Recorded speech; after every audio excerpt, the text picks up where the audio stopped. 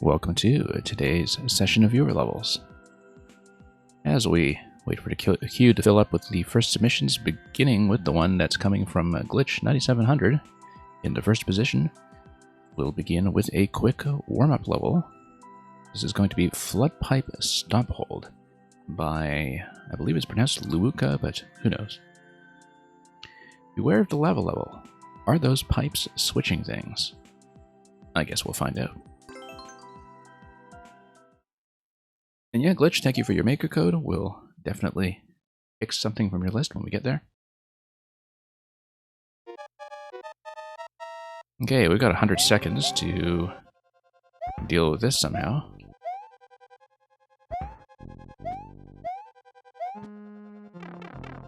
And I don't know how tight it's going to be, if it is tight at all, but we do need to swim rather briskly through this, activate each thwomp, and get on down. Don't know what's going on in the middle here. I think it's just meant to match the other side, actually, that you're dealing with the same kind of layout in both halves. And, whoa, okay. Just need to zip into the other side, and then, as you can see, you have a bit of a swap between coins and the turn blocks. This guy smashed his way through. And Speedweed, welcome. Yeah, like I said, don't know how tightly we're going to run up against the timer, given that the record was something like 1:20. Okay, whoops. Getting a little bit tighter as we have to beat the lava level on the bottom layer instead of just traversing around the top, but yeah, it is pretty neat. So far, the way that I'm reading the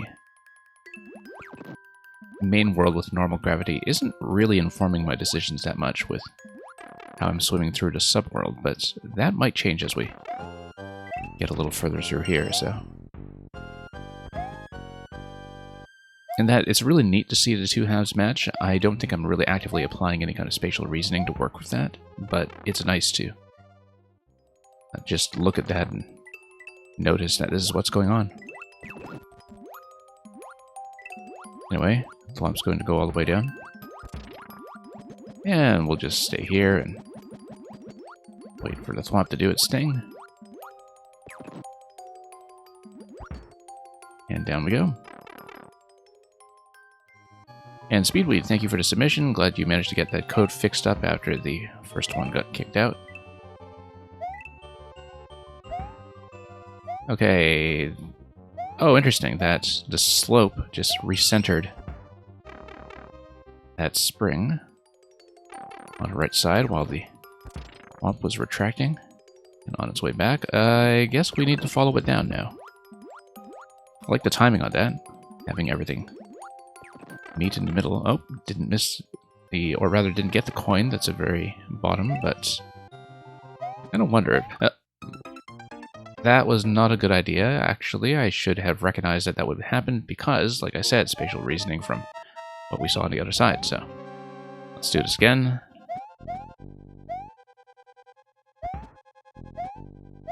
Well, that's how you know that the matching of the two halves isn't just faking it. This level is quite serious about actually making it complete.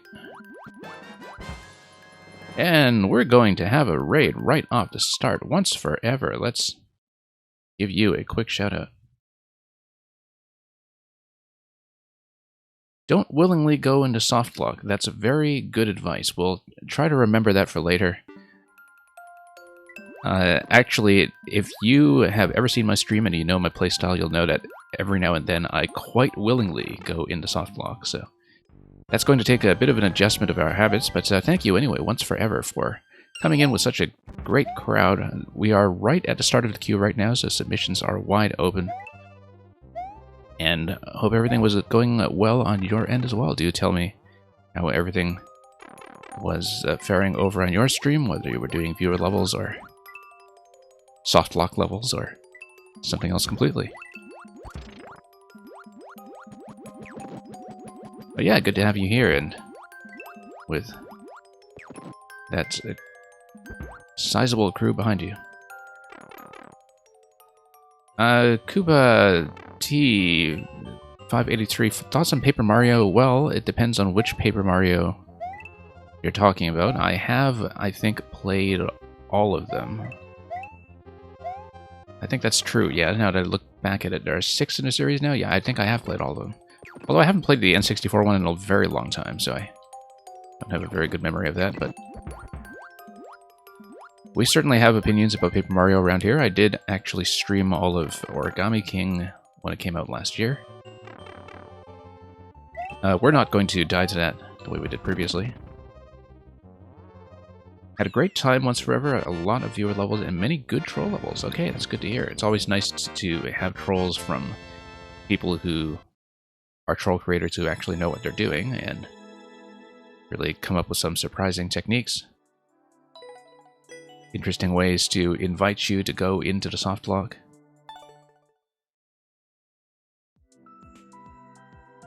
Anyway, thank you for all the submissions that we've received so far, and also for the follows. Let's hit next.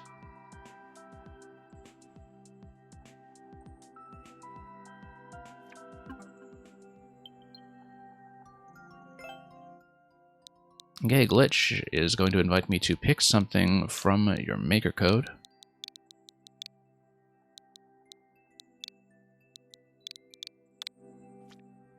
The N64 sends you back, Speedweed. You have an old school game room with over 500 games. Okay, just a bit of a 1990s library by the sound of it.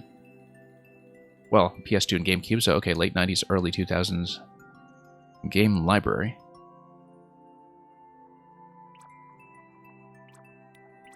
Okay, so I know I had taken a look at the early version of Antivator Antics. I don't think I had looked at Molten Madness. Wow, I have a nearly 6-minute record by Red Knight. So, Glitch, I think we will very likely do Molten Madness today. Speedweed, if you want to change out your existing code, you can use the replace command. If you just type !replace followed by your code, it will swap your current one out. You might have to... Okay, so you're already in with that code, so should be fine. Anyway, Glitch, let's try to outrun the lava, shoot at the arrows, move quick. Yeah, it looks like it's going to be Cannon Hat Extravaganza once again. That's okay, Speedweed. If there are still some issues with the code that's queued, when I bring you in, we can just fix that and substitute it accordingly. I feel like I'm already a little bit behind pace, but... oh, okay. No, we needed to... I missed something here, didn't I? Ah, no, I need to fire here. I totally just missed the hat at the beginning, I think.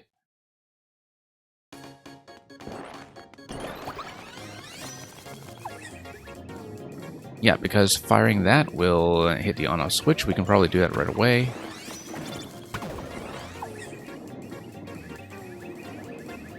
I maybe should not have done that without knowing where I was going. Oh, actually, that's fine. Had to take a bit of a gamble there, and... yeah, that was also...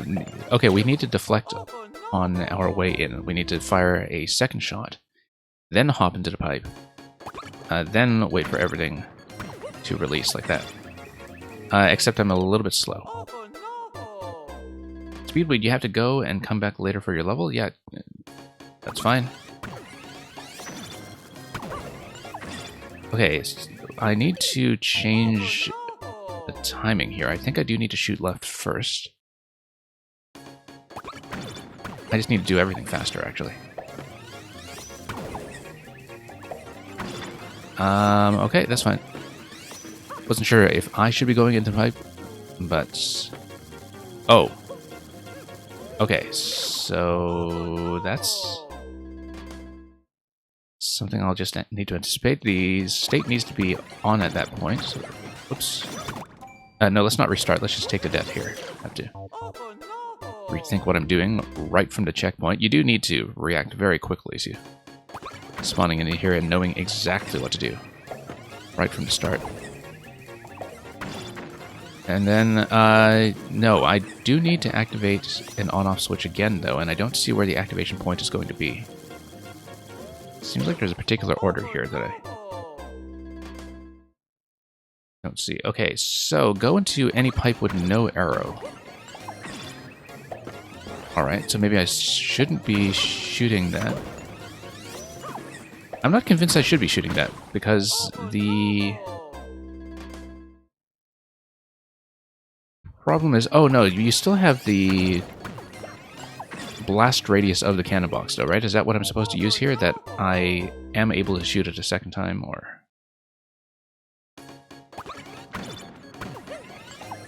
Okay, so we'll shoot towards the arrow.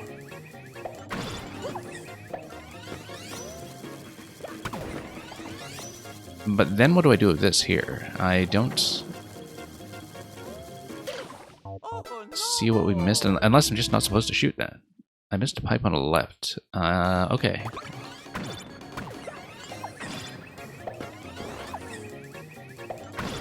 Oh, I see. Yeah, I'm supposed to go in. That's what it is.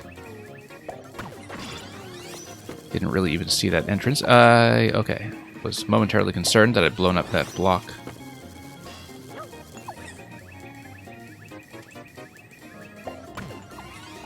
No, I shouldn't have done that. I should have gone over first. I hadn't really seen that switch scroll in at that point, so I didn't know how soon that was going to activate, so...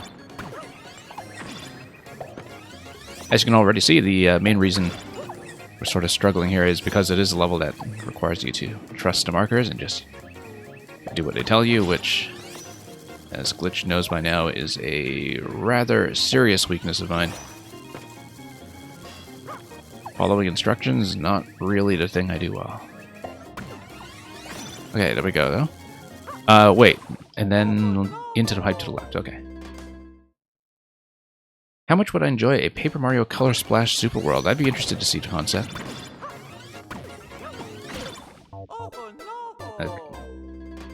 Koopa T583, if you want to show me that, is perfectly fine.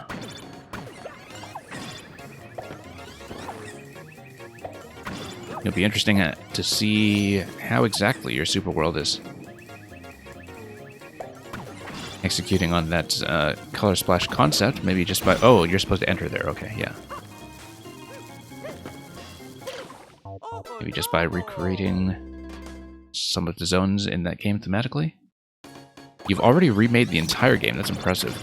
Even the bit where you fight the side of beef, like the big fight with the steak where you need to add pepper and tenderize the side of meat. Whoops, no. Hang on. Let's pay attention here.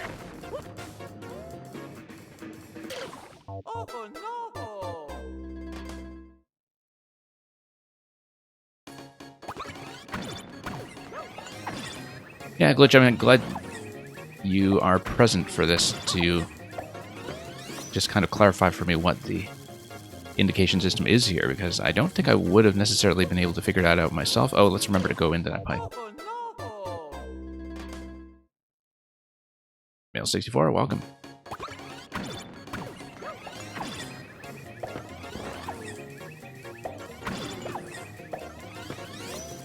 Okay, in we go. Yeah, so I guess I was right to totally take that first segment on trust, after all, before checkpoint 1. And apparently we didn't actually learn from that. Whoa, no. I do need to shoot a second time. Right. Same idea as here, we just need to pay attention to when the second shot is going to be necessary.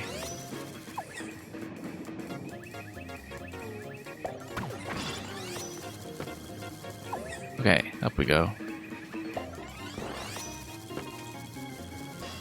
And back down.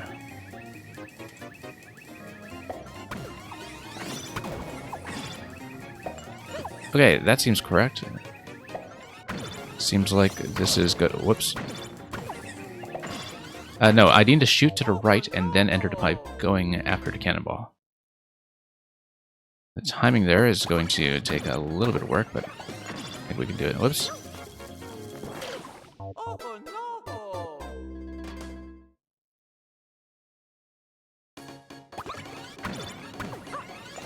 Okay. Go.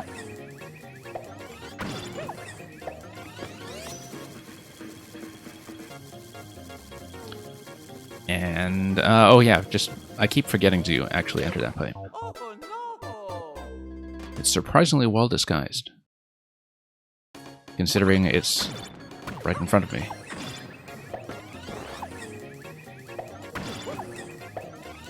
Oh, I see why I keep having trouble visualizing it. It's because of its overlap with the on-off blocks on the way up. No, we need to enter the pipe, okay.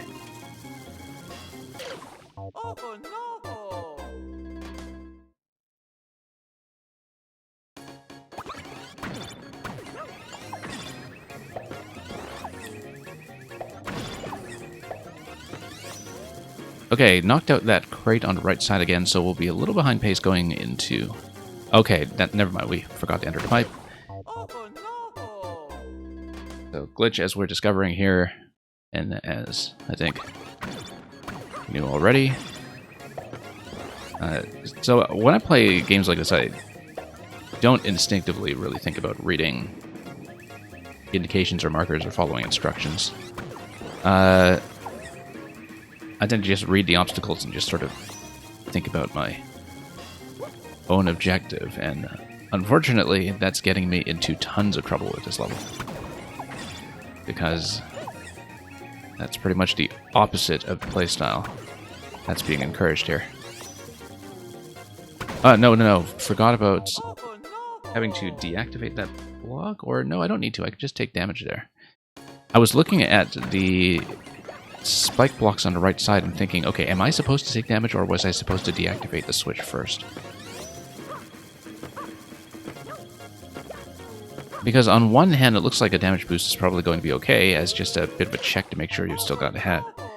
On the other hand, I know that generally you build the levels in such a way that I should not be losing the hat, if I can avoid it.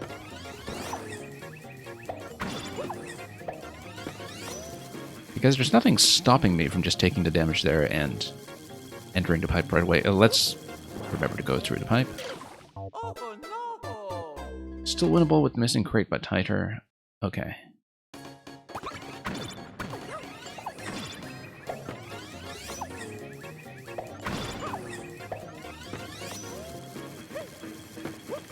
I'm not sure why you need a hat check, though, because the thing is, you need the hat to fire the final shot to get through that gate to begin with. That's already the hat check. You don't actually need to do a damage check for it. Because you're not going to make it to that location in the first place unless you are keeping the cannon box the whole way through. As far as I can see, I mean, I haven't looked at it closely enough, perhaps, to see if there's a way to cheese it. Okay, let's not do that.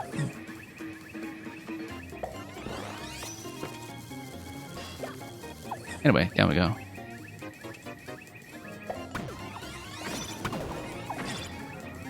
And up.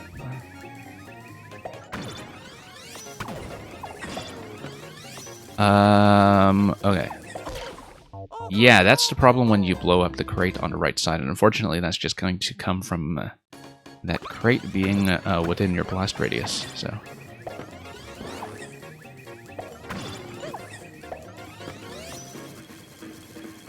So you say it's doable, but it's just tight. It looks like it's going to be a problem if I don't actually take it. QBT 583, in terms of the parallel and color splash, I mean, the sort of SMB3 Easter egg in that game, or the SMB3 zone, I guess, is pretty trivially doable. But let's remember to go out the left.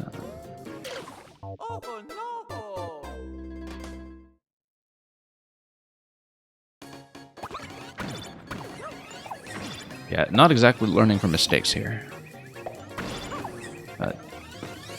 Oh, and we have the crate issue once again. I'm just going to take the death, actually. I don't want to deal with the crate all the way up top. You've done it with a box missing? Yeah, but given the timing there, I don't trust myself to do it, so... I'd rather not bother.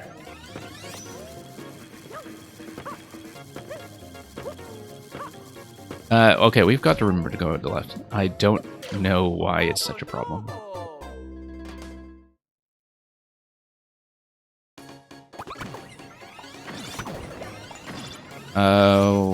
Wait half a second before the second on-off. I'm not exactly sure what you mean by that, but we'll... Oh, whoops, too slow now. Yeah, I do need to fire right away, so...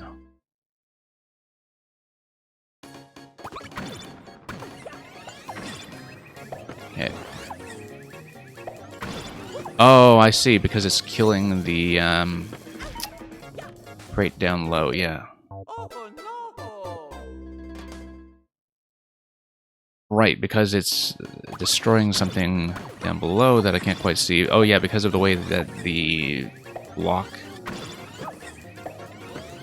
The blue block at the pipe entrance on the right side is... Oh, I missed a pipe entrance again. It's really quick to see, actually. That's the issue, that...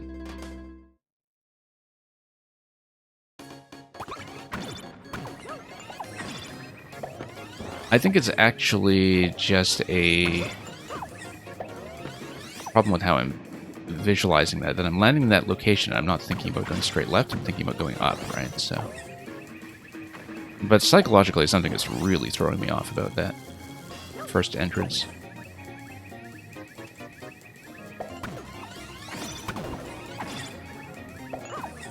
Anyway. Nope, timing, it needs work there.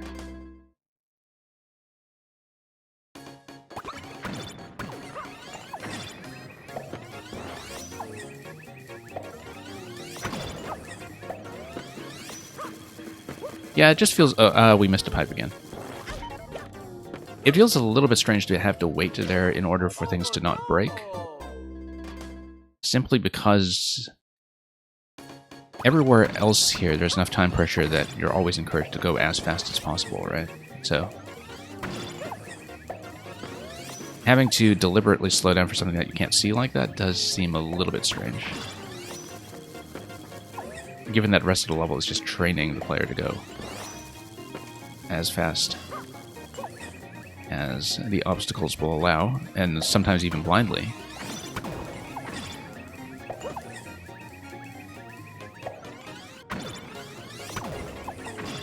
No, once again, that's just a matter of timing. Need to follow the cannonball a little bit later. So.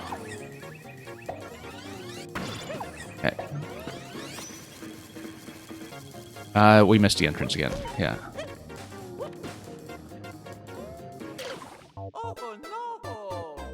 I think it is something to do with the way that the red blocks are initially hiding that pipe entrance. And that I'm not reading it as an entrance because I'm just seeing that as platform, even after the red blocks are gone. But clearly that's a trouble spot for me. Do I believe Carl Sagan's real name is Carl? No, I don't. I think he's probably just a big fan of the actual Carl Sagan. It would be way too convenient. But, oh, we blew up the block again. Okay, fine. Let's just redo this. But Mamuga, I actually have no idea. I don't know most streamers' first names unless they have gone out of their way to announce it. So I don't know if Carl has actually claimed that his real-life name is Carl. Let's not miss the entrance.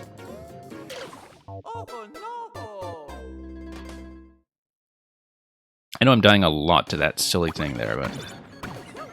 because it's not even an execution thing, it's just a visualization problem that we... okay, once again, blew up the right side.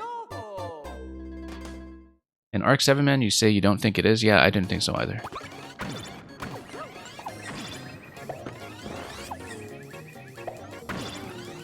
He absolutely seems like somebody who would be a big fan of the actual Carl Sagan. Okay, we missed the entrance.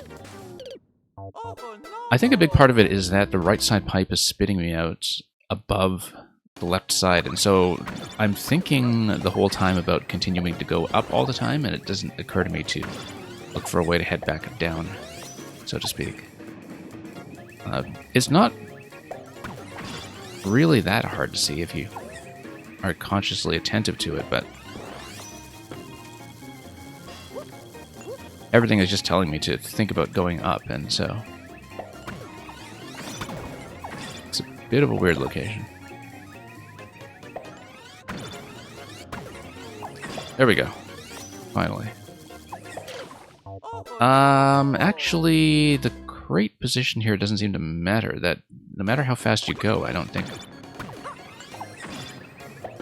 that is able to make it through, so. And once again, we broke that. Unless we just lowered an entire layer of the crates, I think I might have gotten too close completely. I don't know what happened there, but it seemed like the entire crate stack was too low. Indicating to me that I may have hit a switch somewhere that killed an entire row. Oh, the boxes got pushed down because of the blue block, so I was too slow at one point. Okay, okay.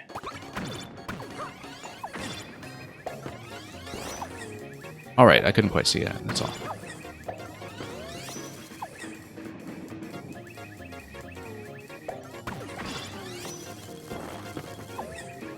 And... okay, up we go.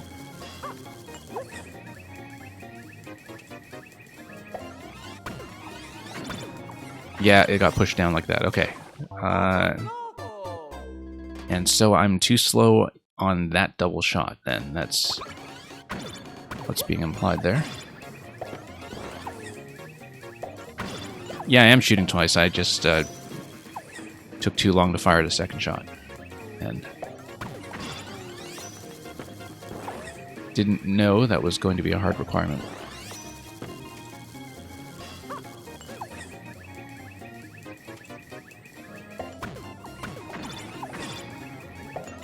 Yeah, because it's not obvious to me that I'd have to have that timing. 1 second. Let's wait before we follow it in. And thank you for the follow.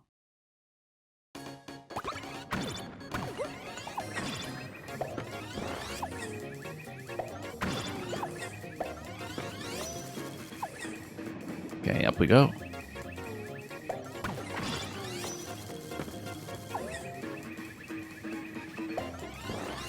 And next.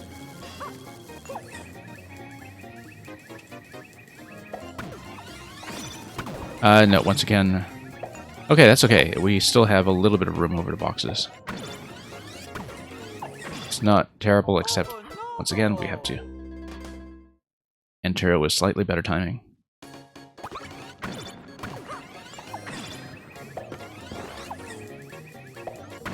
Okay, eliminating some of the other problems that we've had earlier, though, at least.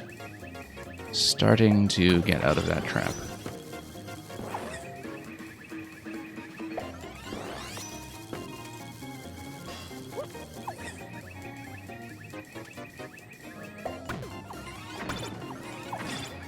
Okay.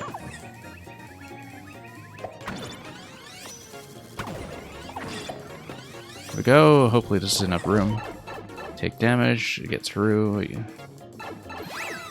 Yeah, I still don't see why that damage check would be necessary, but okay. Let's just take the cannon box here and... okay, no, I just was still reading what was going on, actually. It took me a while to even notice the cannon box here, but I think we just... well, let's think about this. I have to see what's going on here. Because I go to the middle, and then I need to pause this. Okay, I hit the switch on the left. I go to the middle. If I hit the on-off switch, then I'm able to get to right, except why would I want to do that? Like Oh, I think I just need to cycle around on-off switches, perhaps, because of the way that the blasters are being obstructed at the bottom. Right, because you see the key in the left side, you see some kind of mechanism that eventually opens up for it. Does the lava go back down? Because it has to go back down, right? There's no way that you can actually complete everything here in a single cycle.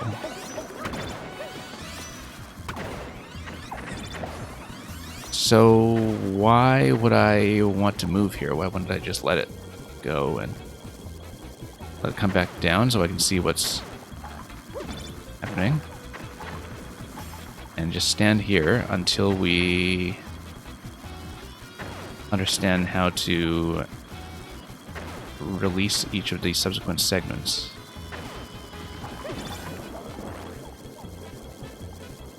And Mang, welcome. Right, because we can unblock the blaster, and it's going to shoot the next blaster, but I don't know how to blow up the bricks down below. So yeah, it looks to me that like we have to destroy each of those gates, such that you eventually have an explosion on the left side that's going to obtain the key by hitting the block, right? So how do we actually get rid of that brick? If we release this, the on-off switches technically turn those semi-solids into bounce platforms. I'm trying to see if it's possible for me to go at the left side as well. Like that, yeah. So we'll follow this down gently after the next lava cycle. I do need to let it come up first. And then I need to probably destroy each of those blocks one by one and get through every gate.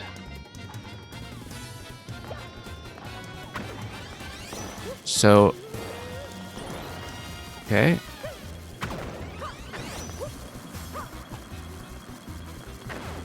All right. Now I get it.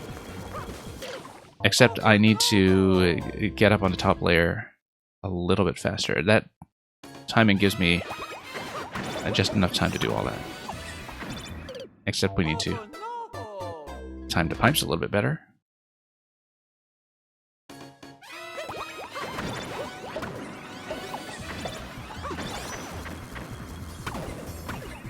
No. Yeah, but I understand the concept, I think. And the challenge will be to ride the conveyor all the way to hit the brick that is all the way on the left side. Because that looks like it's going to be challenging to run towards, even if we go at full speed.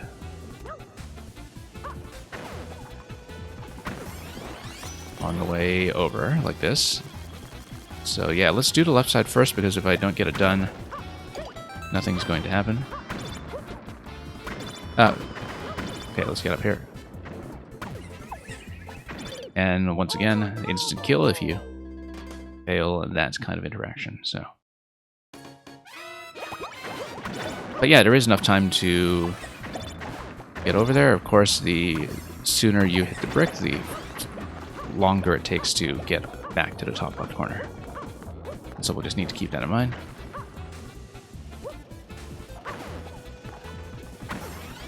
Whoops. Okay, this is going to be a problem. I stalled too long here.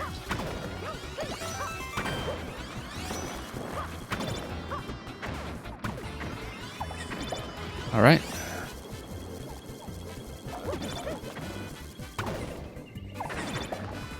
And then let's drop down below. Yeah, too late, I think. The lava was quite low at that point. No, that's okay.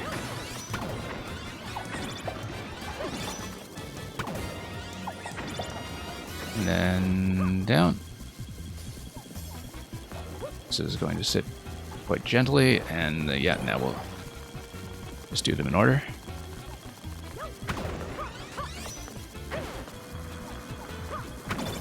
Okay.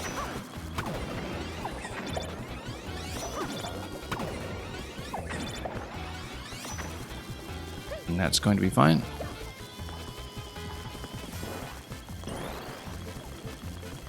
And yeah, the donut riding the lava down is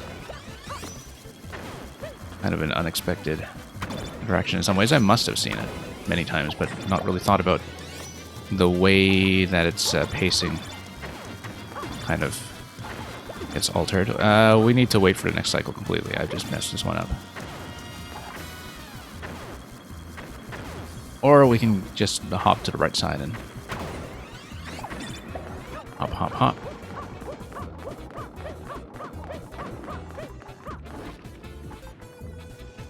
But yeah, the donut blocks floating like that, I feel like it's kind of an underused mechanic. I must have seen it by now. Okay, because, yeah, I've broken everything already. Now I need to escort the bullet down below. And the way I do it is like this. I come up here, and I just release the bullet. Okay, I have to really watch both sides at once to do this. No, too soon. Let's let the lava get it out the whole way. Actually, no, I don't need to do that. I can just shoot it myself, actually. I don't need... no, I can't shoot it myself because it will be in the on state and it will block me on the way down. Yeah, because I can't go down unless the switches are off. Or rather, I can't go down unless the switches are on, and I can't hit the block, the question block, unless the switches are off. No, let's watch the timing here. And that's the key. And we did all that and died. Okay.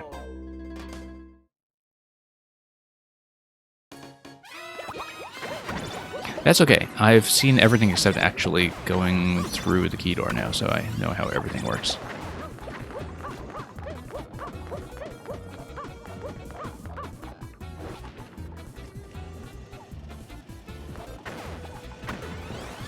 And yeah, I get that you can do the bullet interaction when everything is off screen, but...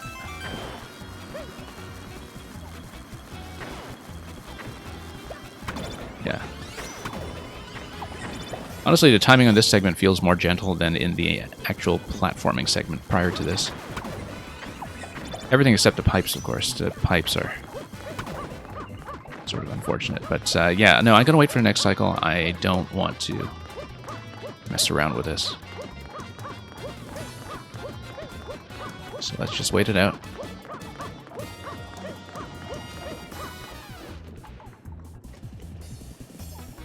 And down we go.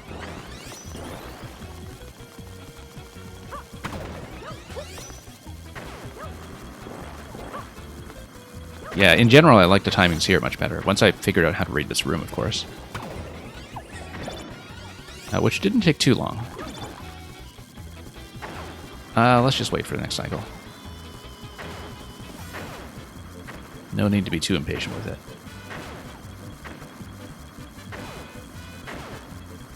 I'd rather stand here on a stable surface.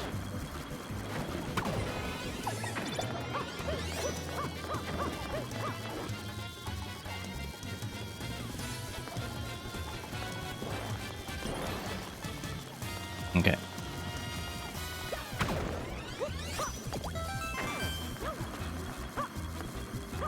I like that it's not too tricky to just go through to the center either. There's nothing too challenging about it. You just need to be very attentive. Which is nice because I don't want that to be too much of a distraction. I've got so much else going on.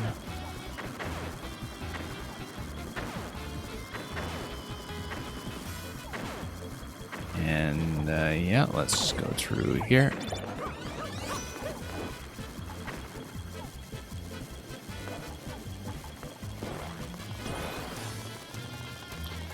And we'll hit this on the left side.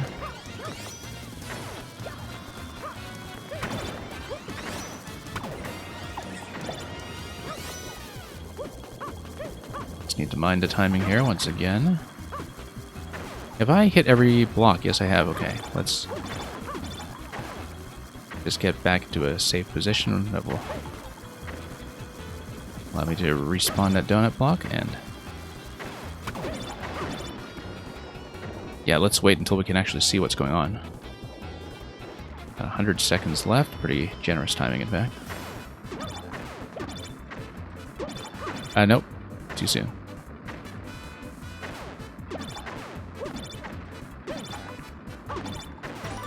Okay, now we go all the way back.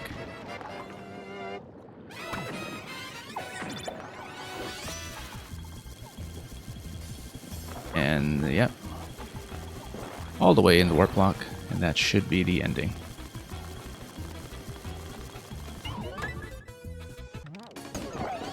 GG. Yeah, not going to die to that. Let's not. I guess we waited for the G to blink. Maybe it was possible to get to the top of the flagpole, but no, I was not going to mess around. Yeah. Fun boss. The platforming, I think, had some visibility issues in terms of the different ways that it could break, in that if I didn't have your advice in chat, I think it would have been a much more opaque experience. And so, like, there are some things that I don't think the level explains very well on its own terms, but the central mechanic was wrapped up together quite neatly when we got to the end. So, thank you for that glitch.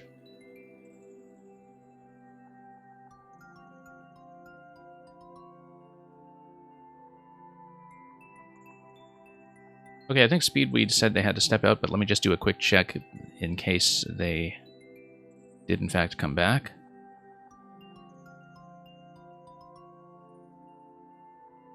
So Speedweed, if you'd like to check in, that would be great. I think they did say that they were leaving those so they can just requeue later. So I'm just going to kick that code for now. And yeah, thank you, Glitch, as always, for showing us more bosses.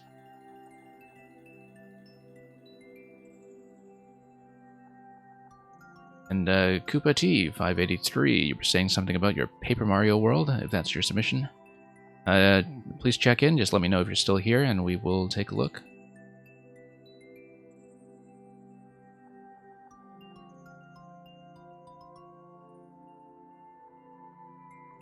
Okay, thank you for checking in. Let's take a look at XTC. ES9. 2GF, and yeah, you have a good night, Glitch. Okay, so I assume you want me to do the Super World. So the usual policy I have with Super World is that at the very least we'll treat the first level like a normal submission, and if the levels are short, then I'll just keep on progressing through them for the first 15 or 20 minutes or so, so we kind of give you the same kind of playtime as a medium-sized submission. So that's the Super World policy, and let's see what we can do. Super Koopa T 583 World.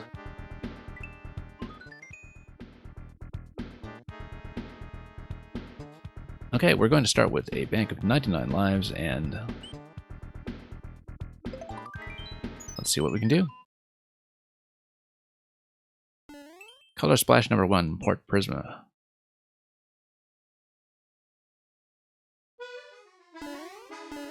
And you're going to use the Delfino Plaza music because, of course, that's the closest thing we can get to that gypsy jazz soundtrack that we have in the original game, Color Splash itself. Okay, so I wanted to grab a Tanuki leaf here so I can hit that block, grab the key, and drop down below eventually, or maybe I just entered a pipe. Or, oh no, I just enter here. Okay.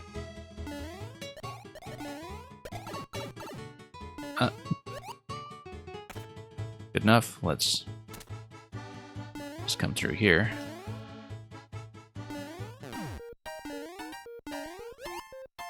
and then we have to wait this out. I think the way the P-switch is built, though, you do have a potential problem here with expending it and staying on the left side. I think you do get locked out unless you are able to reset in here. World 1 was before they patched into Koopalings. Yeah, I see that your upload date on this was... was it just something you prepared before the Super World system ever came in? I think it must have been, because that was the Koopaling patch. Okay, everything's going to drop. Let's drop it and see what happens. Oh, okay. Yeah. Keep in mind, I last played Color Splash when it came out about 4 to 5 years ago. So my memory for some of this stuff is not necessarily going to be great. I'm not really going to recognize everything you're doing, but... yeah, so this opens up the passage back to where we were previously. I was actually wondering if we would eventually bomb that scroll break. But I don't know what else we'd be doing with it, so... Color Splash, I think it was 2016, I'm pretty sure. I remember because it was one of the only things that came out that year for the Wii U, other than Star Fox Zero. And I did pick them both up. Yeah, no, because I remember that Color Splash was the last new thing I played on a Wii U before the release of the Switch. Okay, so I loop back here. Let me see, I'm missing something.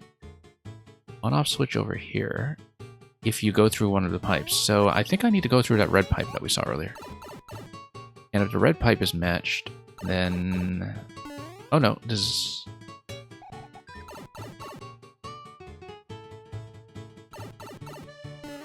and we'll just puzzle our way through somehow. Okay, let's enter the pipe. Nope, we can't enter the pipe. Okay. So what was usable with the P-switch? There's nothing here. Let me just go back. And yeah, I know that this was the hub town in the original game. I just don't remember the flow of it. I don't know if the level is really going to be self-explanatory here, but... breaking the scroll break is taking the tape off the stairs. Ah, yeah, I remember that. Okay, P-switch drops everything down.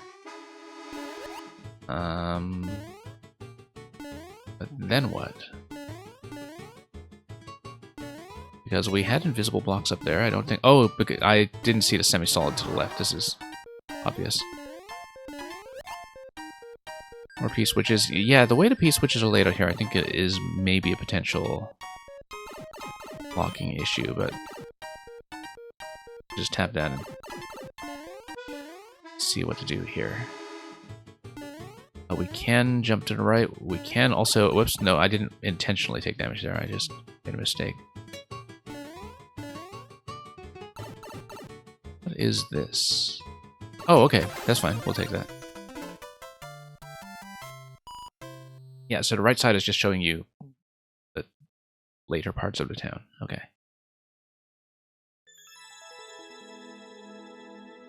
Alright, let's keep going.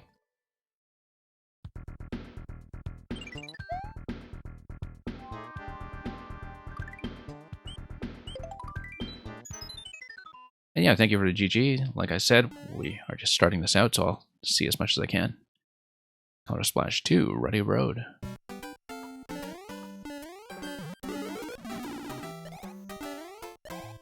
And okay, bust through here.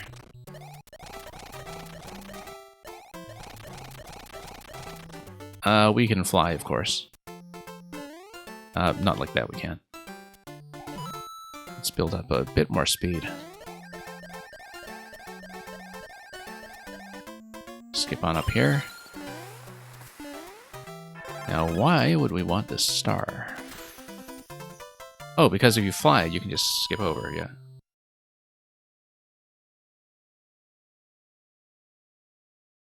This level and the next have 2 endings. You removed the star endings because of difficulty imbalances. Yeah, I mean, you don't need to be extremely faithful when it comes to remakes. It just needs to kind of be close enough to make people recognize that it's the original if they're able to, and take some pleasure in that if they want. But you don't need kind of a one-to-one mapping, as long as it's still something that's a very playable level in here, because you see a lot of people much more often adapt the 3D Mario games, for instance, like trying to do full remakes of 64 Odyssey and such, and obviously you just kind of have to fake some things, and seeing how you're going to fudge certain ideas is really part of the pleasure, right?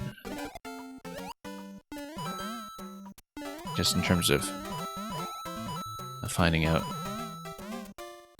how you implement certain things. And whoops, did not expect that. Let's grab the other leaf if I can. Yeah, there we go. Okay, checkpoint here. Pink coin down here, that's interesting. So I wonder if I need to collect them all. Let's scan around here just a little bit more. We'll grab checkpoint. Just want to fly around a bit. See if we're missing anything else.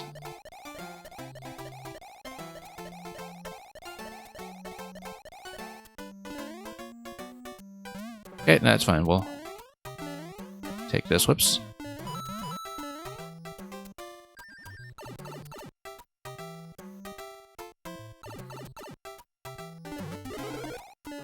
Okay. We sent that across. And, oh. More blocks over here. Now, here's the question, Koopa T. Did you also do the Rochambeau minigame? Or just a standard world map? Oops.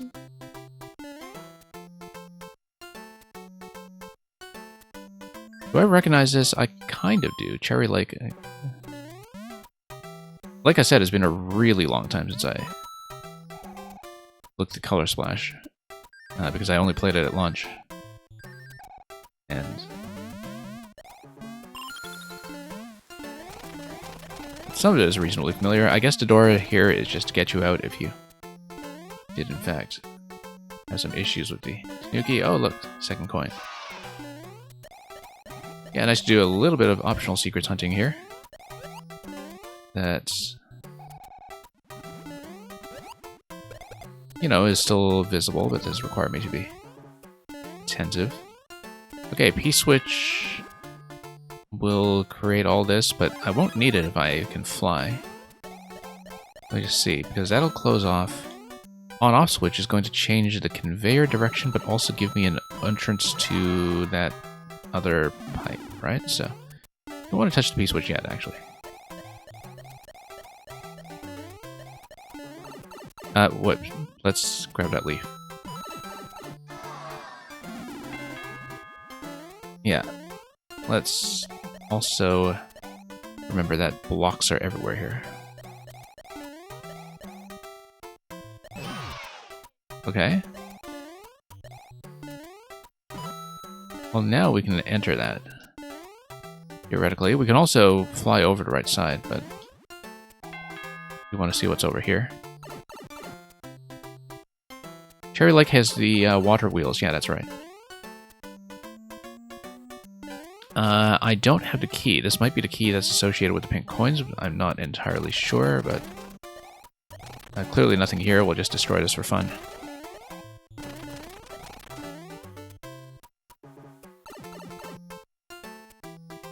But we'll keep that in mind as the potential pink coin exit if I do get a chance to see that.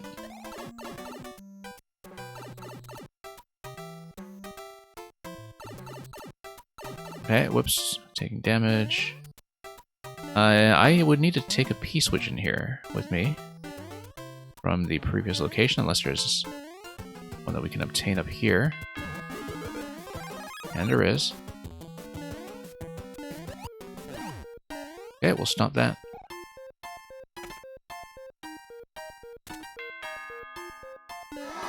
And there's another coin over here, though.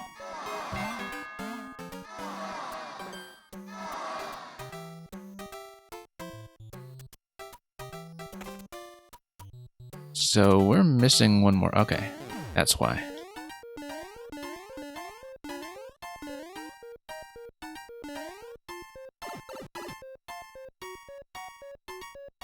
Anyway, back to the POW stack. And Furia, welcome. Yeah, let's actually tap some of this stuff. And it's okay if I take damage through the Goombas because we know there's a leaf on the other side, but let's just create as much of this as I can. So we're still missing one coin. We know where the key is going to be. The key door, rather. But not if I've missed it already. The risk that I see with this, of course, is that if you miss one of the pink coins very early on, you need to backtrack quite a long ways to search for that. So currently, I don't know if it's going to be here. Try going in every red pipe. Well, this was where we came in. I thought we had checked the other one, though. Try going in every red pipe. Let's take a look there. I'm going to run into some time trouble, as we can see, but we didn't hit that checkpoint very early on.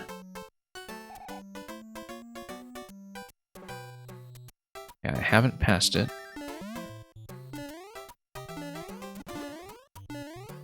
Whoops. Let's get that leaf again, and let's check the leaf pipe.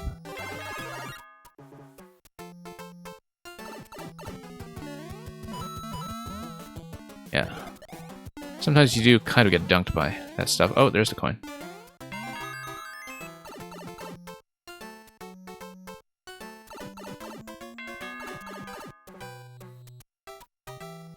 And there we go.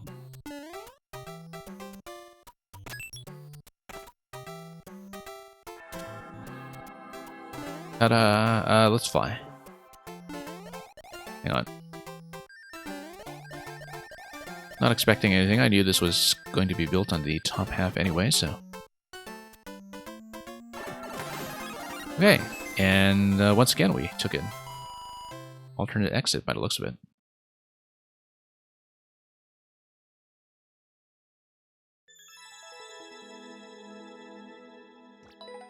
So yeah. We have time to do a few more. We've been getting through this rather quickly, so... We'll probably be able to see at least World 1 here, I think. Depending on the length of these ones to come. Number 6, Daffodil Peak. Okay. So they're not all following the numerical order that you originally built. I guess that's because you built all of these, once again, before you had the Super World system.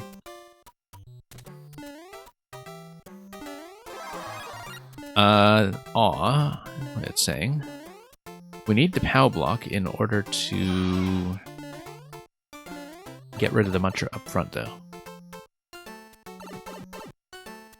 Or do we? Yeah, of course we do.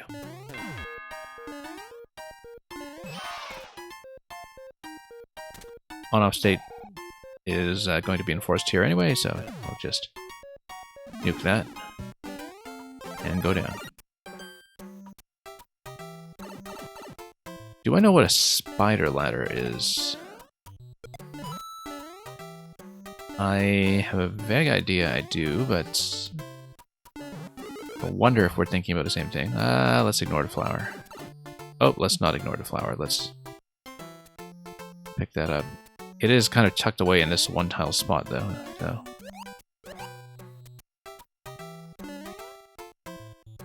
Might even be easier to take damage.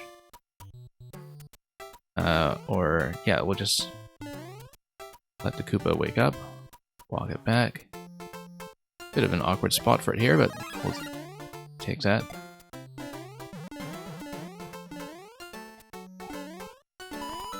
Okay, up we go. You left out Blue Bay Beach and Indigo Underground. Well, I mean, you'd already packed this with levels, so that's understandable.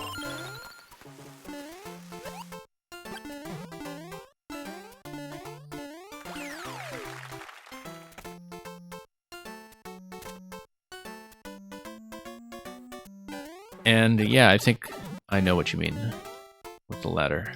I was looking over in chat and just took a hit. We need a P-switch and then we need to hit the on-off.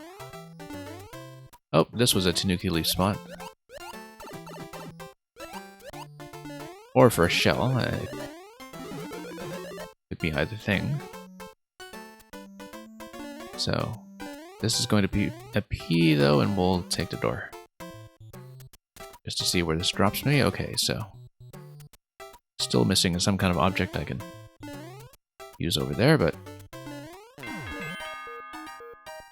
just hit this, come around, and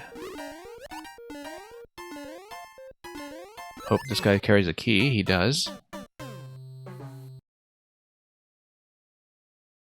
Okay, you made it, but it's not in the super world, I see. Ah. That's why, okay.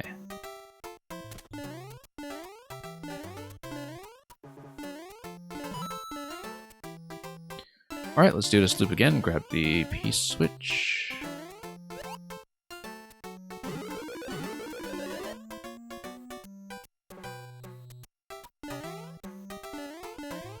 And through we go.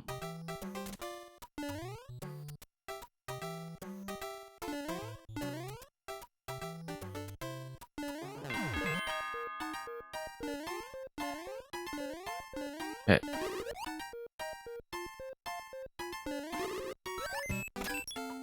In the key door, and what awaits us there? Yeah, of course I'm going to check this. I hope this wasn't a terrible idea. Okay. No, that's fine. Star up there, and all these tracks are... Well... I see, it's basically... oh, that's why you were telling me about the ladder. Yeah, I see. Because we had 3 pipes here. And we need to pick the one that actually makes it to the star. Yeah. And so we need to figure out which pipe, but the other 2 are just going to dump you back in. Let's actually do this rather than guess. So it's going to be middle to middle, right, middle to right. Okay. Here we go. Kind of neat, actually. I haven't seen that used as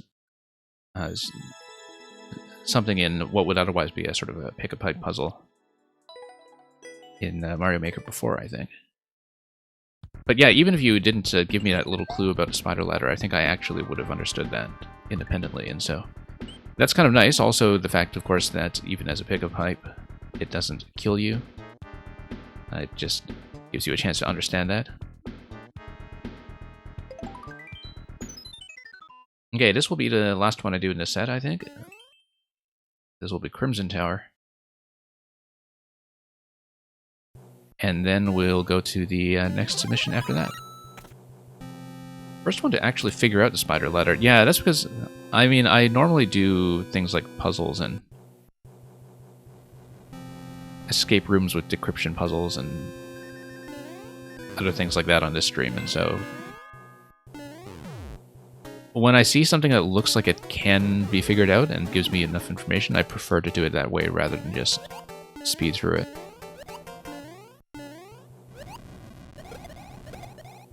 Oh, whoops.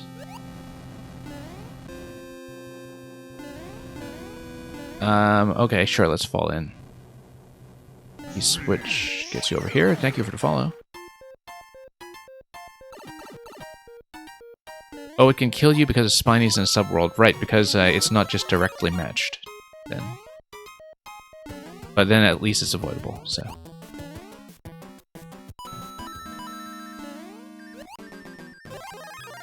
Yeah. Where does this go? Let's take a look. Oh, this actually looks familiar. I probably should be trying to hit that. Luckily able to do that without the bounce, and we'll just lose that immediately anyway, so never mind.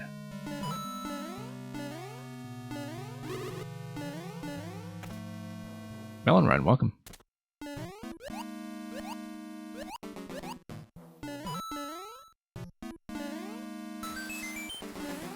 Okay, up we go.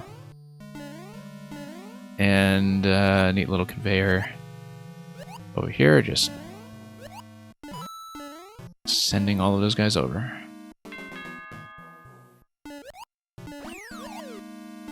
Now let's see what we can do with the P-switch. Also, let's check the pipe. No. Nothing. Okay, 10 coins is going to be optional. Well, we just passed a checkpoint, so of course we'll try it. Also, looks like if the red pipe is the exit, you should, in fact, be able to fly into it. And thank you for the follow. Ken Boy. Oh, we got a key already. Let's kill Boom Boom anyway, just to see what happens if there's a second key or something like that. Okay. Whoops. And there is a second key, okay. I kind of suspected that was the case. I wasn't totally sure if it would be. I see that there's that leaf up top, kind of cluing you into the fact that if you fly... Oh, we're missing a key. Hang on here. Let's go back. Does mean that we'll need to fight Boom Boom again.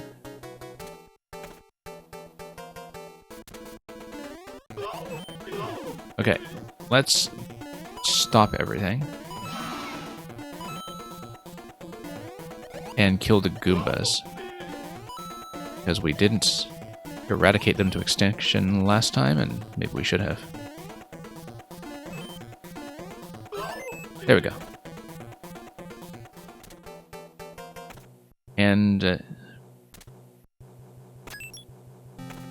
L64, you finished your 3000th level, I assume you mean as a player.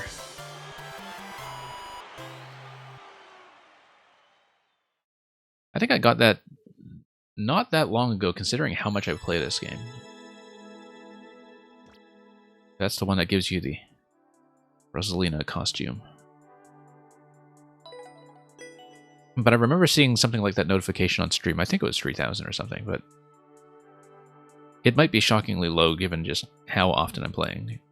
But maybe it's just because my average time per level tends to be fairly high. Because I don't really play through any of the grindier modes like Endless, Normal, or Easy.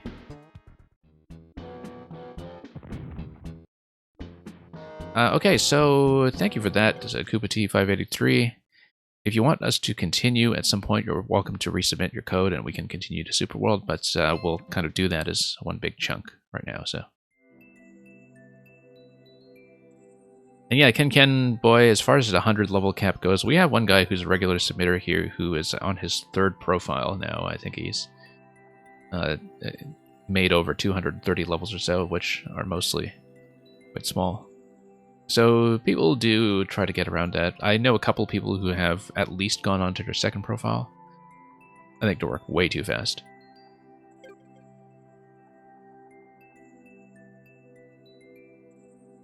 Did I mark that as a win? I don't think I did.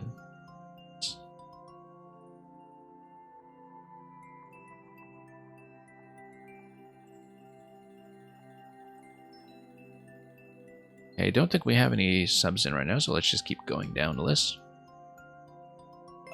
And thank you, Melonrine or Gilmore, for your maker code. Forward to that. And Koopa T, you're currently working on Origami King, as in working on levels based on Origami King?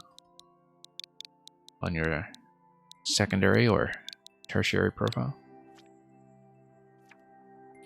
Mail64, we played this version. Do you want me to look at something else?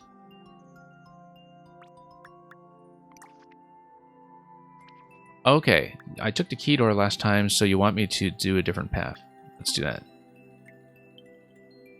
I actually don't remember what I did to get the key door, but we'll keep that in mind this time, and we will take a different route entirely. Look at that guy with the 5-minute world record. I think we can probably beat that record, but we probably can't beat how fashionable he is.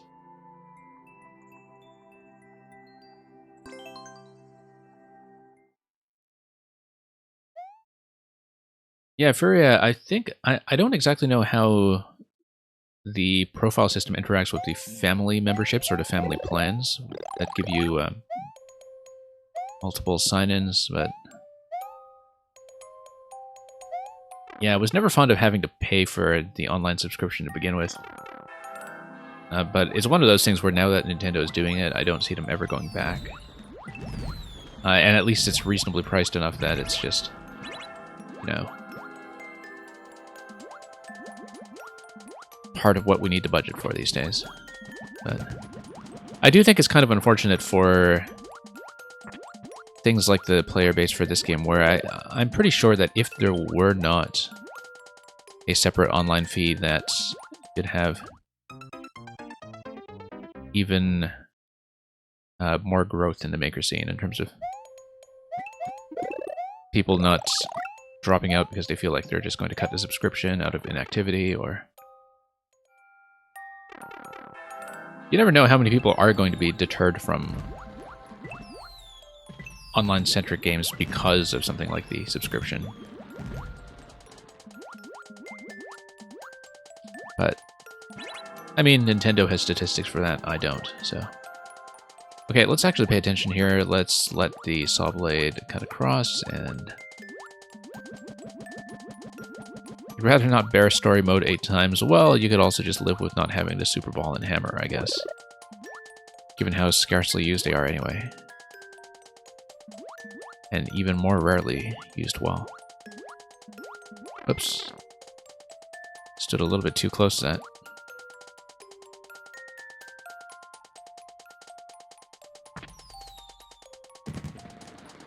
Love that little firework effect there. Let's take the mushroom and check what's going on.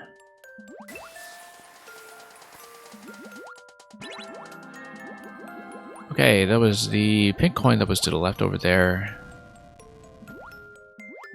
But I was asked to not take a route with a key door this time, since we had seen this level before with the key route, so that will of course include the pink coins. I think maybe that was the way we did it last time.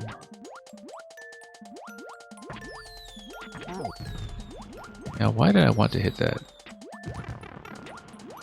Oh, because of this pipe here, okay. Yeah, I don't think I took that entrance last time, did I? But I don't seem to recall. Let's go back.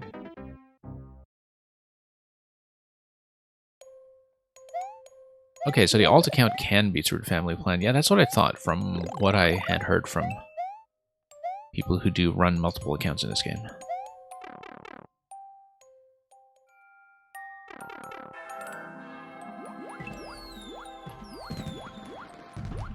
The thing that annoys me most, though, about the profile system, the way they've built it on the Switch, is that so many Nintendo games have gone with having one save file per profile. And I find that, even for games that don't have some online components and don't have a particular reason to have saves be account bound. That's one thing that I really feel like has been a step back, but in general I feel like save file management has been a step back ever since the days of the Wii. The Wii was the last time it was good. In terms of just having the data be very open and available. Something that you can just pop onto the SD card and transfer and copy it without any friction. And I know that that was you know, a vector for people to be hacking the system, and maybe that's why They designed things a different way, but from the end user's perspective, it is still really kind of bothersome. And not Skyward Sword for some reason, luckily. Yeah, I'm glad Skyward Sword has 3 saves, as a Zelda game should. But yeah, there's so many things I would want to do in Breath of the Wild on fresh save files that, unfortunately, I'm just kind of discouraged from doing because of the situation with save files. We can do this, bomb that. Do I have a way to set that on fire? Not that I can see. Unless we hit this. And... okay, fire Yoshi over there. Okay. Aha, okay, the falling speed here is going to totally throw me off. And yeah, Mill64, I remember that was one of the things I noticed about Pikmin as well, given that it was one of the first games I had on Wii U. Okay, we can no longer fly up there, unfortunately, unless I grab a cape elsewhere. But we could grab a cape elsewhere, couldn't we? Because we just came through a door that was like that. Let me see. I don't remember where I was coming in from. My visual memory sometimes is very, very poor. Let me go back here. That's not where I came in from.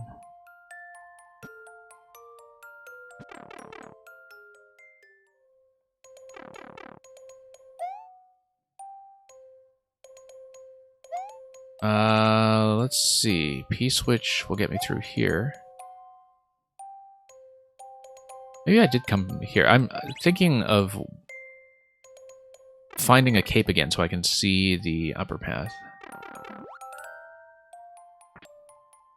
But I don't remember hitting a P-switch to do any of this stuff, so let's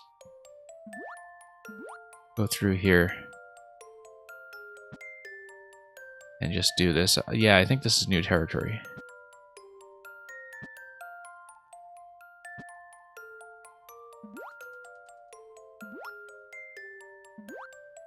Okay. Didn't need that.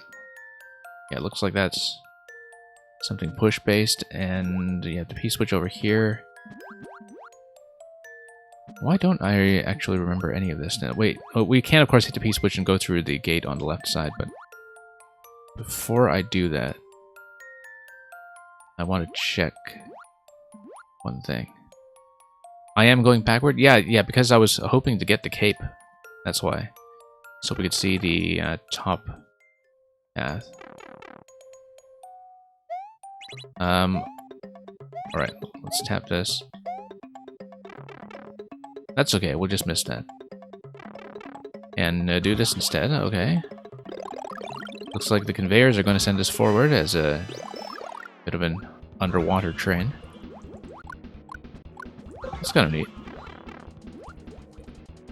Oh, it's going to have a bit of a stop and go here. I've seen something very similar before. I don't think it was necessarily one of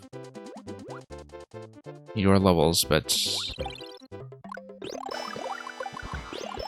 yeah, because anyway, like a sort of stop and go train that, you know, kind of drops into various stations and also has you swim around inside.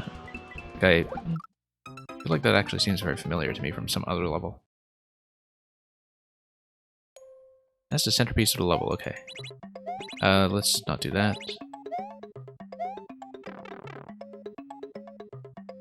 Yeah, maybe it was something else you showed me before, but...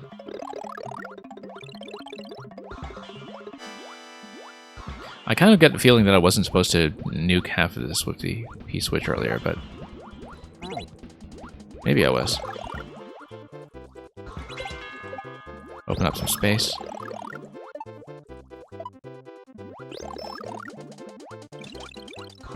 Because what happens if we head over here? Okay.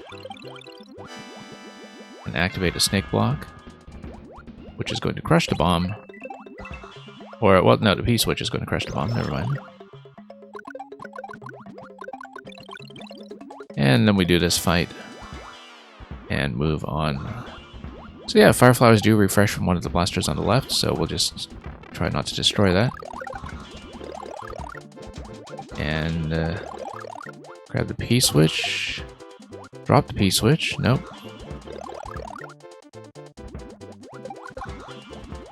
Drop the P-switch. Okay. Quite a lot going on here. But eventually the bomb is going to ignite, and that's going to be the next trigger that we're looking for.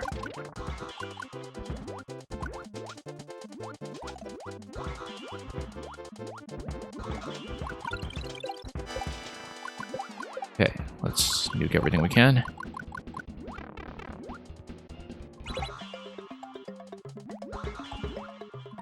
Oh, this Wiggler looks very threatening. He means business. Let's try to get down to the fire flower. Nope.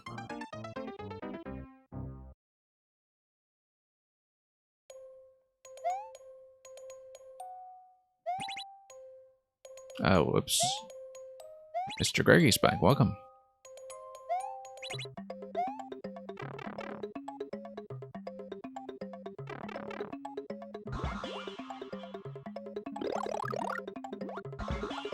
And yeah, Mr. Greggy Spike, we might revisit that. Well, unless you have something new to show me, we might revisit that Metroid level you showed me last time, which we couldn't quite finish because that was the stream I had to cut off early, I think. So we could potentially go back to that eventually, but we'll make that decision when we get to you later in the queue and see what you want to show me, and also how much time we have. I might be running a slightly shorter stream than usual today. Although we usually go quite long, so that just means that we'll be doing something reasonable instead. But just so people are aware, well, we'll let you know when queue closure is going to happen. Yeah, a little bit difficult to see some of the enemies coming out at you, but we'll just do that, grab the star. And the same idea here with the P-switch releasing the fire. Just grab the star as often as we can. And hit that on-off switch as well using the bomb.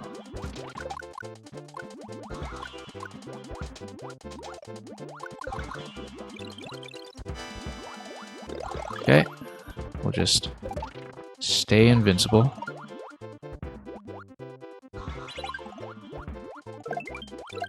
Kill the Wigglers too. Well, to some extent. These ones are going to start to give each some trouble, but we'll eventually make it over to that P-switch on the right. And then we need to survive to P-timer. Then the conveyor belts are going to move the POWs to the right side, and then we can get out, so... Yeah, nice. A bit busy, but luckily having things like the stars allows me to correct for it. So I see that this is the big cape skip, that it just goes directly over here then, if you manage to survive the whole segment of spin jumps over to Piranhas. Or you could just fly, in fact, if you bothered to take off the top. I think. So, thank you for that, Mil64. Yeah, nice big showpiece at the very end. I can see why you wanted me to see that rather than just skipping it like we did last time.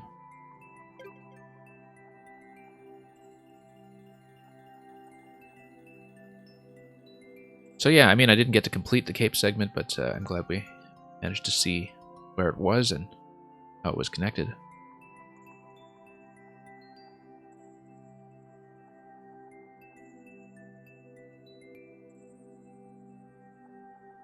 Okay, Ken Game Boy will bring you up in just a moment.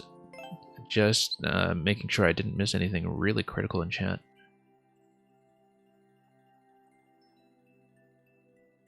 But yeah, let's punch in the code. And thank you, of course, for checking it.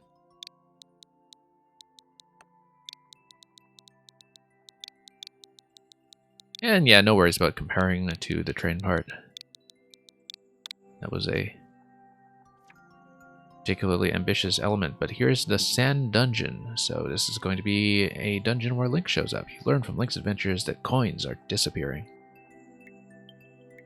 I like the name and profile here. The Wah. Wah.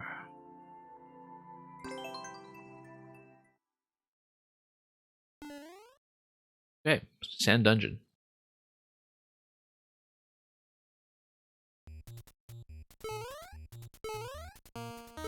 And Mel, you're going to apologize for your next level for next week. I'm not going to remember that apology by next week, so. But that's okay. It's the thought that counts.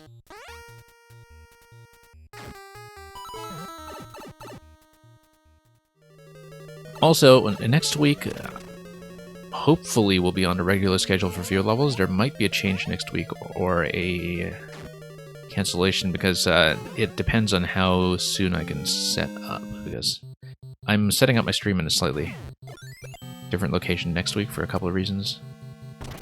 And so it may or may not be up and running.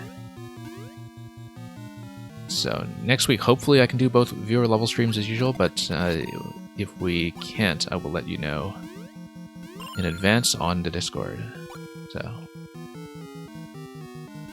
let's see here. We have a bit of choice, seemingly. Whoops, no. Let's throw the bomb this way.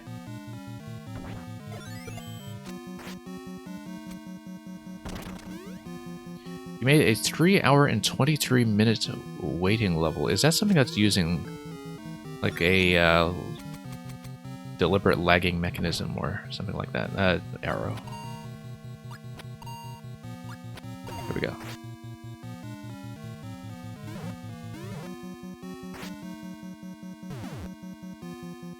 Now here, it looks like we can probably... I don't like the idea of taking damage up top. I think... no, I was trying to shield bump it, and that was not the answer. If you have a Buzzy helmet at that point, you can just push through it. If you don't, then you just have to get on top of it by going around to the spike.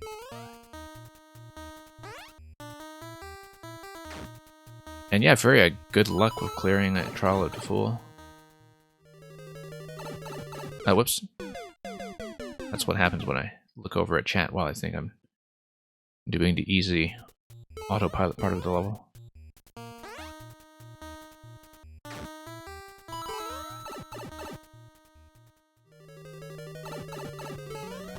Okay, here we go.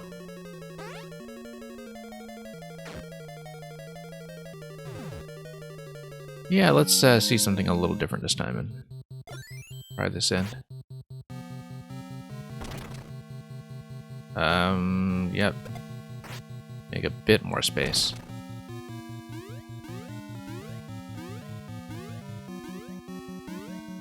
Being a bit cautious about the ceiling there. I cannot reset through here, so let's take the other side then.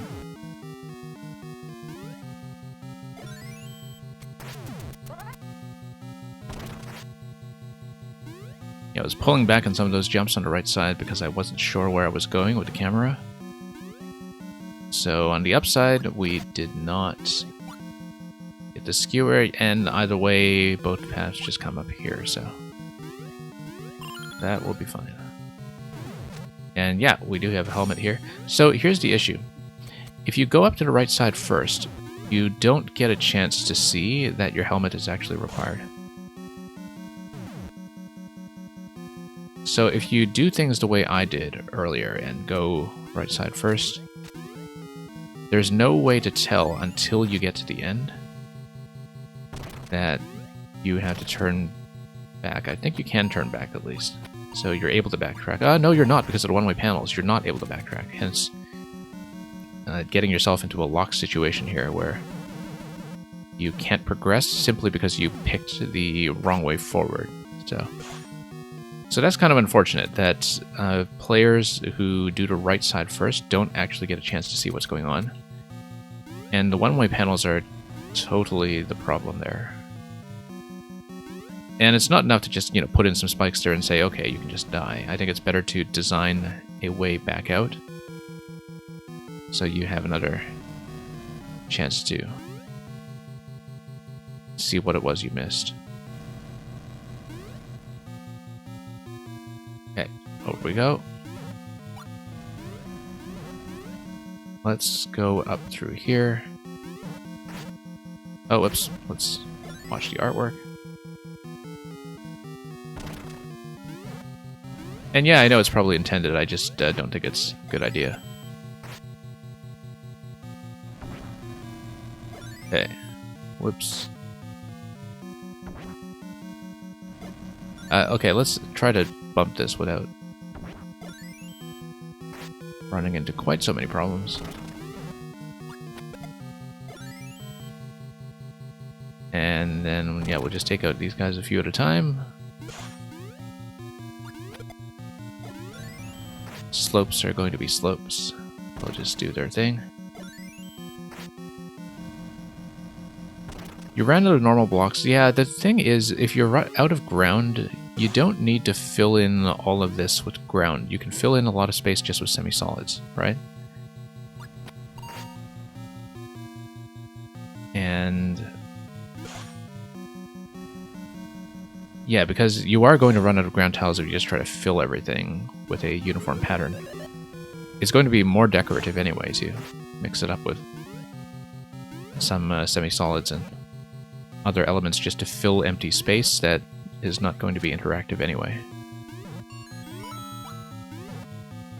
So let me check this. Yeah, okay.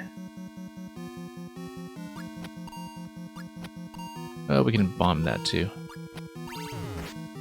Okay.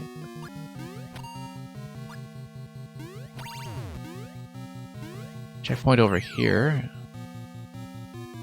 Notice that we can, in fact, drop a bomb there with good timing, or just go with arrow. Let's see here. I think we should be able to go around the corner. There we go. Except, of course, I can't actually... Yes, I can. Now we'll bust a block.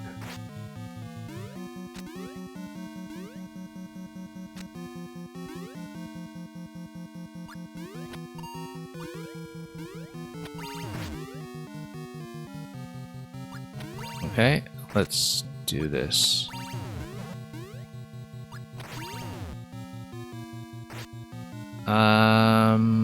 Alright, that looks like a switch on the right side. Whoops.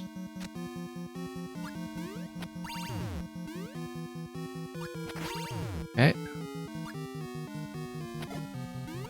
Nope. Oh. Did I accidentally bomb myself there? Yes, I did.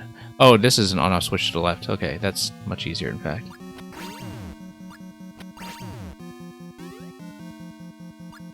Or should be.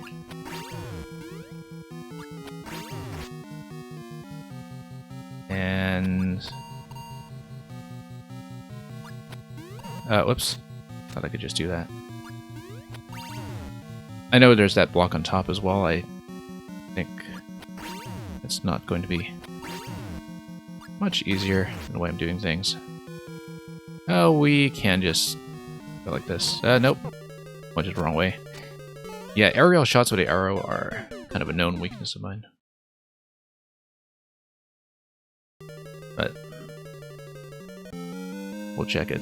Yeah, I mean, when it comes to just giving you feedback on a level, even if you're not making any further revisions, hopefully that's useful information for the next thing you make. And that's usually how I think about things. I mean, I know sometimes people will send me some older levels that they feel totally done with. But having a sense of what works or doesn't work will make the next level better. Okay, there we go.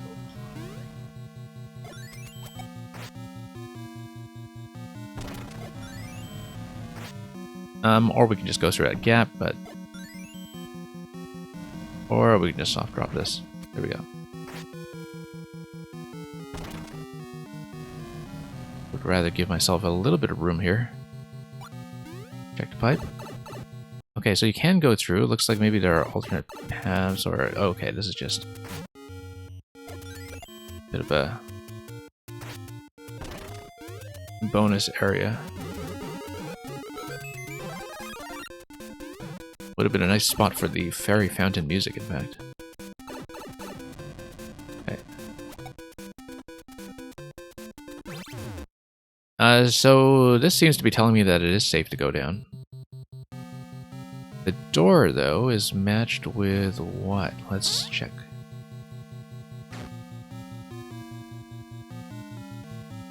Okay, I wonder, why would that be? Is it because you can do this with the on states? I guess we'll find out. I mean, we go up while this is on. Does that change anything up here? Okay, couldn't quite see that as we were going up to camera. Yeah, that's the issue with some of those vertical climbs sometimes, is that you do need a chance to scroll things in to see what's coming.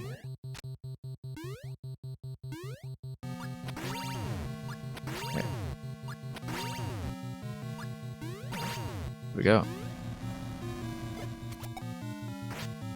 And Furia, thank you for the code.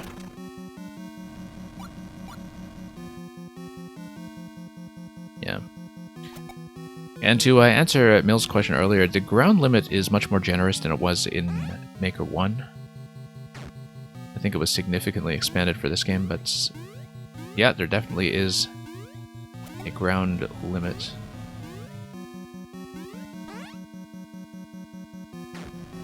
Okay, so now we figure out what to do here. It looks like we can toss some bombs in a central section. The bombs, however, are going to activate the on-off switches, and so you do need to alternate sides. However, why can't I just bomb this now?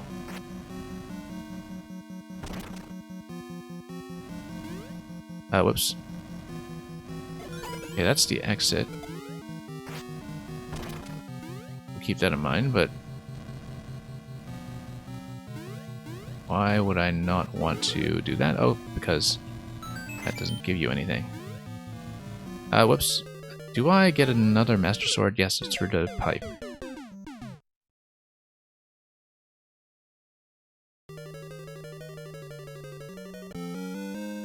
Okay.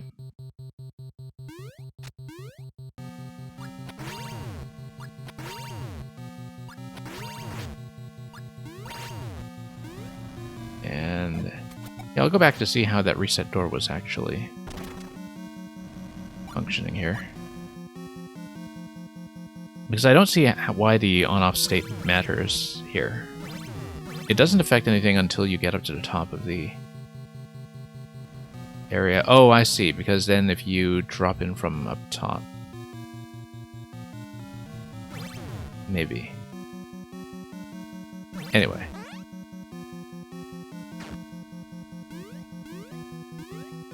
Right, because if you fall back down...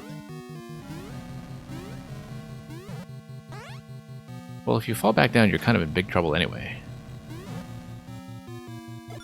Oh, whoops. No, we want to throw over that.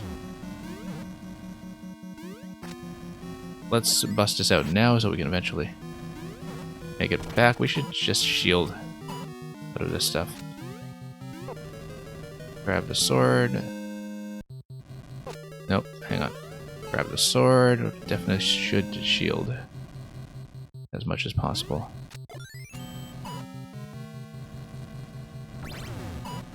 Okay.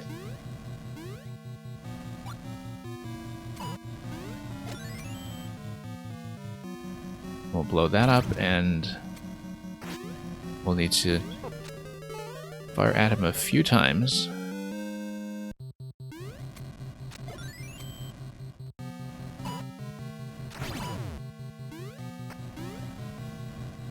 And same idea here. This is not a bad layout.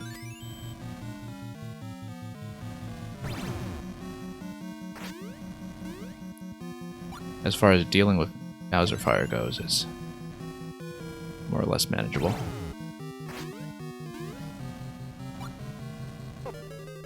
Yeah, it would have been nice to have this scroll stopped on either side, but you do need to break out eventually anyway, and I'm sure that things are kind of built vertically in such a way that maybe you didn't have the space to build that in, but who knows.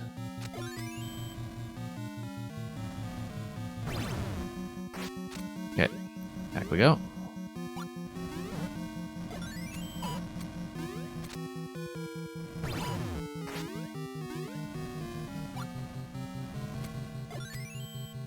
And we'll just eventually kill him for the key, I'm sure. Okay.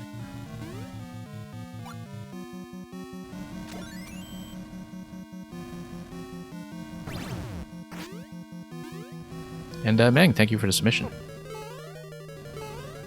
Whoops. There we go.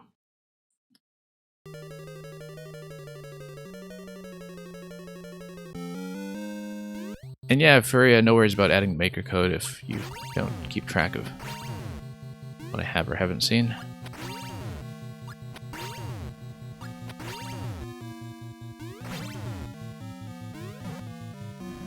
Like I said, I'm expecting to run possibly a little short today, and I also know that there may be some long levels coming, so I will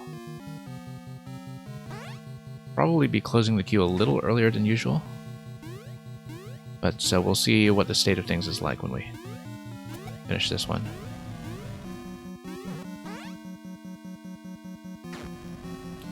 So yeah, scroll stop is so if you have a hard block or a ground block that is just along one of the axes all the way across the level, and then when you scroll into it, the camera stops. So it can be in either direction, either vertical or horizontal, but most often you'll see people use vertical columns in the horizontal world or horizontal rows in the vertical world. You don't need to do that. You can do either axis if you want. There's some interesting tricks you can do with it, but the benefit of scroll stop is not just that things look nicer, it's also that it can solve a lot of debugging issues when it comes to objects despawning. You know, getting out of range of things. Yeah, very important thing to learn, actually. I think it's probably the most important thing introduced in Mario Maker 2 compared to the first game.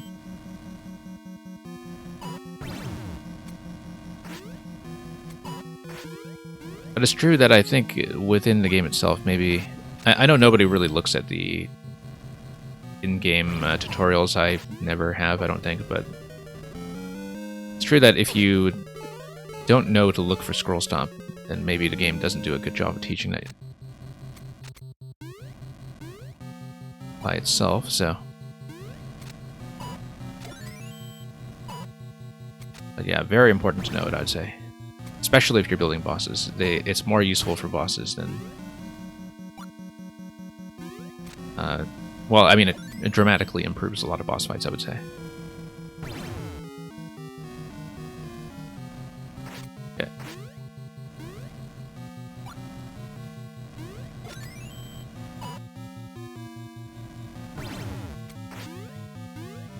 Anyway, let's go back here.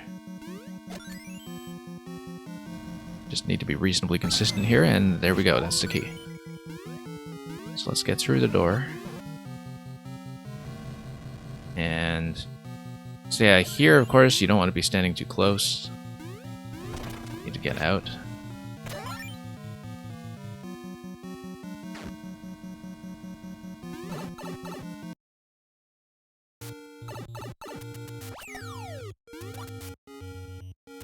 Okay.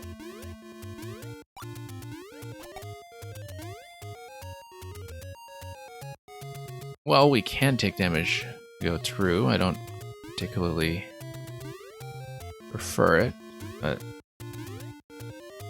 let's see what's down here. That's just a pit. Let's not do it. One thing I can do is just tap a sword with me. Oh no, I'll have to do it a little better than that.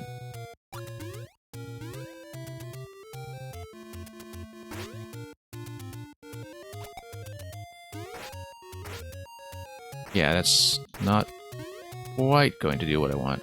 Whoa. I guess we'll probably just have to take damage, in fact. Unless I can see a good alternative. Nope. I guess that's not the answer.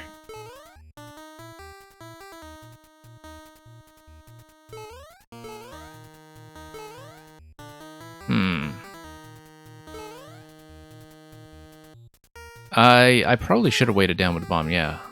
Now that I think about it.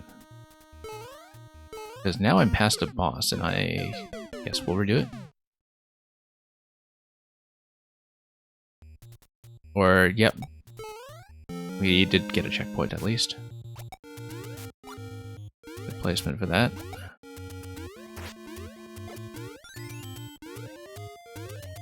And yeah, that's actually going to be what it is.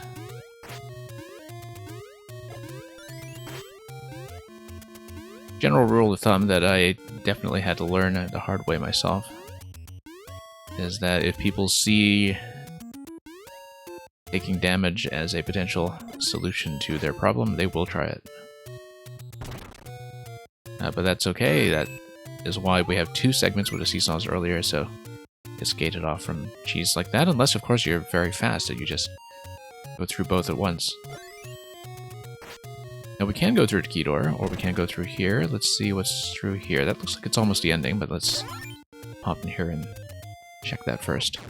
Okay, that's maybe not ideal. Take a look, because this guy's just totally in the way now. You just did a level that required the counterweight method? I see. Was it a puzzle, or was that just part of the platform design?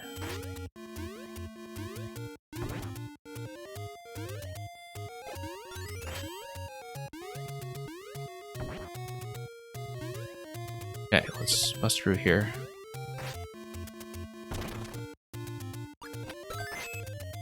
Let's go to the right side first this time. I don't particularly want to deal with the piranha plants and Twister if I can help it. So we'll deal with all this stuff instead.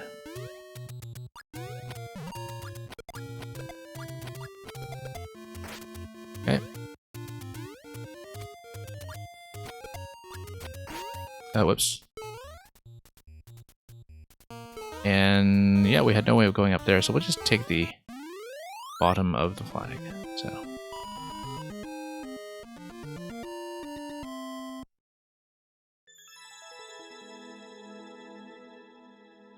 Alright, thank you for that, Ken Boy. I mean, obviously a lot of things that can be improved in future levels.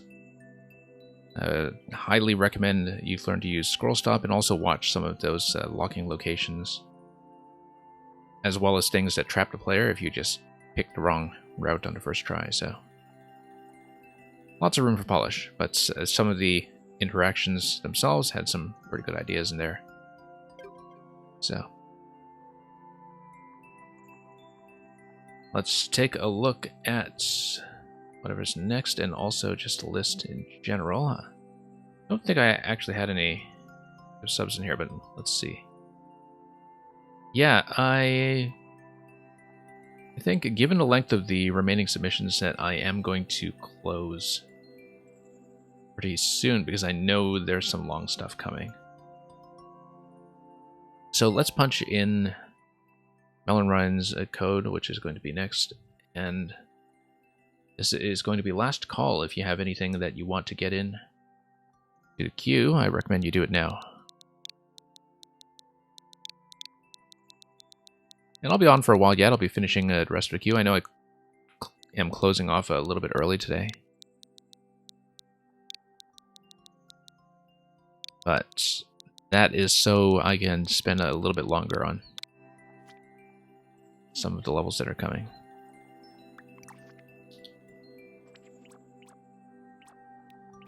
Okay, so do you want me to take a look at the latest one or something older? Okay, new level for me to try, so thank you for offering me first clear on Propeller Suit Passage, a short auto-scroll level where we grab the copper shroom and escape. Looking forward to it, given how often I complain about the propeller hat and how much nicer it would be to see good level design built around it. Also knowing that you build so many vertical climbs, I'm eager to see how you do this one. So yeah, very happy to test this for some jank or any other issues. I need to go a little bit faster to land on the dry bones right from the start. We can do that. Oh, no. Yeah, right off the edge though, I think. Oh, or just twirl, in fact. I have to remember this is new Zoop we're talking about. I just need to land accurately on top of that guy, and that will get me over to the platform.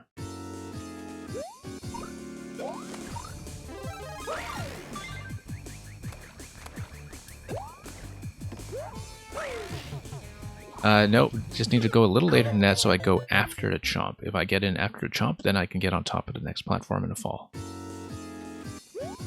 Also, I said I was going to close the queue, wasn't I? I'll do that in just one moment at the end of this attempt. So yeah, Brandon Levels, you're going to sneak into code right at the end, and that's fine. I'll be closing right now. So, thank you for an easy red companion shell, hoping to get to that by the end. Just give me one moment, because I'm going to update the stream title and other such things to reflect the fact that we're not taking submissions for now.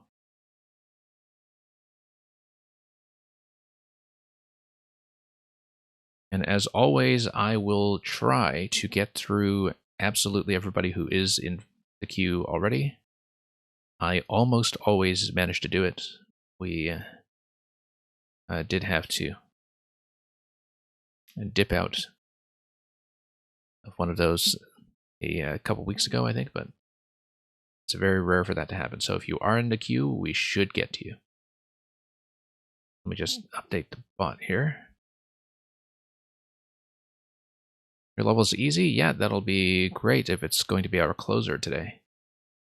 Always nice to finish with something that's maybe a bit relaxing compared to everything that has come before.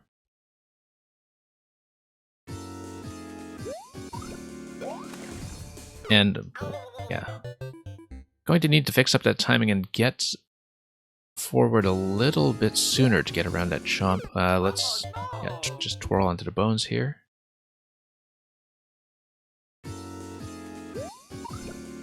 You're going to work on your level while you wait? Yeah, have fun with that, Ken boy.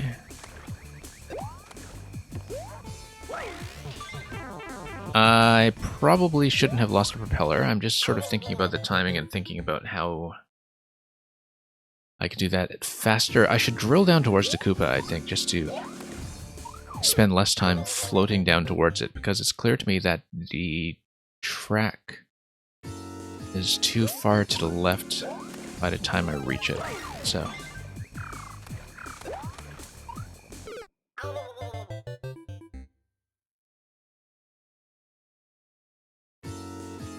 and so, let's see, because I do need to wind up on the right side of that chomp.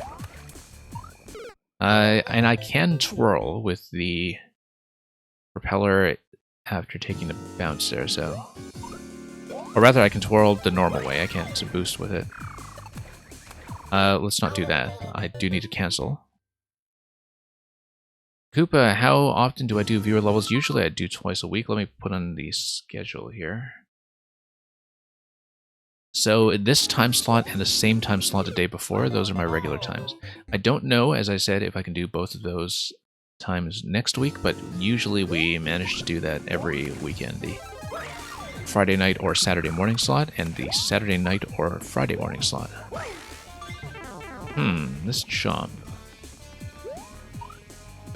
Okay, and then next we get on a propeller and get over to the right side. Let's not do that.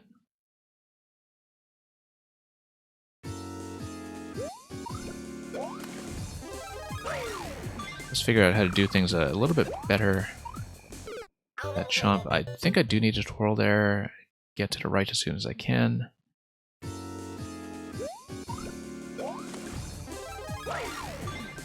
Okay. And probably dip as low as I can, or just ride the... no, the track isn't going to go back. Let me watch the track here. It is going to fall off.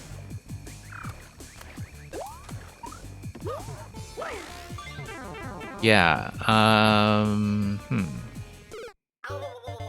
Let's see what kind of adjustment I can make to get to right sooner, or at least get the chomp within camera range sooner. Whoops. Wasn't expecting a high bounce.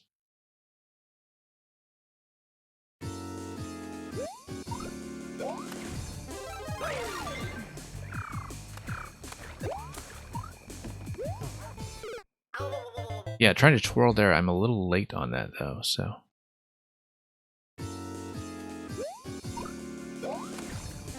Or I let the chomp drop out first on a one-way panel, perhaps.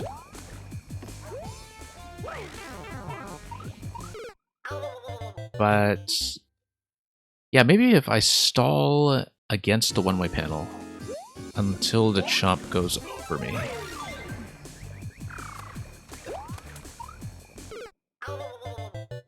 Because if I target one-way panel and I continue spinning towards it, then the chomp can run up over me, and then I get up around it. Am making any sense? I might be totally misreading it. So, let's just try to drill down a little more accurately.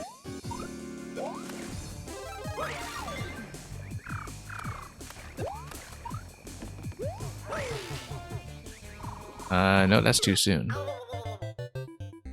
I don't know if that's the right idea. I think I would need to spawn a chomp a bit sooner if I'm attempting it that way.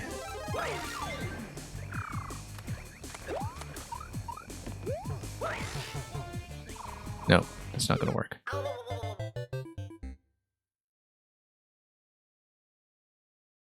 No, I think I just maybe need to get to the right side of that. Okay. Fire bar was zoning me out a little bit there, so can't go that soon.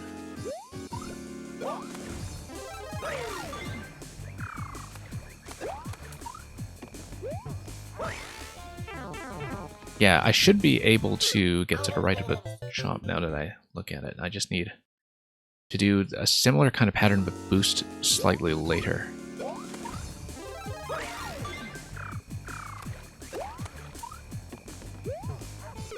No, not that late.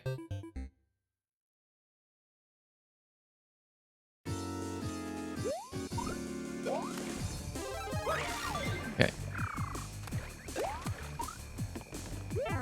Nope. Trying to cut that corner a little bit too tightly.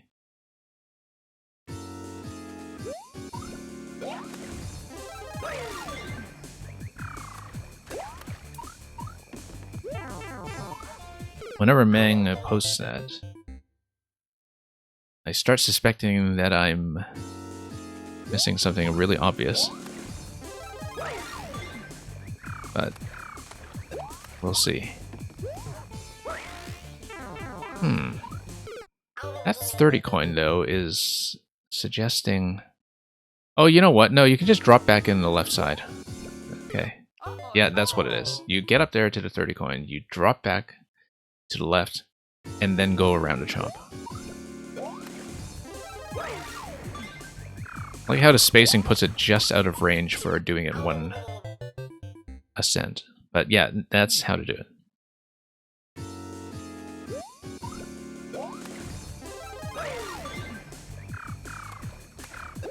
It's just close enough to make me wonder, but no. Yeah, we do need to hit the 30 coin. We'll go to the left, and then we'll go around. I need to do that a little more accurately, but that is the way. Oh, no. Let's not drill down.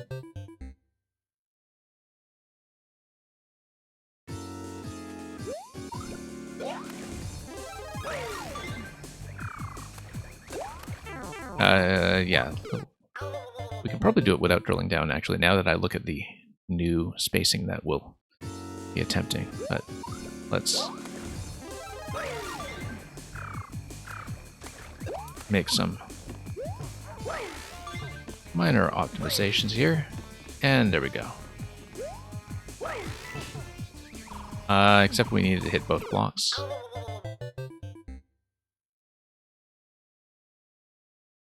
And that would drop to my left, and then that would give me a landing location like we had with the Koopa earlier. Nope, let's not drill that last time.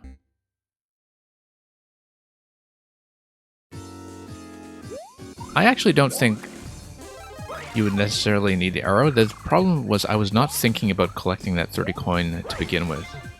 And if I were thinking about it properly...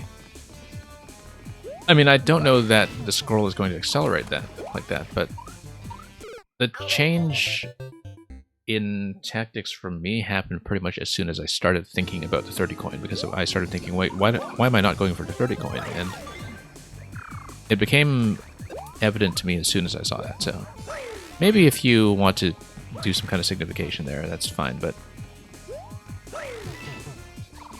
maybe that's something that you'll need to tease out with a further playtest from somebody else as well. I think, given that I have 2 Koopas there, I should in fact stall by bouncing on both.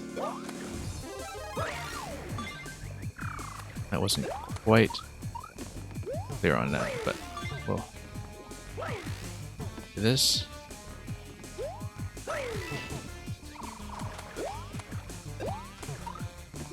Okay. That was unexpected. Okay. I do need to get on top of that, I just need to run back to the left afterwards.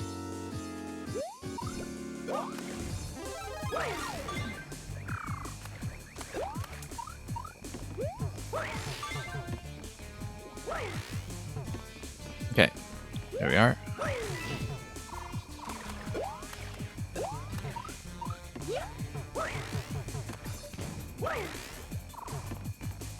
Okay. Nope, a little bit late. If I were just a little bit earlier on that, I would have been able to reach the Shelmet on the next burst. I don't often estimate my height off the propeller very accurately, and that's part of the issue here too, is that, whoops. No, never mind, let's restart.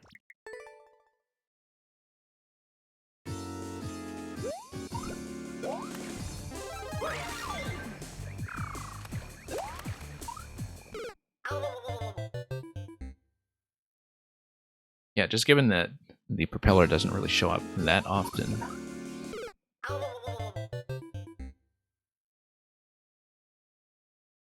I think usually I'll be able to get enough height that even if I'm close to the poison level, when I do the boost, I'm still able to get to safety most of the time. So, nope, too soon. But yeah, it's kind of neat that this level does kind of require you to use the twirls that do not fire the propeller. Like these extra twirls like right here. Because that's something that you don't want to be calculating in your head as you go. You just want to do it quickly and hope everything works out. Nope, I was hoping to get back to the right. I was doing a bit of an adjustment jump there and shouldn't have. I should just run straight to the right as soon as I touch the platform.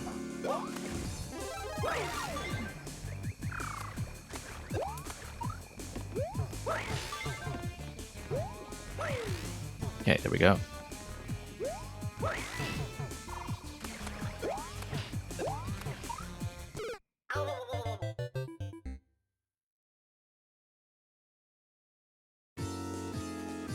Okay, up we go.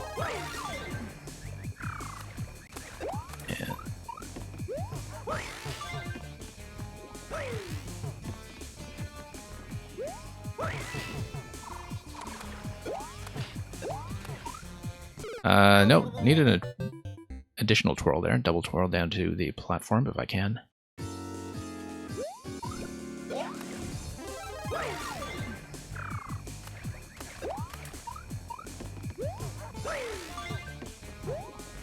Yeah, sometimes the cooldown on the double twirl throws me off, even when we're playing normally in this style without the propeller.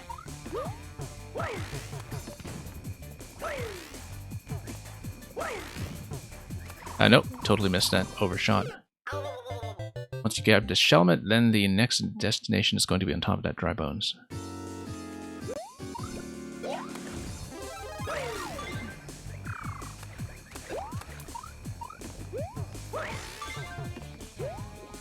But yeah, I kind of like how the spacing in the opening jump does make sure you are thinking about things like the twirl right away.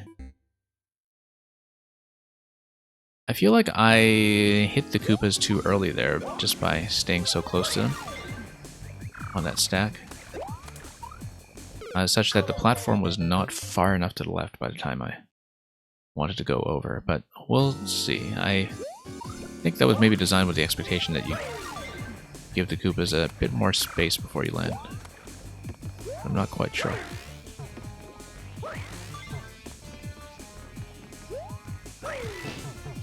Yeah, that little speed adjustment on the camera there is going to do a lot of work.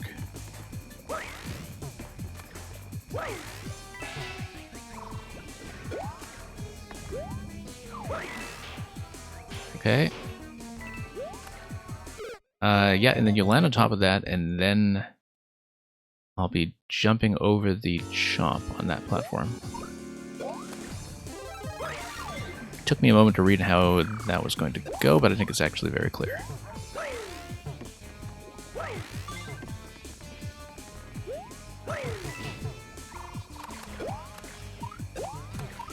Yeah, a bit of forward momentum going into that is going to help.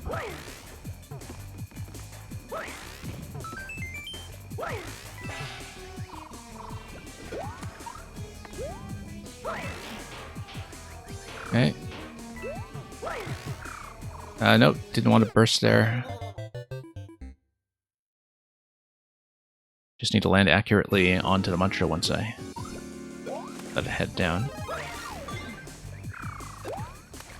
Oops, too soon. Don't know a good way to indicate conveyors in a syrup? Yeah, exactly. Let me think about that.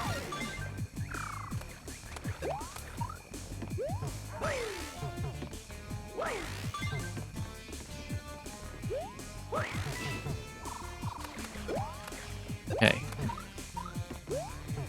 That's gonna go fine.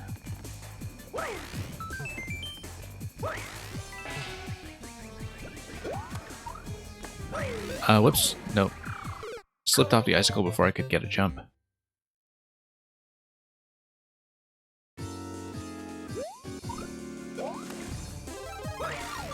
I wonder if it would help to have something like coins indicating a recommended target location for getting on top of the Muncher stack, but at the same time there's going to be enough variance from the players there that maybe that would just confuse things in terms of different falling patterns after releasing the Muncher.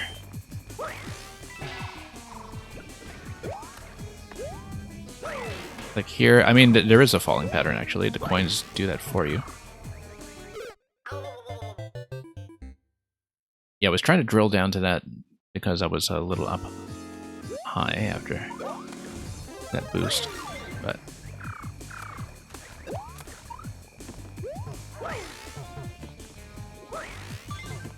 let's go forward.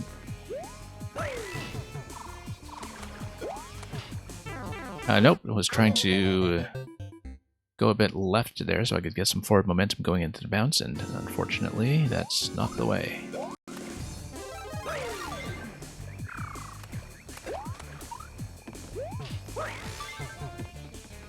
Better spacing than usual there.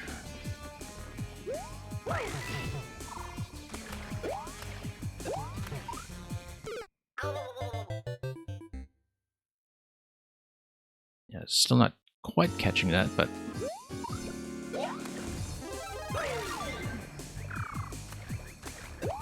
that's a small adjustment.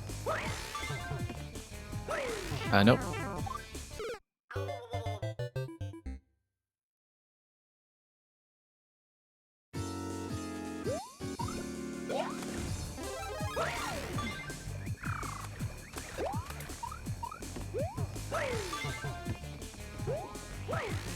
Okay, I'm gonna go down here.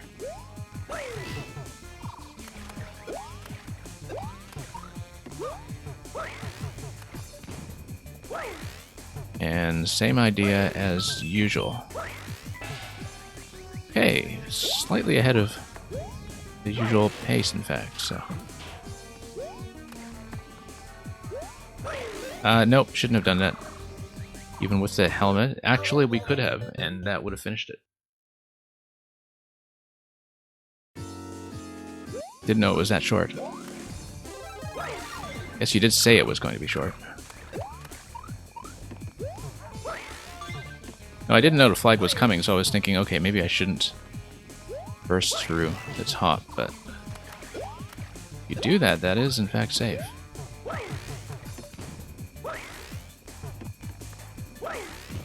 Okay, we should be done with this in no time then. All there was to it was landing accurately on the Muncher trampoline stack. And yeah, Ken Boy still on this one. Had a bit of tunnel vision early on, but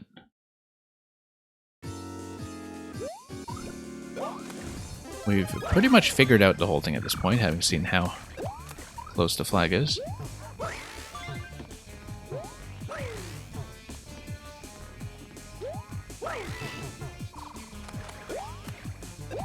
I mean, I haven't been on this one for that long, compared to some levels that we have shown here often. Whoops. Okay, let's get that twirl spacing down just so we land accurately.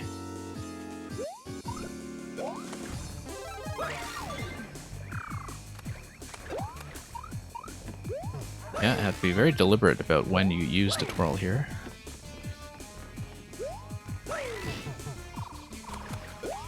Can't just spam it indiscriminately. You do need to find your spacing.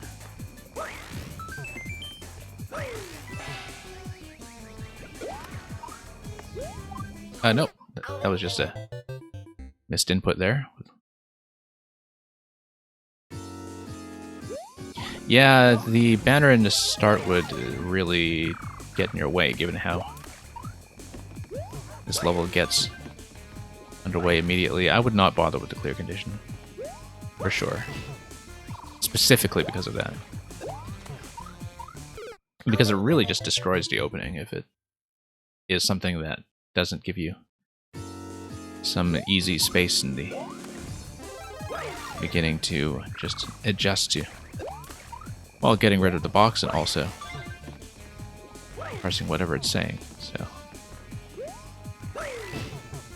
I think I complain about it every time somebody shows me something like a don't land after jumping level, that don't land after leaving the ground level, that, you know, sometimes they design the levels to get off to a quick start right away, and the box is just always obstructing you. We always lose a few attempts right from the start just from having to get rid of the box.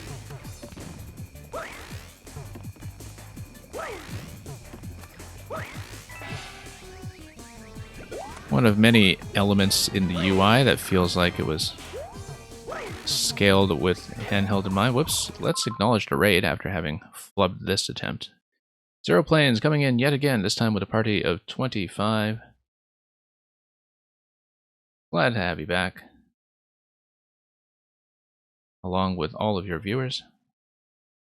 Yeah, we did close the queue up fairly early today, but that's because I'm expecting some lengthier or more difficult levels along the way, so welcome everybody who has come in, though. This is a regular viewer level time slot for me, as well as same time yesterday.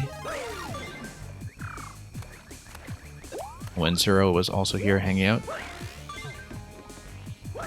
So yeah, I hope everything was fine on your stream and that you all had a blast.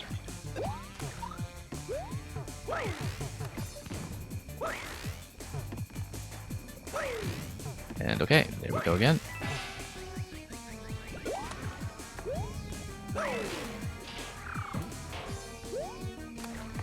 Yeah, I usually don't close queue quite this early, but there we go. Oh yeah, Mario time.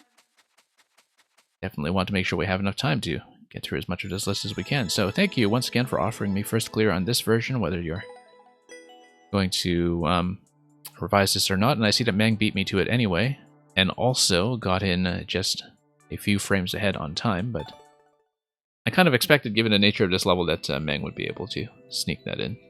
So, second clear it is. And congratulations, Mang.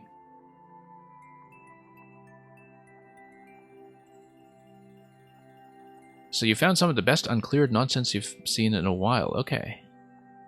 I'll have to go back over your VOD afterwards and look at some of that.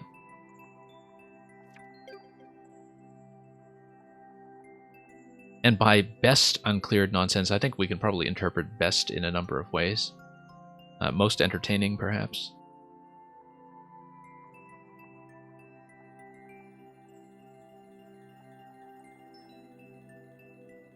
Koopa T 583, if you are still here, we can go back to the continuation of your Super World. Do let me know if you're in and just check in. And let's see here. Yeah, we'll just give Koopa T a little bit to respond.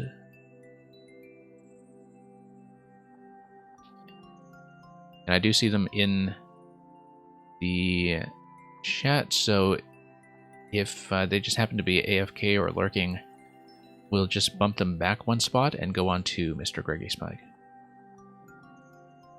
We'll just give Koopa T a few seconds.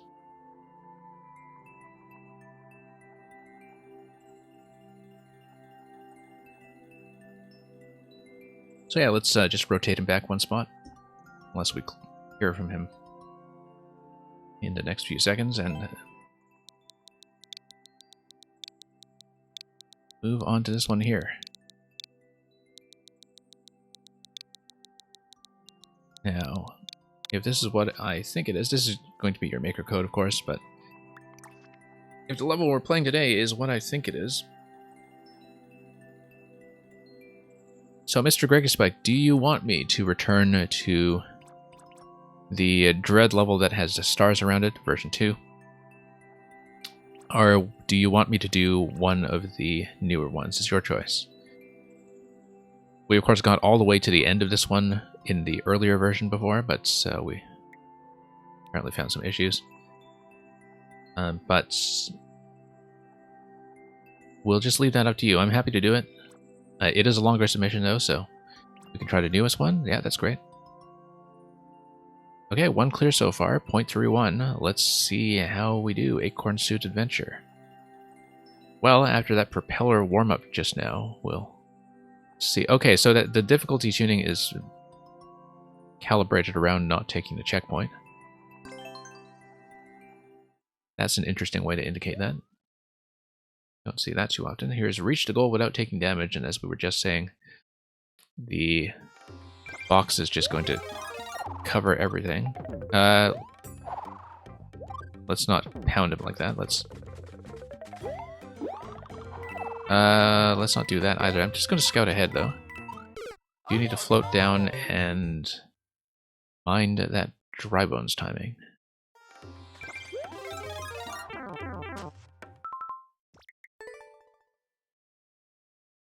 I think it's probably possible to just do this, yeah. And we need to sneak under all of those, actually. Just by flying a little bit to the left to that 10 coin and then coming back. And then eventually we'll need to boost at the end of that. My diagonal aim there could have used a bit of work. There we go. Okay, not quite, but let's scout. And yeah, that's going to be an acorn conveyor climb, followed by another gentle descent over to coins.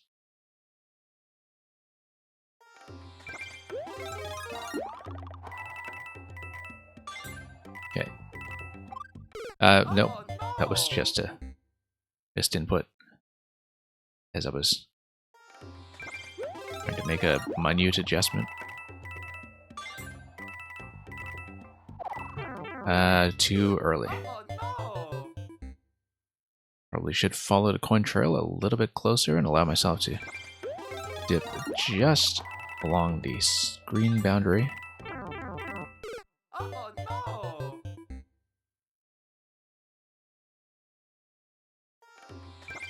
But yeah. Estimating the diagonals here is a big part of the challenge. Here, I think we will go over, and then, yeah, swing around that guy to the left, and then fly very carefully along the bottom.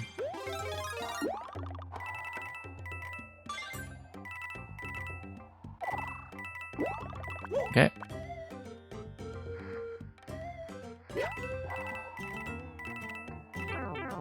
And, yeah, a little bit too high there.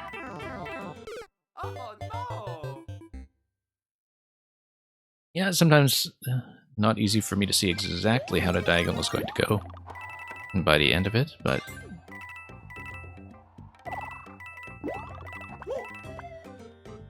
oops. Let's not miss the conveyor belt. I was trying to rescue that with a wall jump, but that didn't quite go.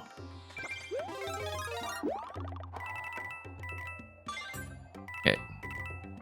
Here we go.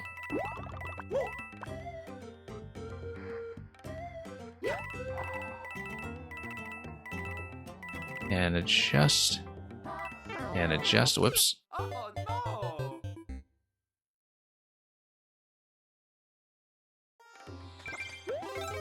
Yeah, I guess we could get a bit of a gentler angle if we did in fact follow the recommendation to go all the way over to the 10 coin.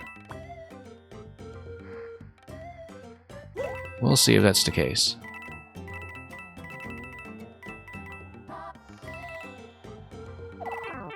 Yeah, and that's going to be a wall jump.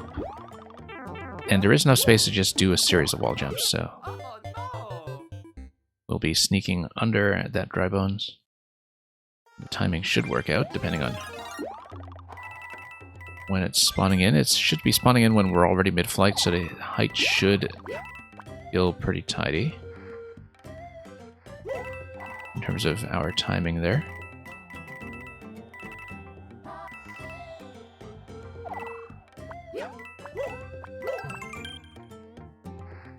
And then, yeah, I can touch the ground. That's fine. I actually should have pounded these guys. But let's see what's in the next section.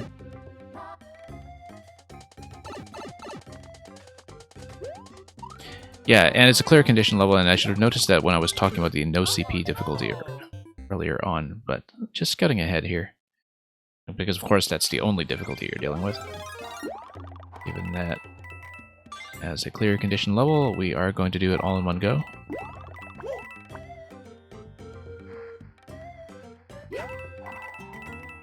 .31 clear rate does kind of surprise me from what we've seen so far, but then there has been a pretty small sample of attempts on this.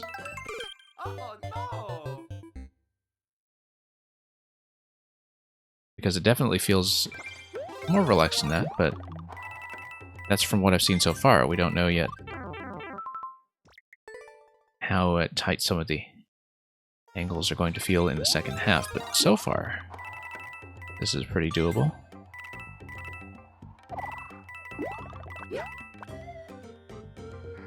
Okay, up we go.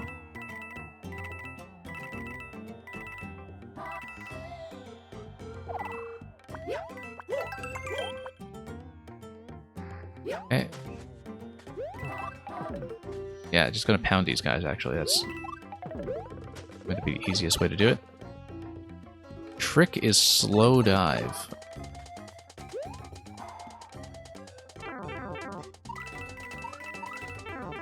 Okay. Oh no! Let's see if I know what you mean by that. Let's...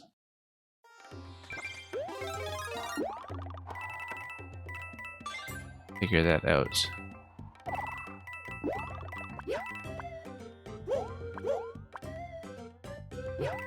Okay, my timing was thrown off there slightly. Let's just start over.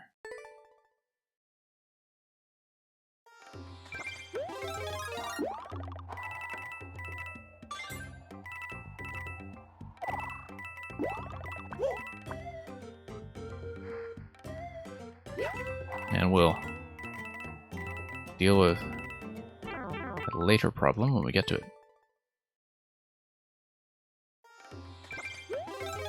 Up we go.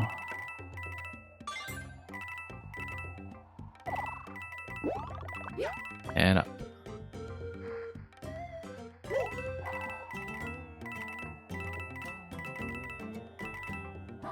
And yeah, pretty easygoing adjustments so far. That was a little bit off angle. What you mean is fly slow. Okay. Like with some of the back and forth adjustments we'll be doing, or with something else completely? I mean, yeah, because you do need to adjust a little bit as you go. And we've been doing that. Just to get some of the spacing right. And wait this out to slide.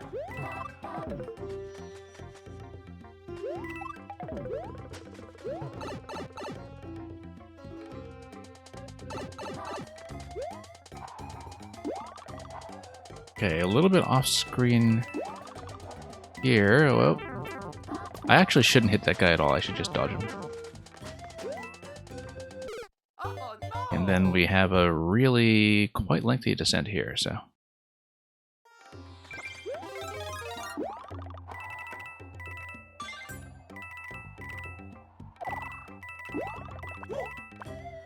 Up we go.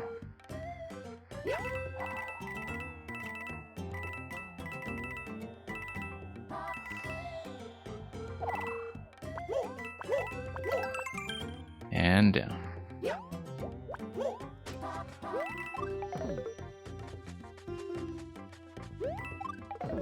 Okay. Just enough time to get out of here before anything wakes up on me.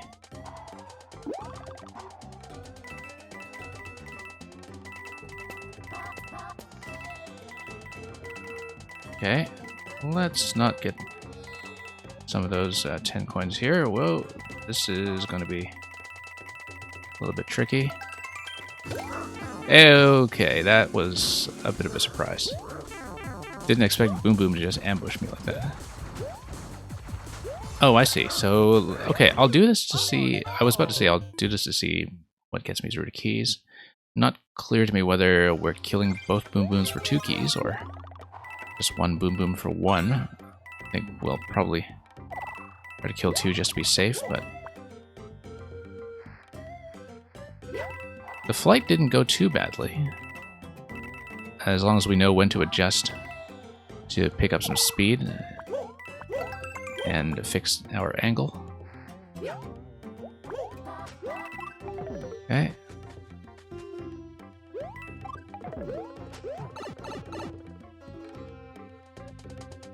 But yeah, if I just gone straight up off Boom Boom rather than having that sudden change of angle, I probably would have been fine.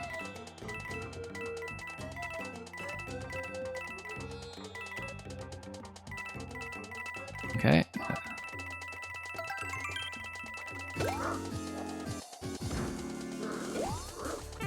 Nope. Alright, let's see what the key situation is.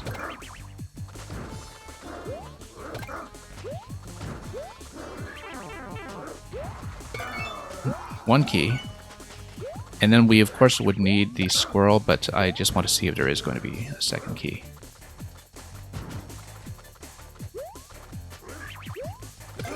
No, no second key. So the only key is being held by this Boom Boom over here. That's fine, we can do that. Without too much adjustment, in fact. Oh no! Yeah, the level's fine. Like I said, I was surprised by the 0.31 clear rate on this, but that's just because it's just one player so far who has done this ahead of me.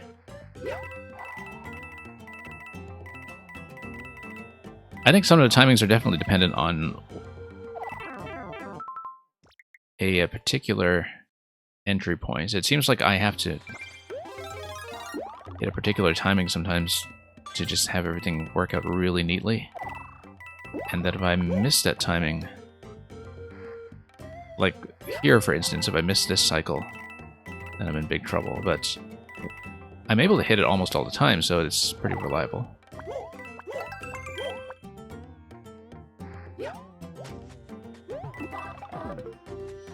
Yeah, I don't know if these guys were built with the expectation of the ground pound, but honestly, I'm not going to do that any other way. Yeah, this off-camera moment is a little bit weird, but given how tightly you're building everything, I don't know if that can be avoided, other than just building a shorter segment. And yeah, there's plenty of room here to adjust and just go around everything as you go, so... no, once again. Let's be careful with the pipe. Once we get past the Goomba pipes, then much less to worry about. Because we just need to deal with the grounded Boom Boom after that, so...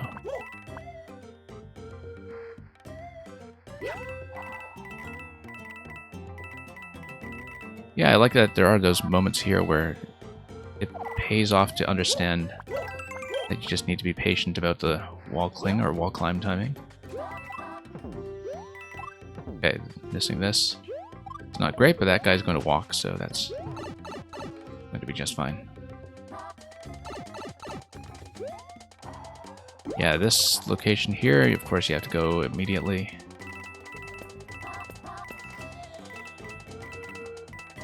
And I'm not going for the 10 coins, obviously. It might make things slightly more challenging.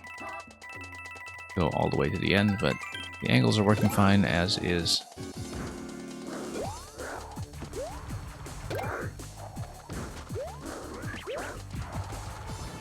And nope, fail.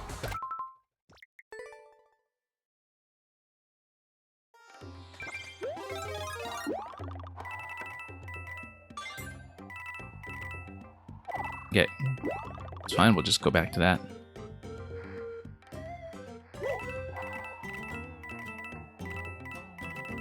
Pretty standard Boom Boom, shouldn't be giving us any trouble here. No.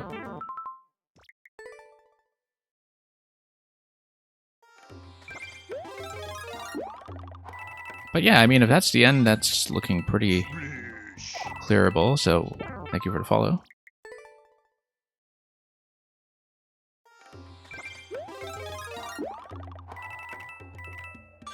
Yeah, let's just head on down and see what we can do here.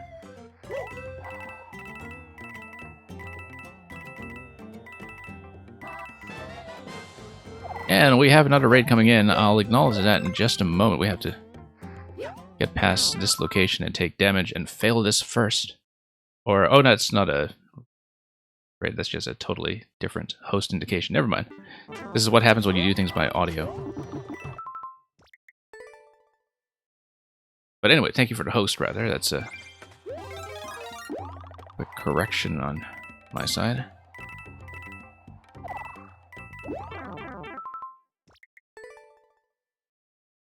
And you are from Brazil. Welcome from Brazil.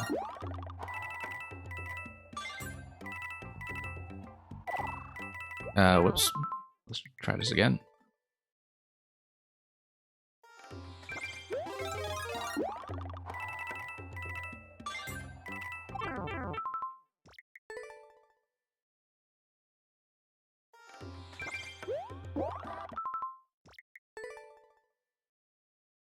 You got Mario Maker 1 for your DS. I'm surprised that you got it as late as today, actually. I mean, part of the issue with Maker 1 for DS is that it is hard to share anything, but hopefully you do enjoy it. Or it's for the 3DS, rather. I know there's a lot of original Nintendo content on the 3DS version that is not in any of the other versions, but... Okay, yeah, we really do need to hit that conveyor on the first try. Slipping up on some of the easy stuff now.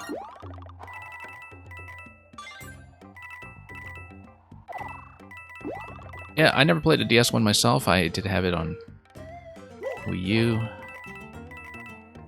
I occasionally forget the 3DS version exists.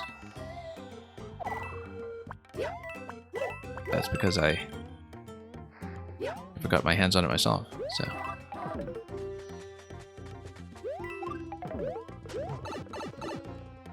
And yeah, the 3DS is a fantastic system.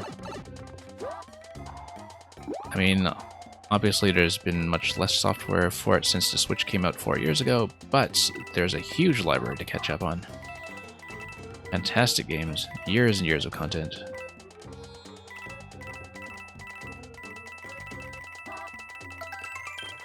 I haven't used mine very much since the Switch came out, as I was saying, but that's normal.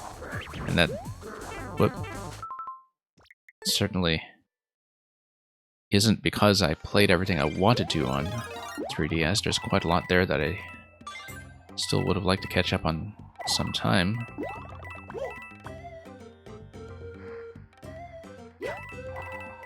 Definitely did not run out of games to play there.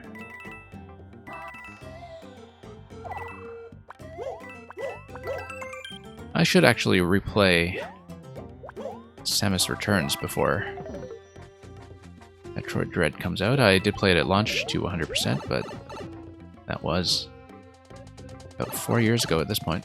Whoops. That was an awful way to take damage. Let's not do that.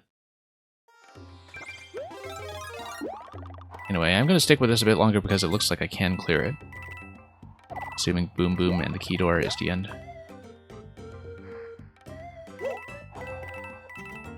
Really feel like this has been within reach for a while. I am getting a little bit sloppy now that the end is in sight.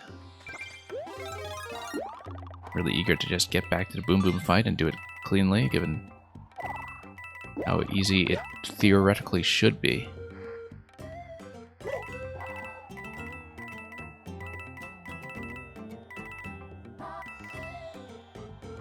Okay. Up we go. Slide. Okay, we're getting sloppy here.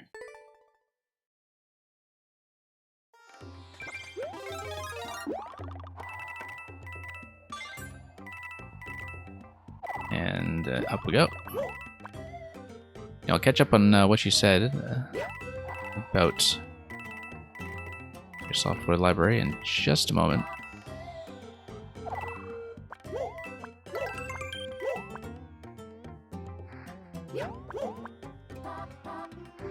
Okay, let's do it that way.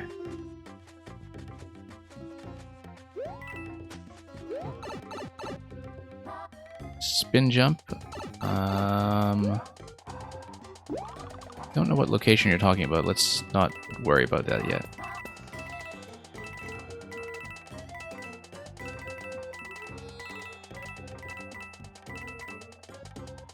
Oop, flying a little close this time. But we managed.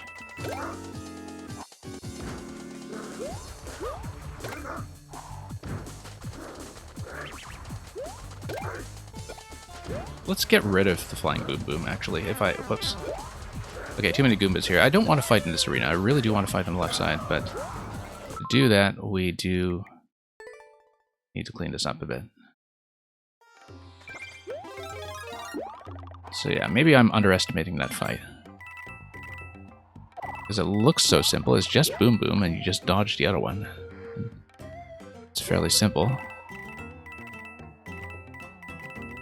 It's not more technically demanding than anything else we've been doing. It does require me to be careful, and that by itself may be making this quite a bit harder.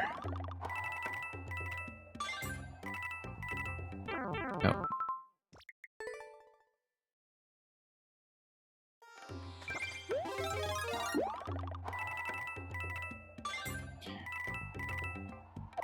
Yeah, I never actually did play the 3DS Pokemons.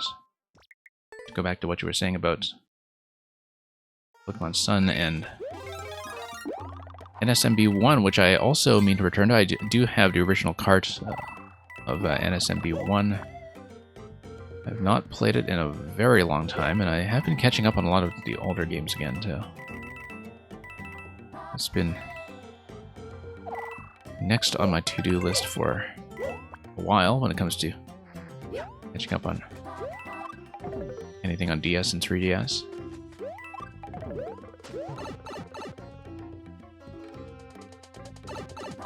Did play it to 100% when it originally came out, of course, but now it feels like the Mario game I know least well. Close to it.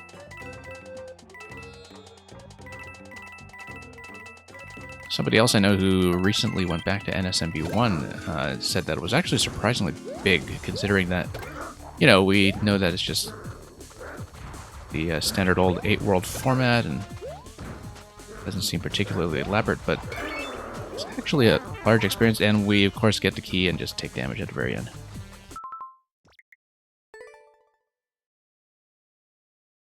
Yeah, that second Boom Boom, that flying one, really zones you out.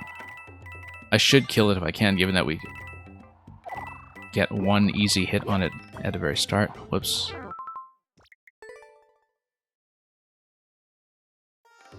And yeah, I've definitely heard that about the video game prices in Brazil. I know that regional pricing is kind of terrible there, from what I've heard.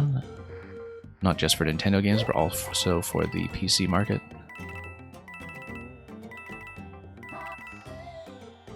That's what people have told me anyway, including yourself.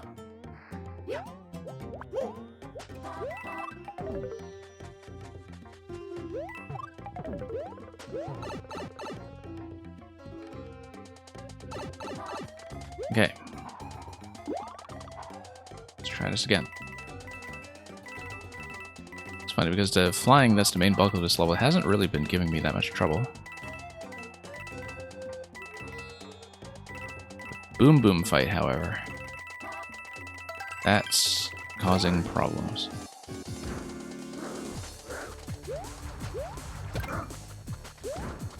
Let's not mess with the Goomba side. No.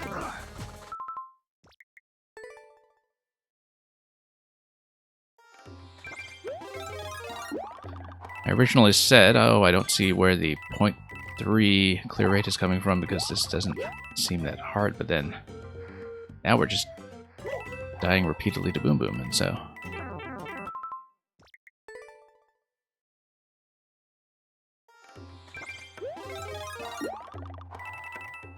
Let's go back there and see if we can make this happen.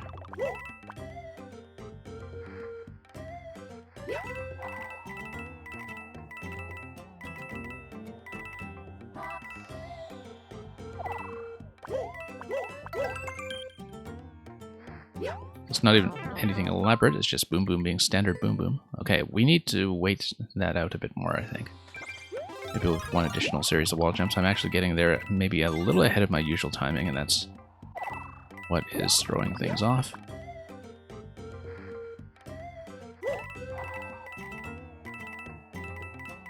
Down we go.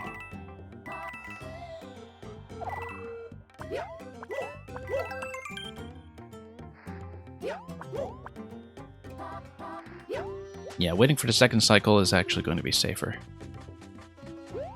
And not much slower. We still need to basically wait for the same cycles on the dry bones, so...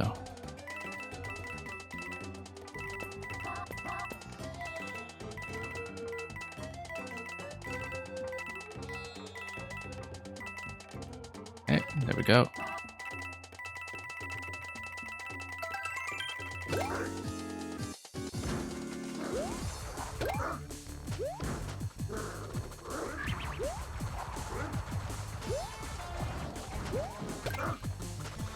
Okay. Flying Boom Boom is... Oh boy. Did not expect that spin. Haven't played against NSMB Boom Boom nearly enough, as you can see, so...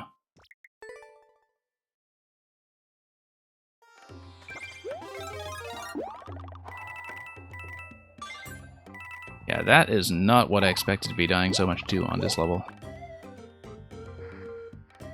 But it turns out Boom Boom is much more threatening when the flying one zones you out like that, and when you can only take one hit. Or no hits, actually. When you cannot take any hits at all. Really goes to show how sloppy my approach to Boom Boom usually is.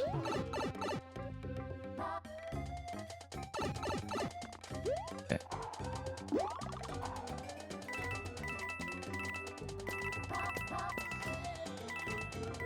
Down we go.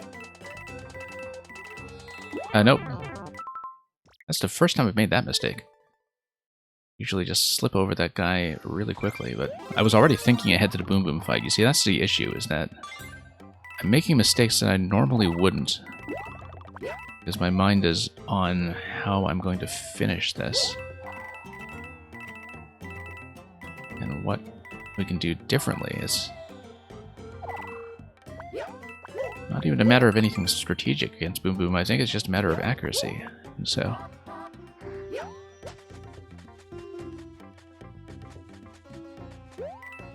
let's get up here.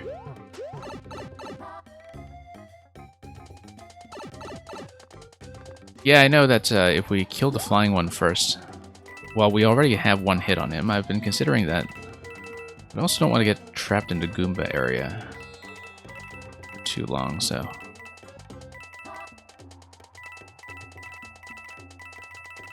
we may do that. I am thinking about that approach for sure. But the Goombas are kind of a big problem.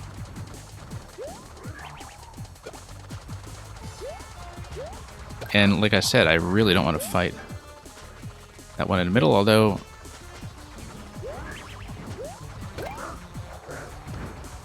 nope, just didn't land on him accurately at all. That was an easy landing.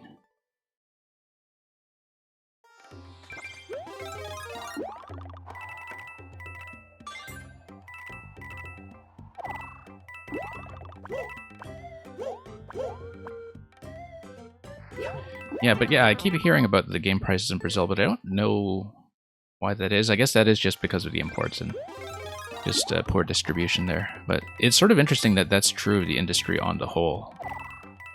That none of the major console manufacturers seems to have a good foothold there.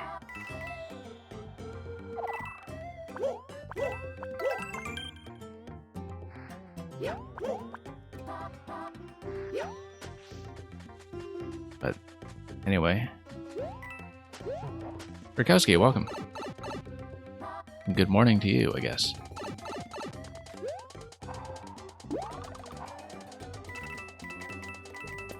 Whoops.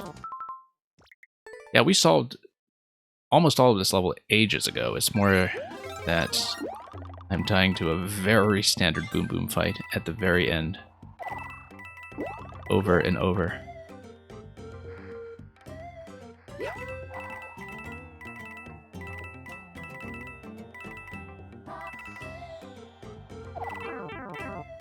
Thunderstorm woke you up. Yeah, I was thinking that it was sort of unusually insomniac of you. And you had a dream that you were electrocuted.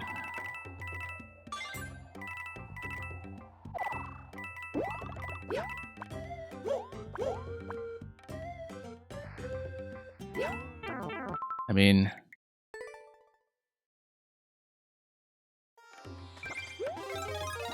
I guess those two things are somewhat related, but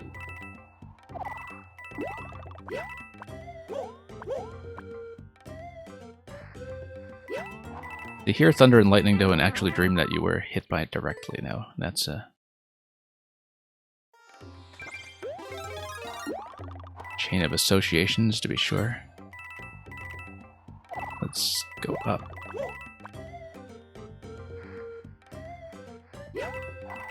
Alright, let's see if we can make this happen. I've been on this one for too long. Yeah, thank you to the patience of the other people in queue. I know I've been dying to Boom Boom for ages on this one. We'll give it a few more attempts. I really do think I can clear this, which is why I'm sticking with it. We've just been so close for the longest time and just dying to something that looks really easy. I'm just burning a lot of time making my way back.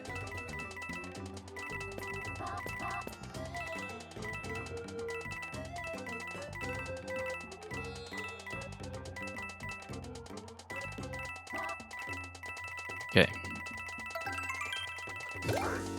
Hit number 1 on this guy. You do kind of wind up having to deal with them both anyway, though. Standing under Goomba Pipe is a terrible idea. Let's not do it. And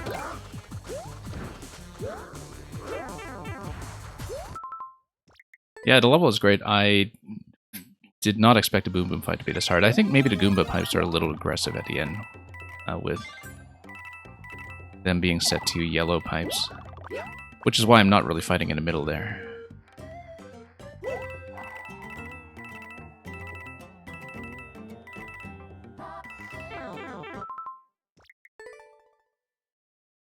Because the Goomba Pipes are really a serious incentive to get out of there as soon as you can.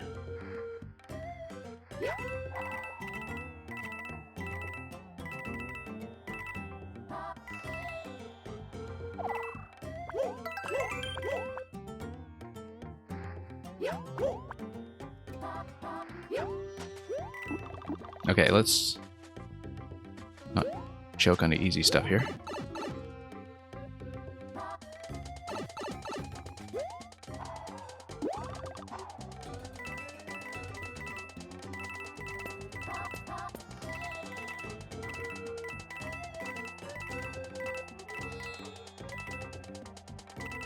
Okay, down we go.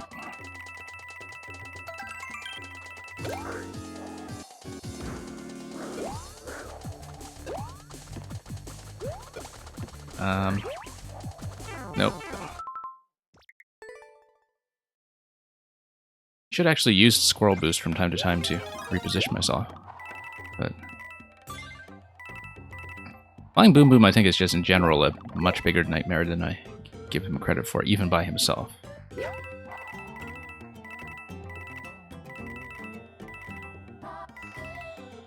Which is why I think I'd prefer my original strategy of just going for standard Boom Boom on the left and then just trying to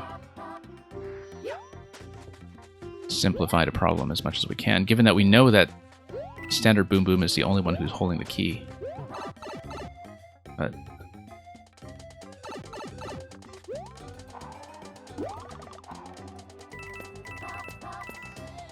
let's see.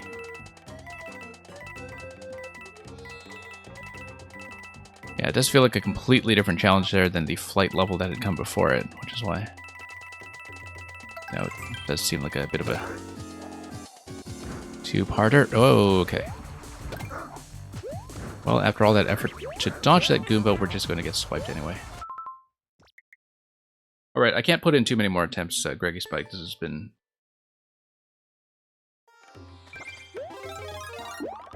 unexpectedly challenging at the end.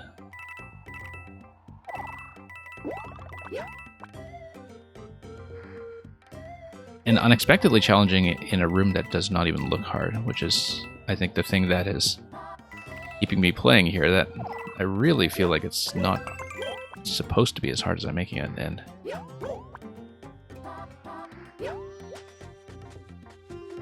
that it shouldn't really take this many attempts. But yeah, I do have a queue to get through, so unfortunately we may have to bail on this one soon.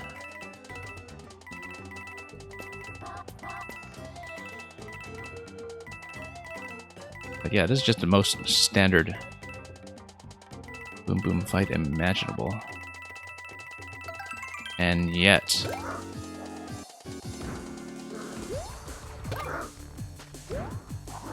okay, let's drag everything to the right.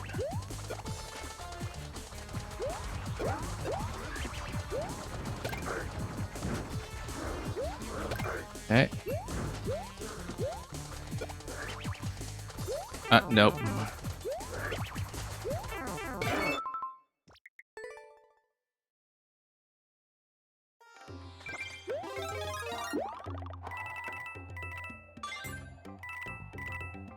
Yeah, I like the idea of going back and forth there, just so we don't get swiped as hard, but flying Boom Boom takes up tons of space. If we missed a pattern there, I miss, so.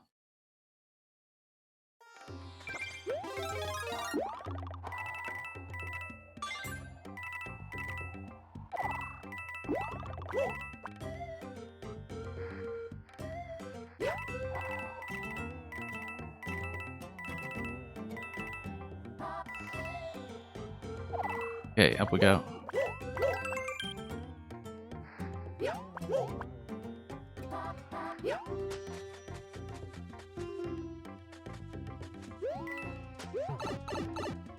Yeah, it just takes a while to accept every attempt. No. Okay, I am slipping. Let's try to get to Boom Boom one more time. But then that will probably be my last attempt on it. I will try to get one more Boom Boom fight in. Just so we can take one last crack at him.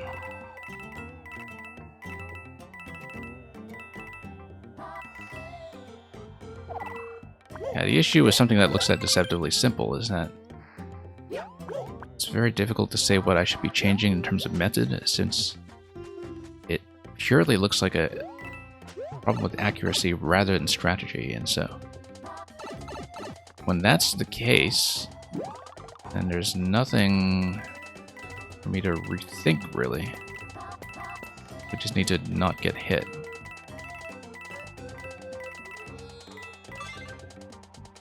Okay, no, bit of a close shave here. Yeah, I do think that I need to focus down to one with key. The thing I was trying to do last time I was there was just drag the other one out of the way. Okay, this is going to totally throw off the timing. No. Of course, now that I say that I'll get back to Boom Boom one more time, I'm totally failing to do it, so...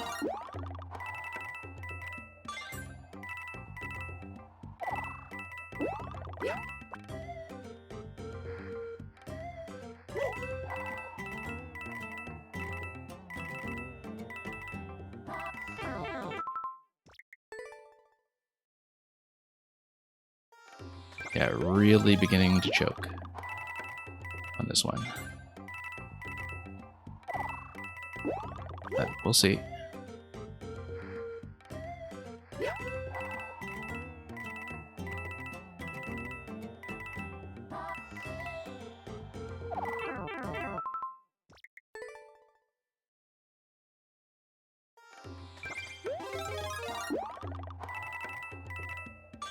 Okay.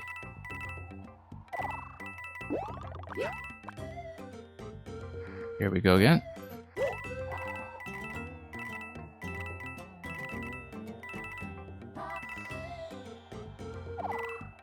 Now that felt like I came in way too low.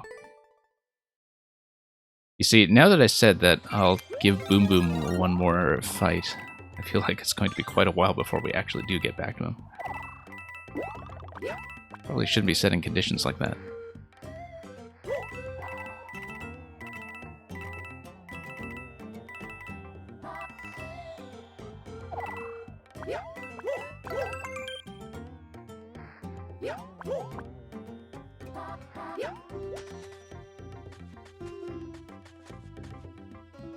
Uh, 3D Land is terrific. 3D World really elaborates on most of its ideas. But as you said, you don't have a Switch, and presumably, since you got Mario Maker on DS, 3DS rather, you don't have a Wii U either. Yeah, 3D Land is worthwhile for sure.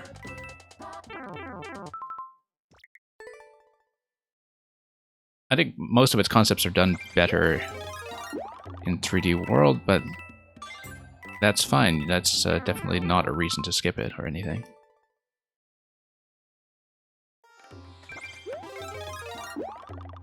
And there are some pretty interesting concepts in there that you won't find elsewhere. It's been a long time since I played that too, actually, now that I think about it. Come on.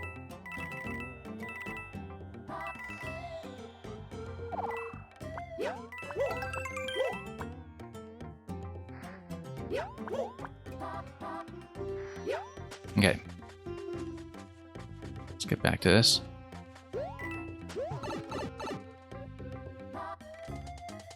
And up we go.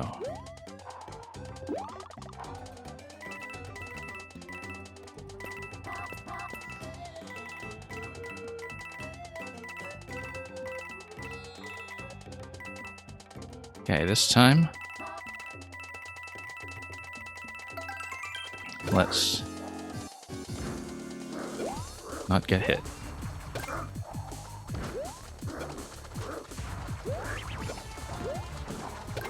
Okay.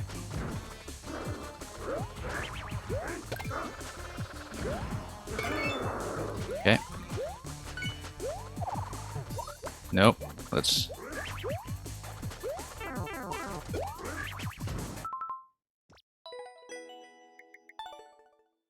So close and yet so far.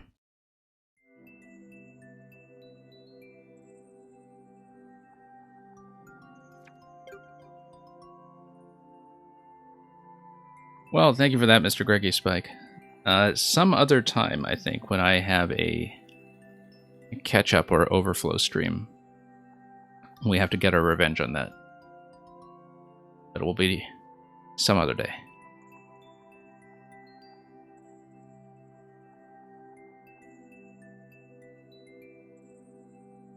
And yeah, Veo definitely would recommend doing 3D Land and 3D World. If you're going to do 3D World eventually, you can really see those concepts develop. Since you're not going to be doing 3D World anytime soon anyway, it's good to do 3D Land as a bit of a stepping stone game and just follow the original release order. Now, this will be second call for, and thank you to the patience of anybody who is remaining in queue. No worries that people had to drop, but this will be second call for Kuba T, who I think dropped a while ago and didn't check in the first time, so we'll just do a quick removal. Furia, you're next. Thank you for your patience. Let's hope we give your submission enough time to do it justice as well.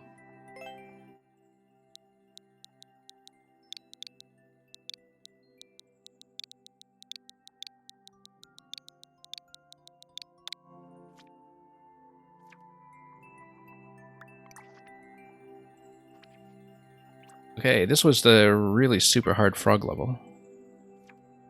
Do you have a particular recommendation? We can always go back to this one as well. I don't know if I remember it. But anything is fine. If you have a particular suggestion, we'll do it. Obviously, with shell levels, I don't know if I'll be able to put in quite as much time, but...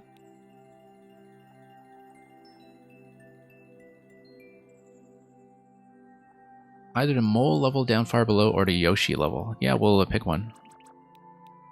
Shells are okay, of course, but either one is fine. Frostbite Fortress, let's see. What was the... So it's Yoshi's Cloud Top speedrun, and that is a mole level, unless you have another mole level, or Masterful Monty Mole, okay. Masterful Monty Mole, 93%. Maybe. But, oh, these are like on the really easy side. Yeah, let's do the Yoshi one.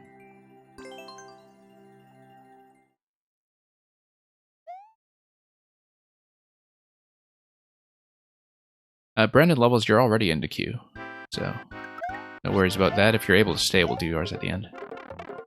And yeah, I know it's been a really long wait. Sorry about how long we took just now to attempt Boom Boom. But anyway, Yoshi is going to run forward and just show us the art of the speedrun. Look at Yoshi make those jumps and take those conveyors. Very fancy.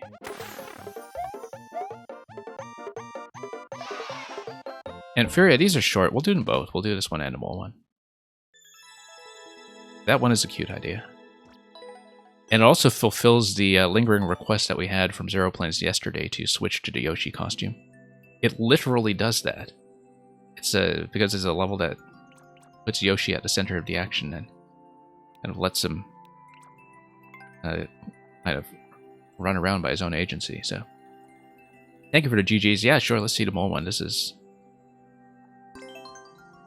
Going to be a legit pro gamer.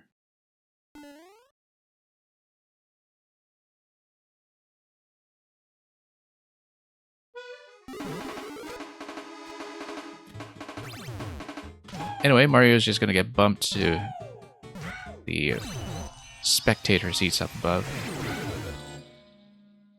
Yeah, look at Monty Mole here, very carefully demonstrating his skills at precision. Not that he's going to take damage from any of that anyway, but... Yeah, I like how they catch the flags simultaneously. That's a nice touch.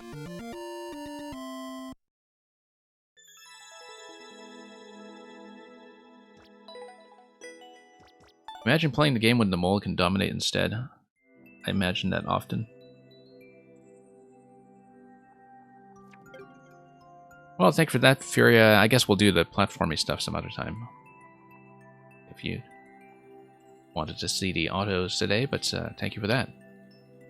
And yeah, we'll definitely take on some of the harder content at some point. Again. Since some of that seems to be right on the edge of what I can handle when it comes to things like shell levels.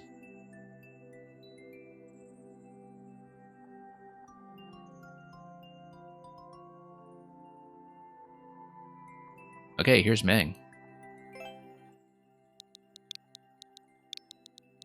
Now, this will also be a continuation, I think, of the very colorfully titled level that we saw yesterday.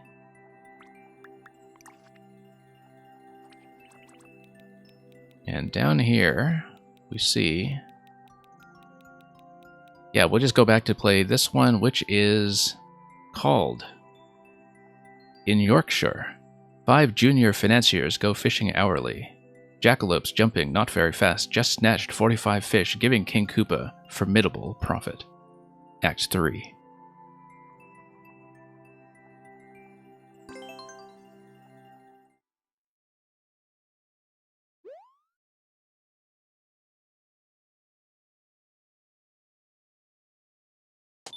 I know, it's a fantastic story. I don't know what it has to do with Desert Wind, but... You know, we can use our imagination and fill in the blanks.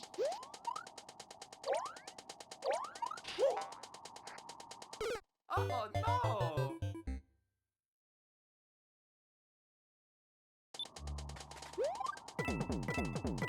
Okay, let's see if we can get back to where I was yesterday. I was, I think, one jump away from being able to clear the main world. We did see the preview screen afterwards, and that's...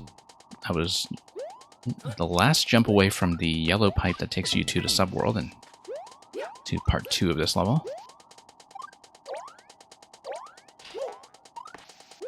No, spin jump here. Just need to get back into the rhythm of this thing. Yeah, I totally did crack the code. That's what we do. Sometimes I have to do it off stream, but we get it done.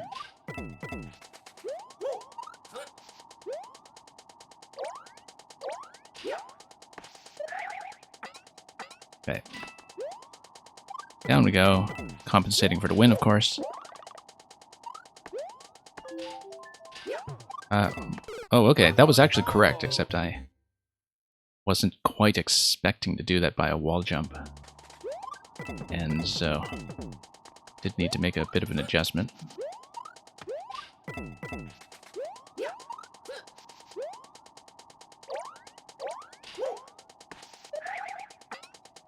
Very stylish when you can do this efficiently. Nope, we should take that bounce. I did learn that the hard way quite a ways yesterday, and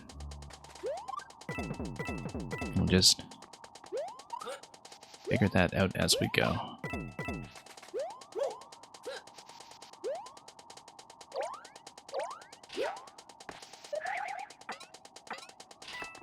Down, and up, and down. And yeah, need to adjust out of that, of course. Haven't really found a smooth way out of the bumpers yet without just stopping and adjusting my position like I'd been doing yesterday. I think there probably is a smoother method if we're more precise about my bounce timing, but we'll get back to that.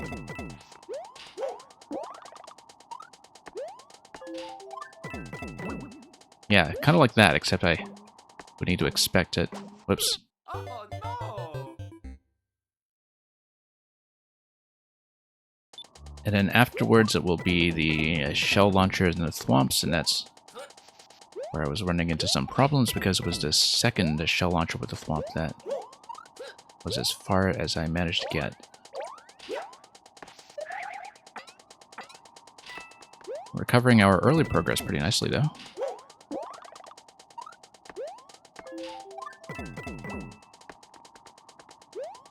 Okay.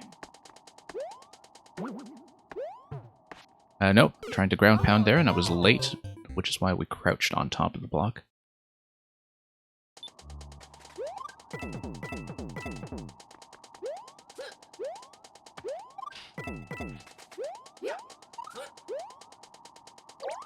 And up we go.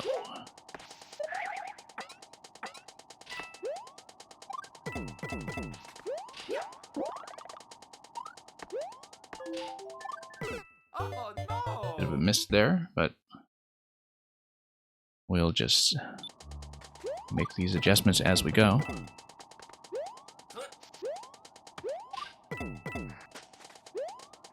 Yeah, usually just going one column to the left is fine if we just have a few blocks of space. That seems to be fairly reliable in terms of how far the wind is going to carry me. But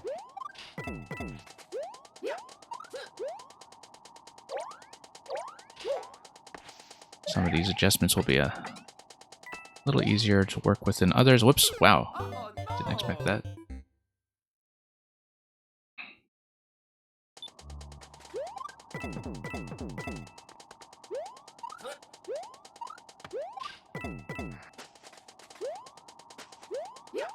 Okay.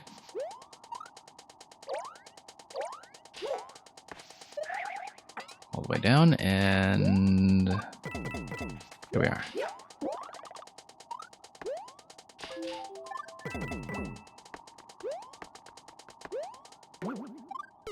Oh no!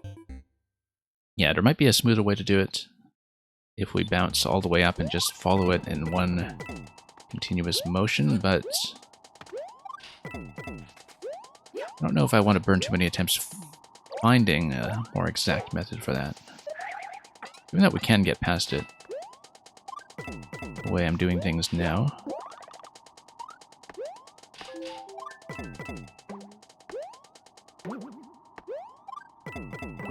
Okay. Nope. Too much of a jump there. I was trying to adjust a bit to get on the right side of that bumper, and that did not quite work.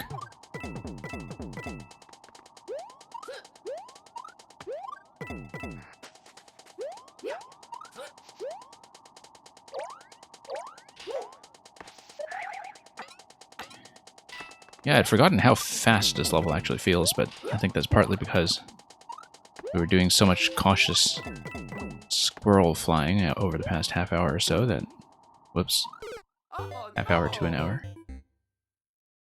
that all of a sudden, just jumping around naturally in Desert Wind feels like it's several times speedier.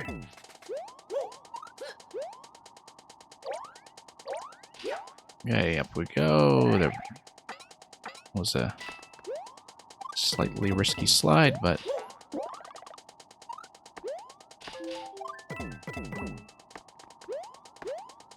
let's be careful here.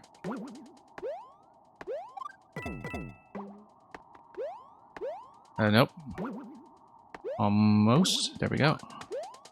And yeah, wall jump immediately up.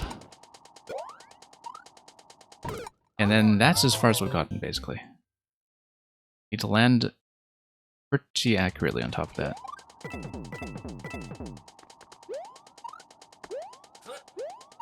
And maybe just follow my momentum forward and do all of that in one nice clean forward motion, rather than stalling on that single block. Trick for the bumpers is holding jump while ground pounding into them. Yeah, we can try that. The thing I was concerned about was jumping out of my ground pound too early, which I think was the issue when I was trying something similar yesterday. But Oh, no. we'll see.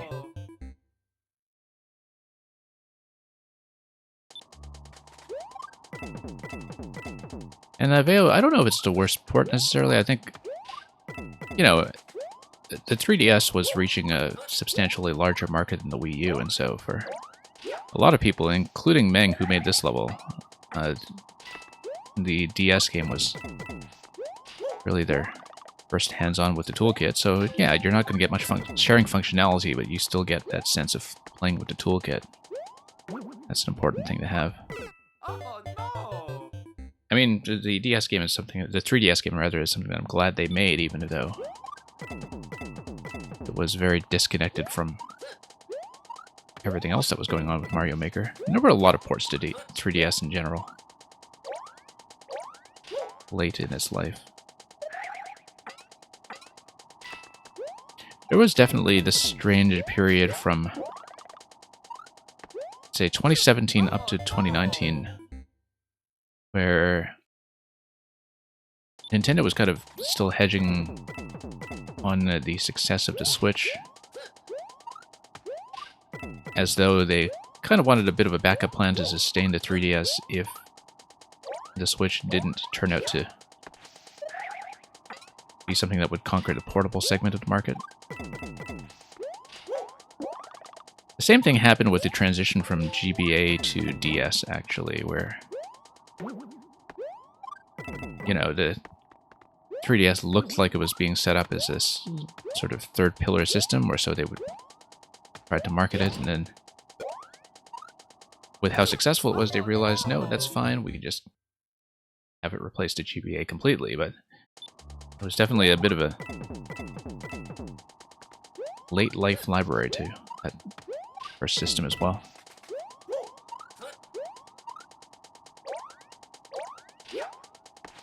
But yeah, there was that period of 2 years or so after the launch of the Switch when the 3DS was just being sustained with all kinds of ports and whatever else they could throw at the system just to release stuff, and then that died out really quickly. Oh, whoops. Oh, no.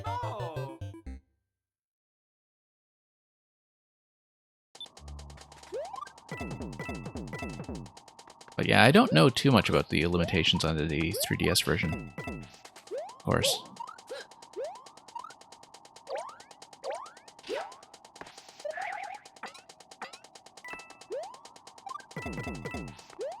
But yeah, nowadays, I mean, nobody's able to share on Wii U either, so the difference there no longer really exists in terms of being able to put your courses online. There are no more new uploads on Wii U since March of this year, so if the 3DS is the system that you want to play around with, then in terms of just getting a general feel for what Mario Maker can do, that's perfectly fine. Oh, no. And yeah, I'm glad you're enjoying the experience of building while watching this stream. I may do some Maker 1 content on Wii U at some point. I'm not currently with my Wii U, but that may change in the next couple weeks. And if I get my Wii U back in my current setup, then I am thinking about doing some Maker 1 levels on stream. Might not be soon, it might be something for a few weeks or even months from now, but it's been something I've been considering for a long time, since there were a lot of great makers in Mario Maker 1 that I didn't really know until Mario Maker 2, and so I missed a lot of their best work. Whoops. Oh, no. And of course, a lot of Maker 1 has a very different feel to it. Just in terms of what people were building and how.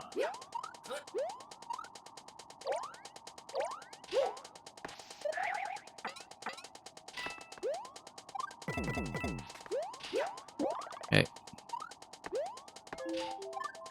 Down we go. I totally didn't take that recommendation earlier on how to deal with the bumper bounce, ground pound plus bounce, but yeah, that's okay. Came in a little bit low on that wall jump, that's the issue that time. Whoops. Oh, no. Yeah, I think I know what to do now with that, where you hold down jump while you're in midair between the ground pounds, and that should solve the bumper issue. I think I know how to do it now. Oh, no.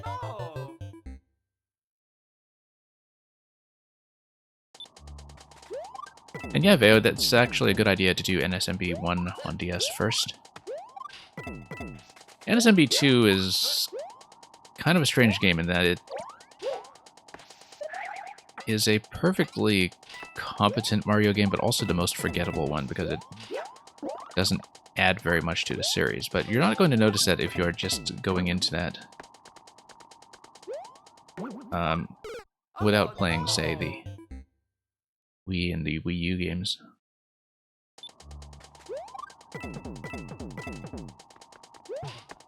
But yeah, definitely just follow the release order if you can, given that all of the Mario games have aged fairly well.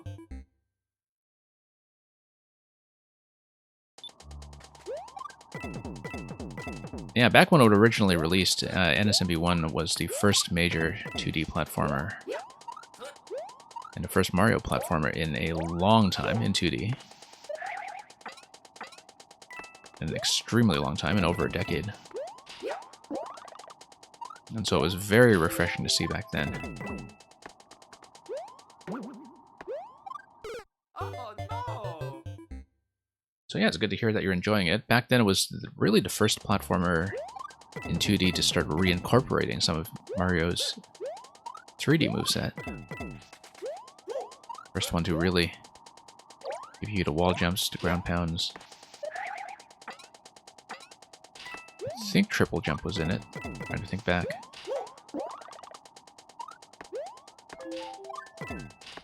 Whoops. Oh, no.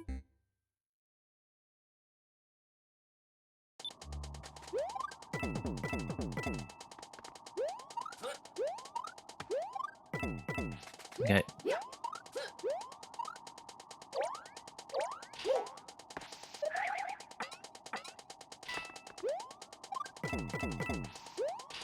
Yeah, if anything, I think the original NSMB tends to be a little underappreciated these days. Yeah, let's actually do this the right way eventually. Oh, no. Really just need to time that bounce properly.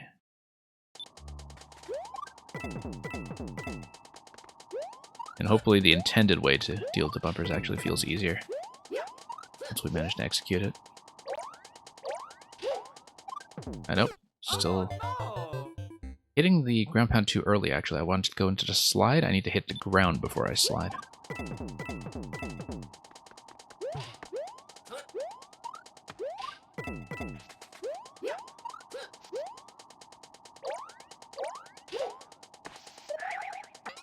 Okay.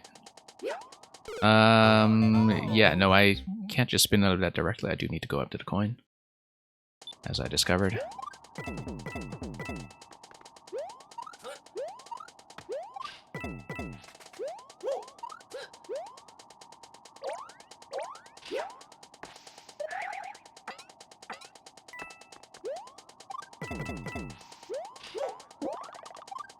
Whoa, okay, no, that was a mistake. oh.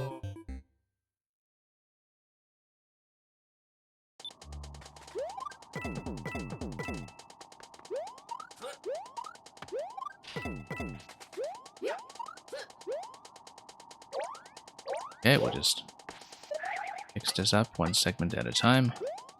And then we'll have to deal with the subworld, which I haven't even seen or thought about yet.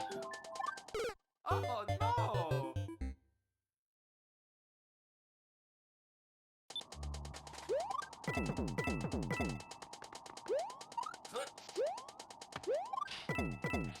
Okay, let's move on here.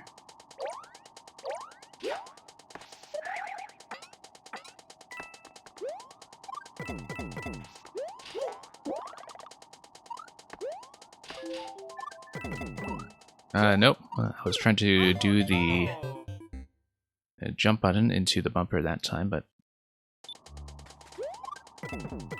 it's thrown off slightly, so it's poor reaction time, I think.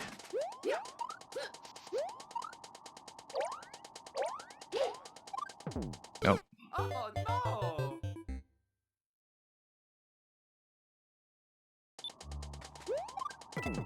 Anyway, down we go.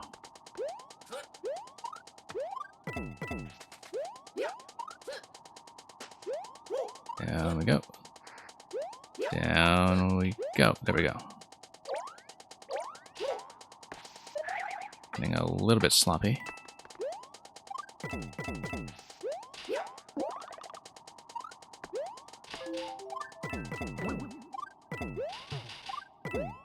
Okay, no. Yeah, I was hitting the jump button too early. The time, as you can see. Oh no! Just try to do that the standard way after having already compressed those blocks. But the spacing feels nice for that, at least. Because then you can at least do all of those ground pounds continuously. Just didn't really expect Oh no! that interaction to go quite the way it did.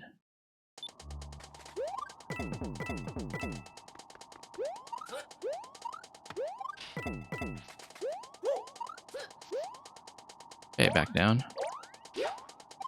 Nope, still too early on that. Hey, that worked, except Oh no! blew it afterwards. But yeah, just crouching and letting Desert Wind do its job, in fact. Manages to salvage that.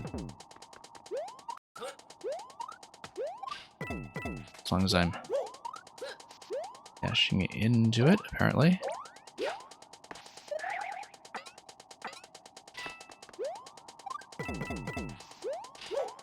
Up we go. And nope, missing it. Oh no!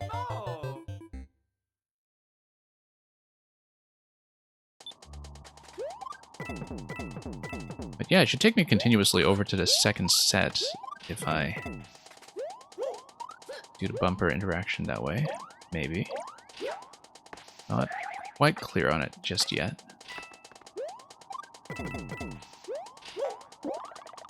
But if it does feel smoother and more reliable, no, I do still need to ground pound into the next set, so.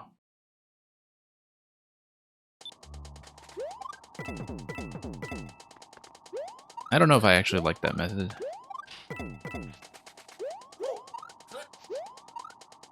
Feels like it will require a pretty quick reaction. Oh no! Going into the next ground pound immediately after. So. Try to get back to the swamp shell launchers. Given that I've hardly even seen them today. It's not getting back there consistently enough.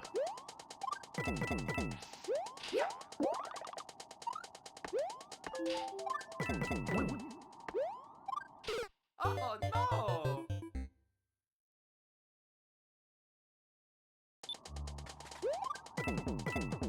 Yeah, we'll see if we can make that work.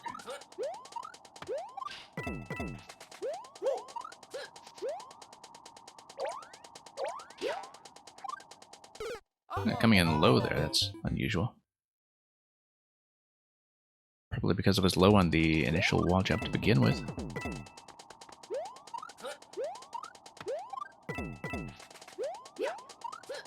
Okay.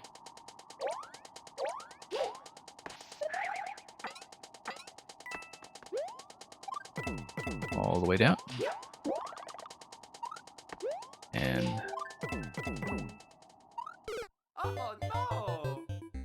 it is going to land on target if we just follow its course, but...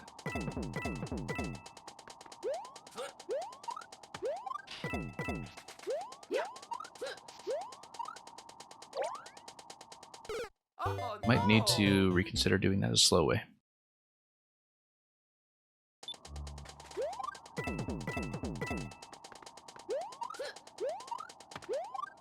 Okay.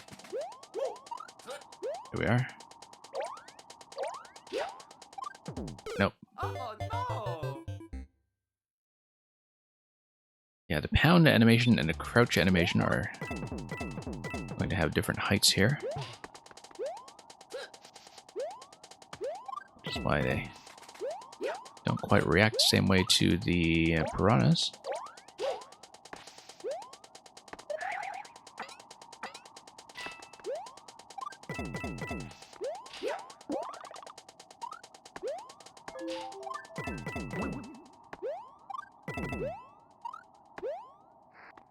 Okay. Nope. You know, I actually could have gone under and wall jumped up. If I'd reacted to that quickly. That would have been possible as a skip down below. Would have been fancy. But probably not what we want to do intentionally.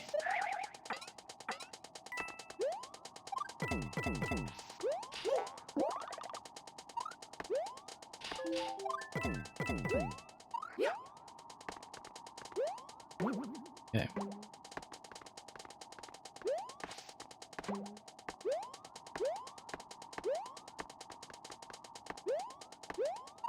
Nope, not quite. No. Well, that would have been some kind of moment, that's for sure.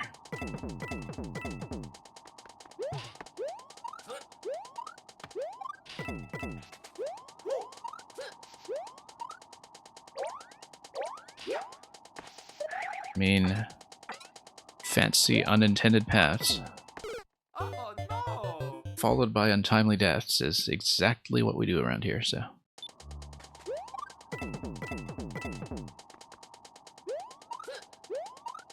Let's go down.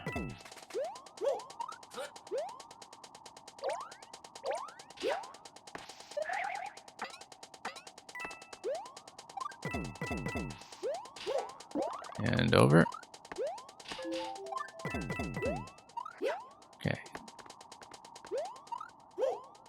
Well, it can just jump directly over. I do want as much height as possible there, though. Yeah, I should get the bounce on the second cycle. First cycle, I feel like I don't need to do it. The first set of 3, rather.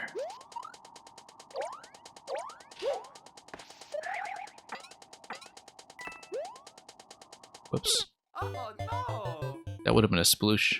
That would definitely have been a sploosh.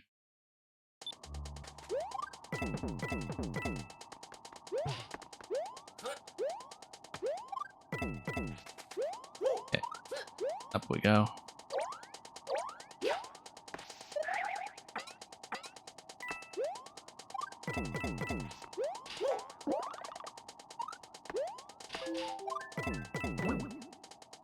And yeah, sometimes I don't know if I'm actually going to hit that, so...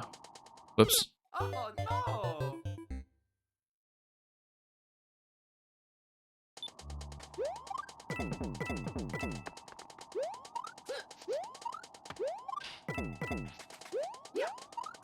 Feels like I definitely haven't been back to the swamp in quite a long time now, actually.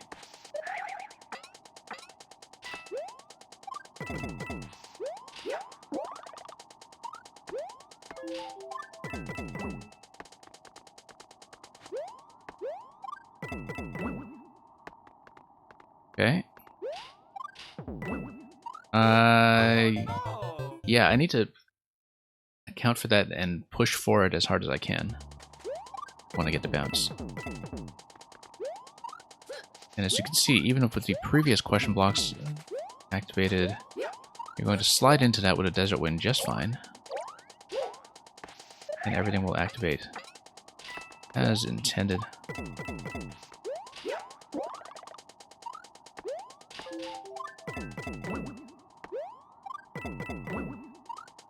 we go. Finally. And I'm just going to miss wall jump. Okay.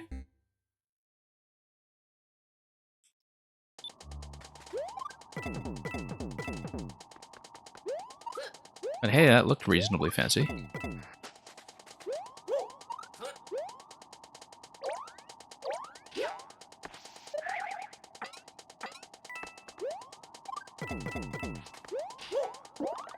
Yeah, definitely slipping a bit here, but not without the occasional success. Oh no!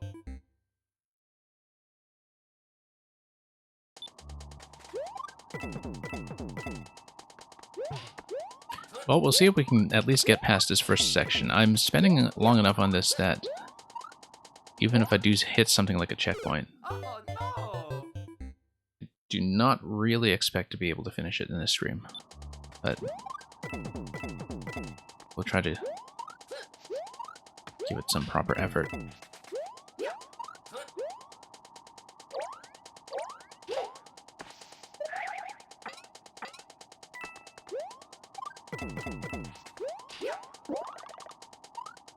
Okay. After going through all the trouble of figuring out the title of this level, feels like... Oh, you know what? We can use the one-way panels. Kind of. Nope, not quite. Because the block has been activated at the point, you can see it's gone dark. We do need to get it on the first attempt.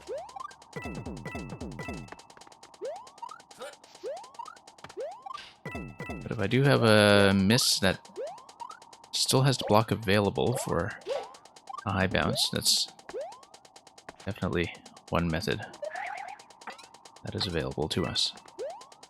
To use the one-way panels to reposition once the piranhas are dead, so like that. Okay.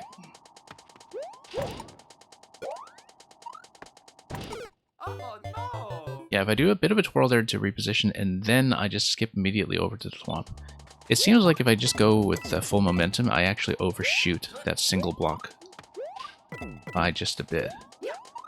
Feels like I'd go a bit too far unless I control that landing and adjust it with a twirl, perhaps.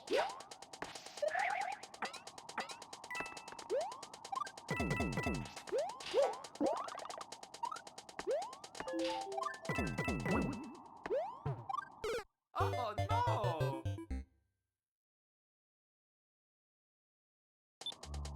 So we'll see if we can make that happen next time I get back to the swamp segment. Till then,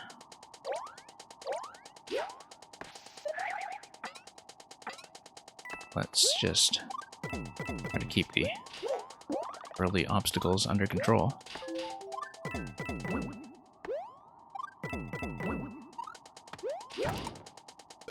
Oh no! Yeah, low on the wall jump, I think, and that puts me a bit behind.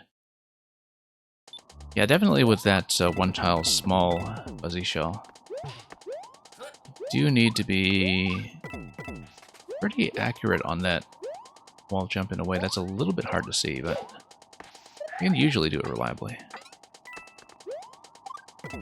But I can do it reliably because I figured out what it's supposed to be, and it'd be a little bit tricky otherwise.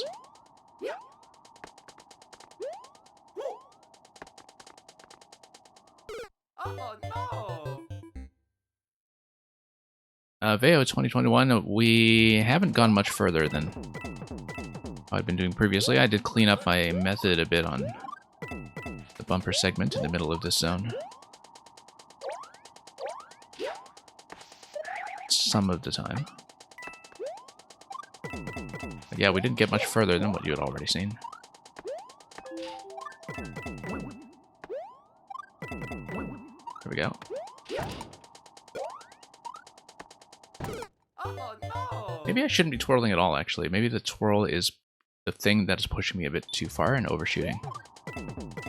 I don't know. I don't really trust that one tile landing. That's the issue, because you have to jump off it right away to get into the next wall jump in Thwomp. It's very fast.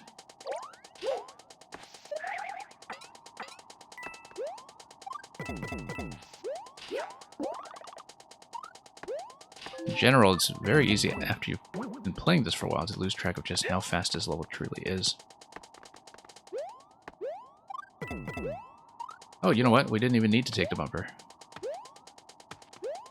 That's helpful to know. And I missed a wall jump. No. No, it's just holding the first jump for too long, and I didn't tap it repeatedly fast enough. Slowing down a little bit. With age.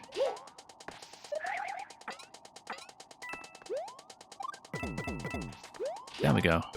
Oh no.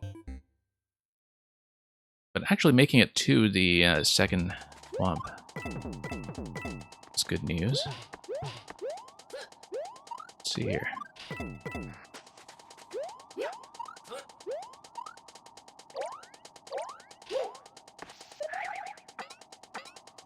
Okay, there we go.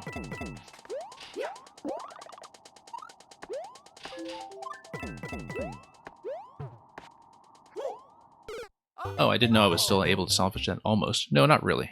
That was pretty much going to be death at that point, but... Yeah, the fact that the bumpers are actually optional is... maybe not something I'll be using intentionally, but if we need to salvage an attempt, that would be one way to do it.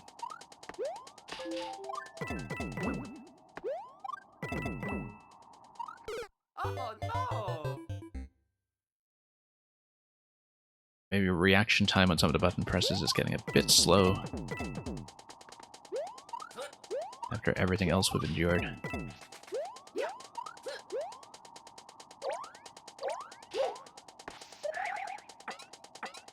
Okay.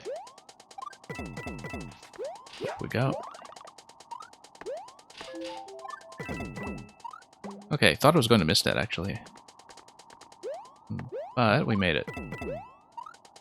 Oh, that was not intentional actually. I was hoping to get a high bounce into the bumper, but I jumped too soon and that ended up working out just fine. Once again, actually landing on that didn't seem to go too well. And then I need to ride the shell, which will be tricky because I would therefore need to not slide off the shell once I've landed onto it. Yeah. That looks difficult. Oh But no. we see the pipe at the very end, and of course the pipe entrance is going to be a bit of a terror in its own right.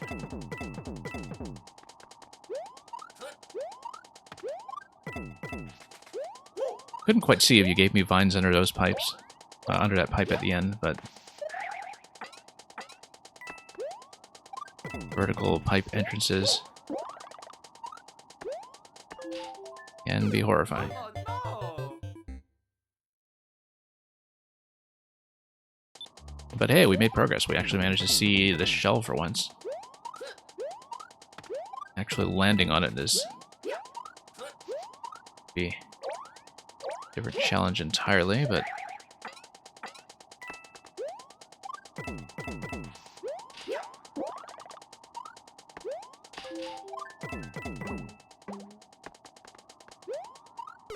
Oh no.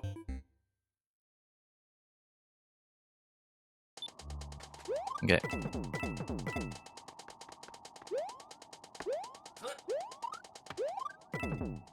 Let's get back to that.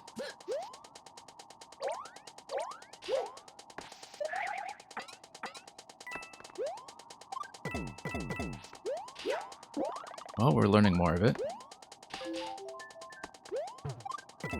Even if this level is going to be a longer-term project. Oh no.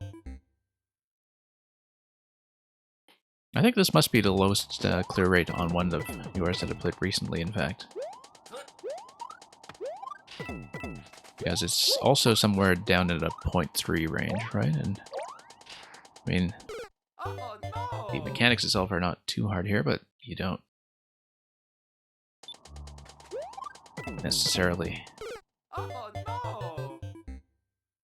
Have a lot of margin of error to adjust on certain things like the shells.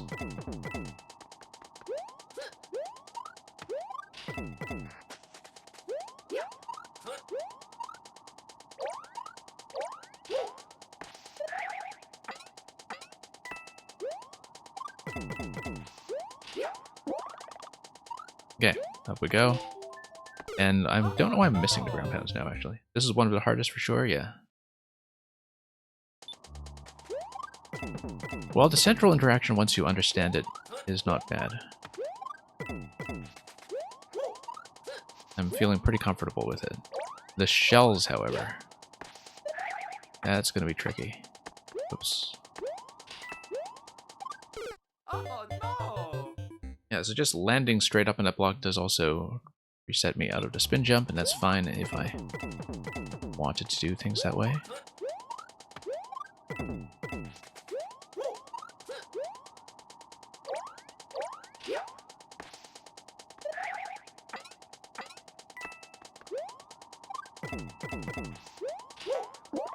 Okay.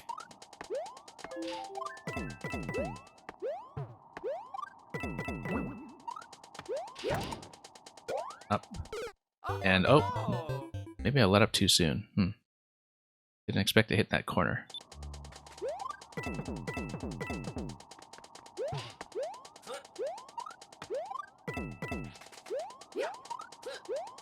Okay, up we go. Oh no! Yeah, I think of me getting a split, or slip a bit, rather, on some of the No! seemingly easier button presses.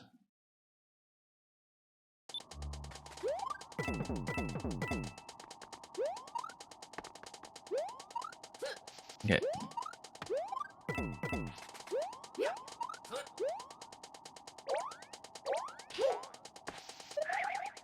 Up and forward.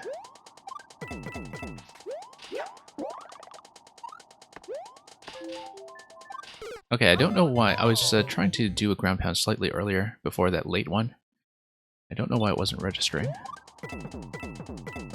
It...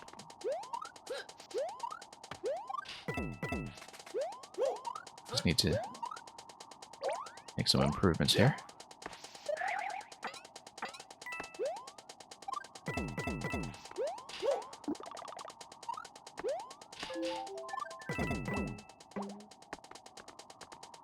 Okay.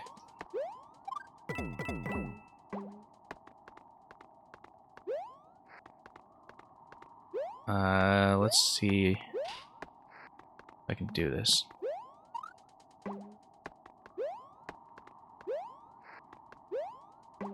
No. Oh no! Probably could have adjusted into it with another ground pound since the block had not been activated fully on the bumper just yet.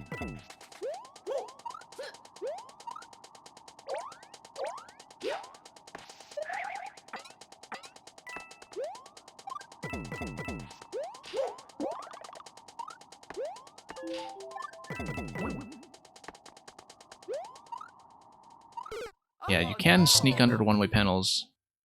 You run off of the second block. That didn't help me at all, though.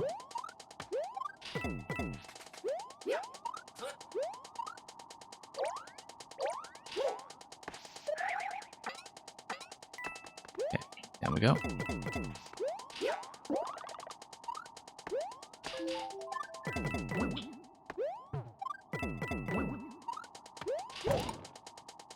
Oh no! Yeah, the wall jump is pretty stringent. Don't have a lot of room to do that inaccurately. Have to be very quick about it, too. I'm thinking ahead to that second shell already, and that I have no idea what the timing is going to be on that. Oh no! We'll see if we can at least make a decent attempt at it.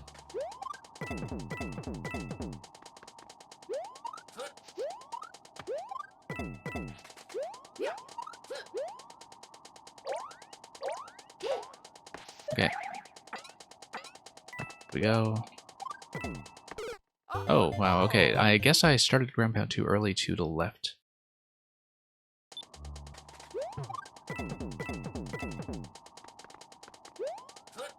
And yeah, Veo, a lot of Mang's levels like this do a lot to manipulate the momentum mechanics in the engine in terms of how speed gets calculated. That's what it's doing here with the Desert Wind, and also just the preservation of the ground pound state.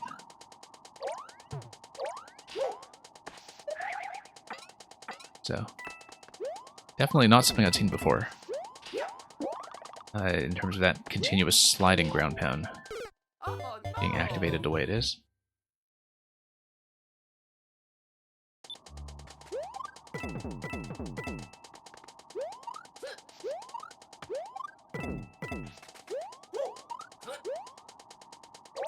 Okay.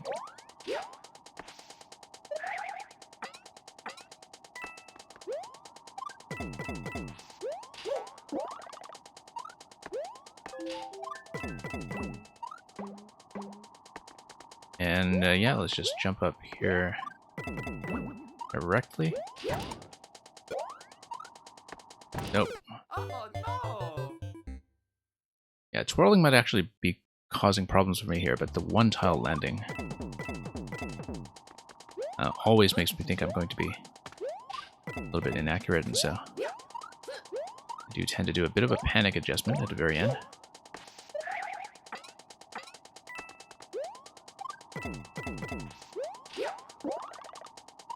Okay. Some of the early stuff is feeling smoother, at least. No, not even close. I guess there are vines under the shell, at least. Or under the pipe at the very end. If I can figure out what the spacing is supposed to be on that, then we'll get over to that pipe.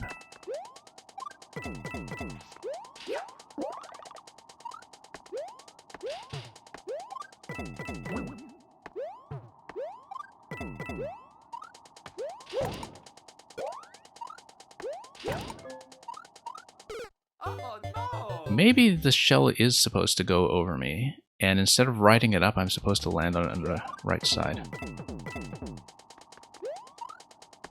Because I'm looking at that pattern now, and thinking, okay, I do land surprisingly close to it. Possibly there's some room for adjustment there instead of riding it immediately. But I'm not sure how it's supposed to look.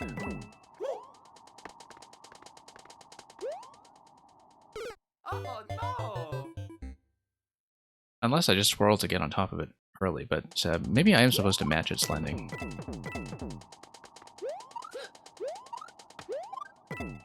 Or just wear the shell, in fact. Like, put on the shell and take damage at the bottom.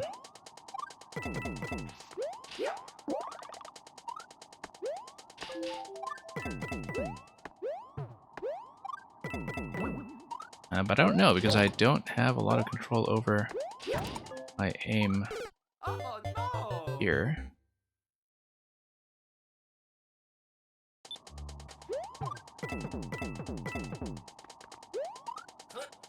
I actually don't know what to do with that shell at all. It's... Maybe I do have to do some kind of twirl adjustment. That as well, just to... See, I don't know, it looks very much like a shell that you're supposed to ride, though, the way that it's being set up. And so it's possible that I'm just consistently doing that wall jump too low or something. And that's a little bit of positional adjustment is all I need on the second wall jump with the Thwomp Launcher. We'll give it a few more attempts. But I don't feel any closer to figuring out how the last shell is supposed to work. We've only seen it a handful of times, of course, so I'd have expected to have completely learned it by this point, but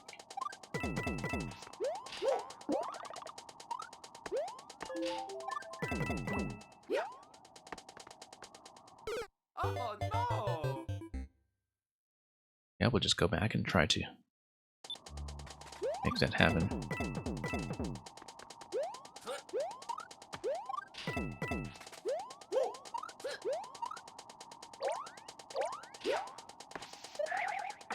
Okay, here we go.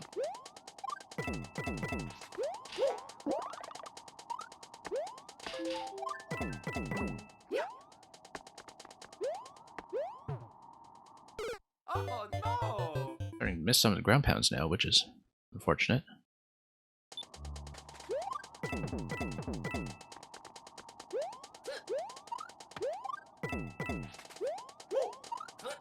And it does look like there's a whole second section, so we're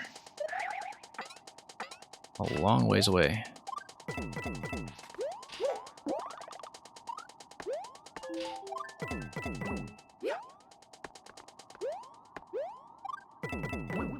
Yeah. Letting up too early once again.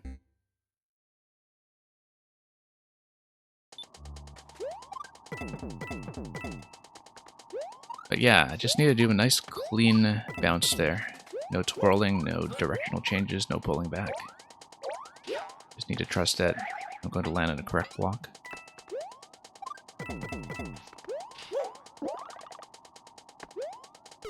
Oh no!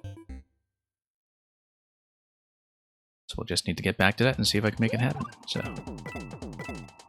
let's drop this. Up.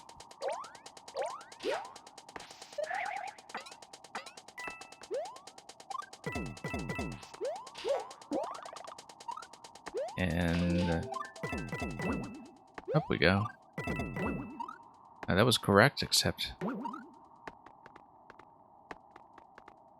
yeah, now I need to. There we go.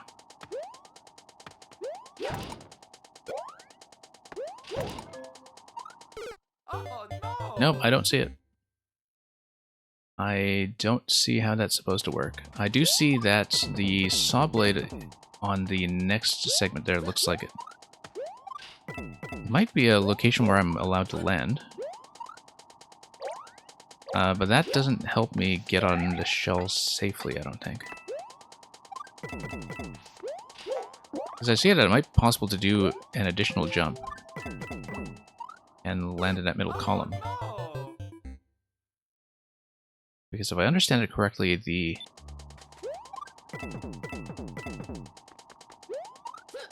ground tile should take priority when it comes to height there. I might be wrong. But I don't see how that helps me. Because the shell is the only thing that will get me safely over to the pipe as far as I can see.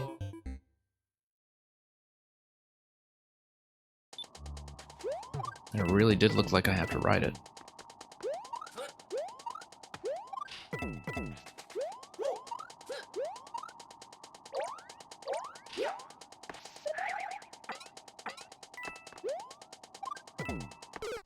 Yeah, too far left.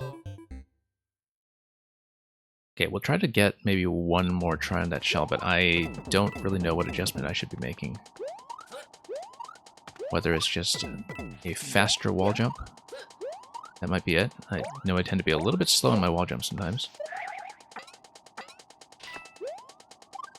Sliding too long going into them, that tends to be a prevailing problem when it comes to harder levels that do use the wall jump in a very time-sensitive situation.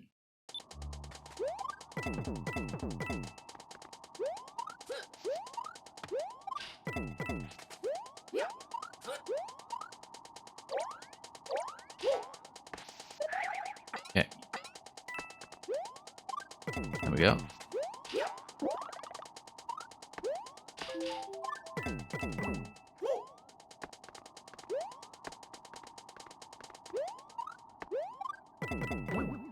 Okay.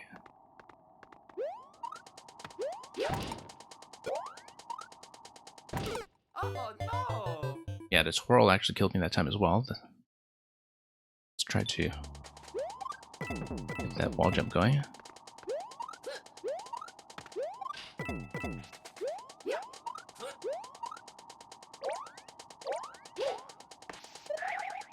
And up we go.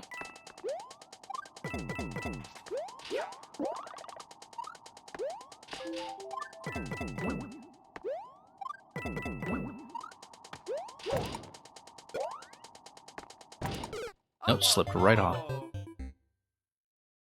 Yeah, no, I see that the round tile on the right side is there to kind of suspend the shell a bit further. I don't think my landing there is going to do anything.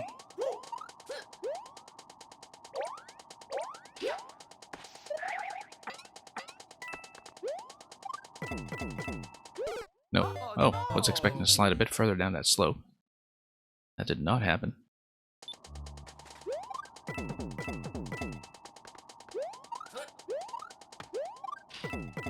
Okay. Up we go.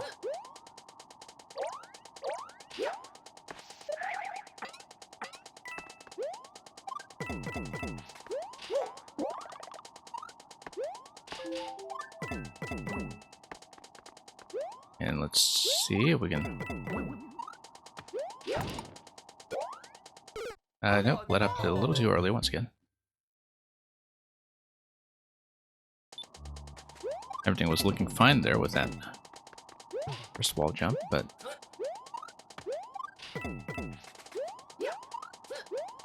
once again, just making that next landing is proving to be a bit of an issue.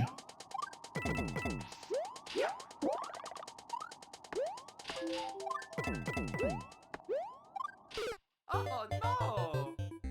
And yeah, Veo, thanks for coming by for so long.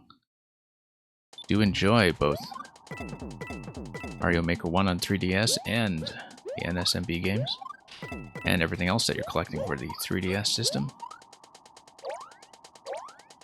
And do let us know how it goes.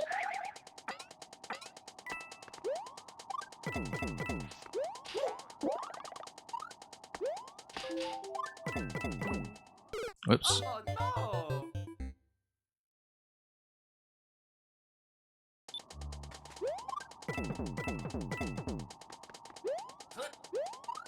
Bang says God Knight. It's always a God Knight when Kirby is in the room.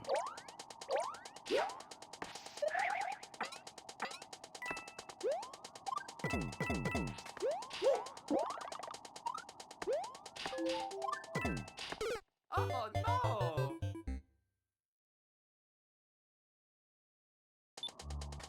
Alright, despite my best efforts, we'll see if we can actually make it over.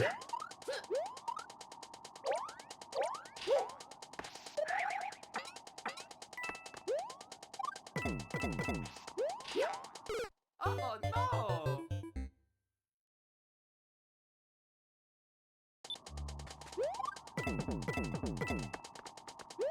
Yeah, I'm just trying to get one more clean shot of that second shell. Again, making those kinds of promises is very often a bad idea.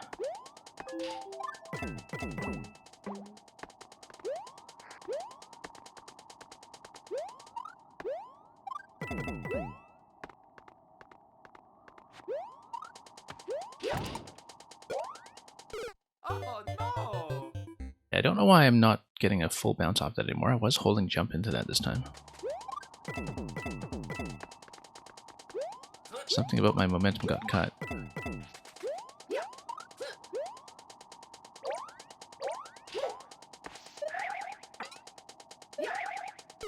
Oh no!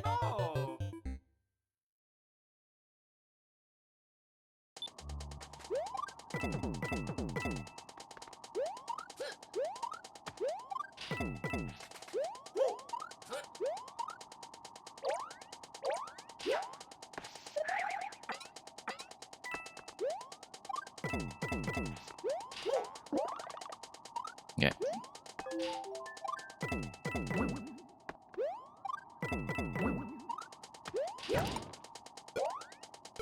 Oh, Maybe I did need to no. twirl, actually. Get over that. I'd previously been doing it, but then I thought maybe the twirl was sending me too far forward. I could be wrong. I might have been making an adjustment there previously that I'm no longer doing.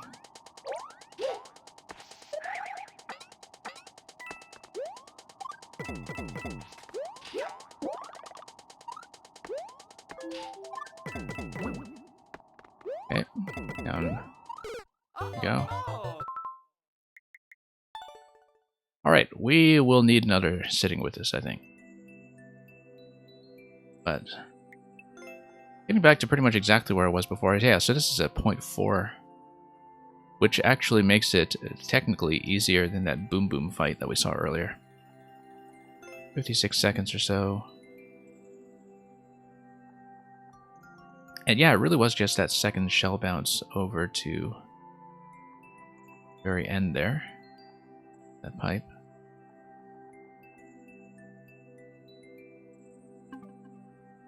Well, we'll need a rematch at some point. But thank you for that again, Meng, and I guess next time we get back to this, that's just another excuse to reread the title.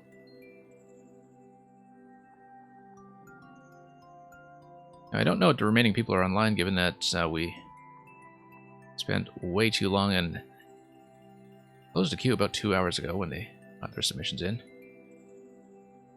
But Ken Boy, if you're still here, do check in and we'll give yours a look. And failing that, we'll check on Brandon Levels, who I think is gone. But let's see if Ken Boy is going to check in here. If not, we'll just call it a stream.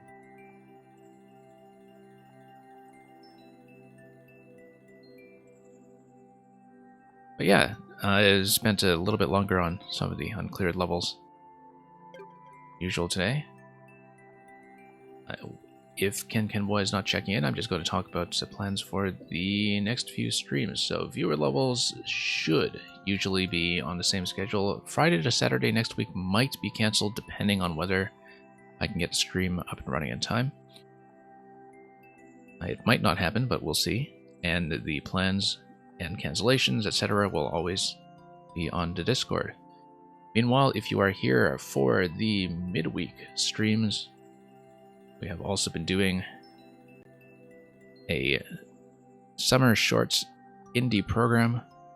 We finished Carto and Grease earlier in the week in a couple of quick sittings, and we'll be doing 1 or 2 other games this week as we proceed. So, even though we don't have a check-in from Ken Boy, I think that is going to be it for the stream. We've received some pretty generous raids today from Zero Planes and from Once Forever. And so, given that we still have a pretty good lurking population here, I'll be scanning around to see if anyone will receive such a nice and excitable party. Thank you so much for watching the stream. Thank you, Furia, for the auto levels earlier today, so Yoshi and Monty Mole could kind of give us a demonstration of what clearing a level is like, given that we haven't experienced that in a while. As usual, thanks for watching. Stick around for the raid if you're able. We'll pass you on to somebody interesting. Might be Mario Maker, might be something else, but we'll see. And have a good night, good morning, eventually a good afternoon, wherever you are, and fare thee well.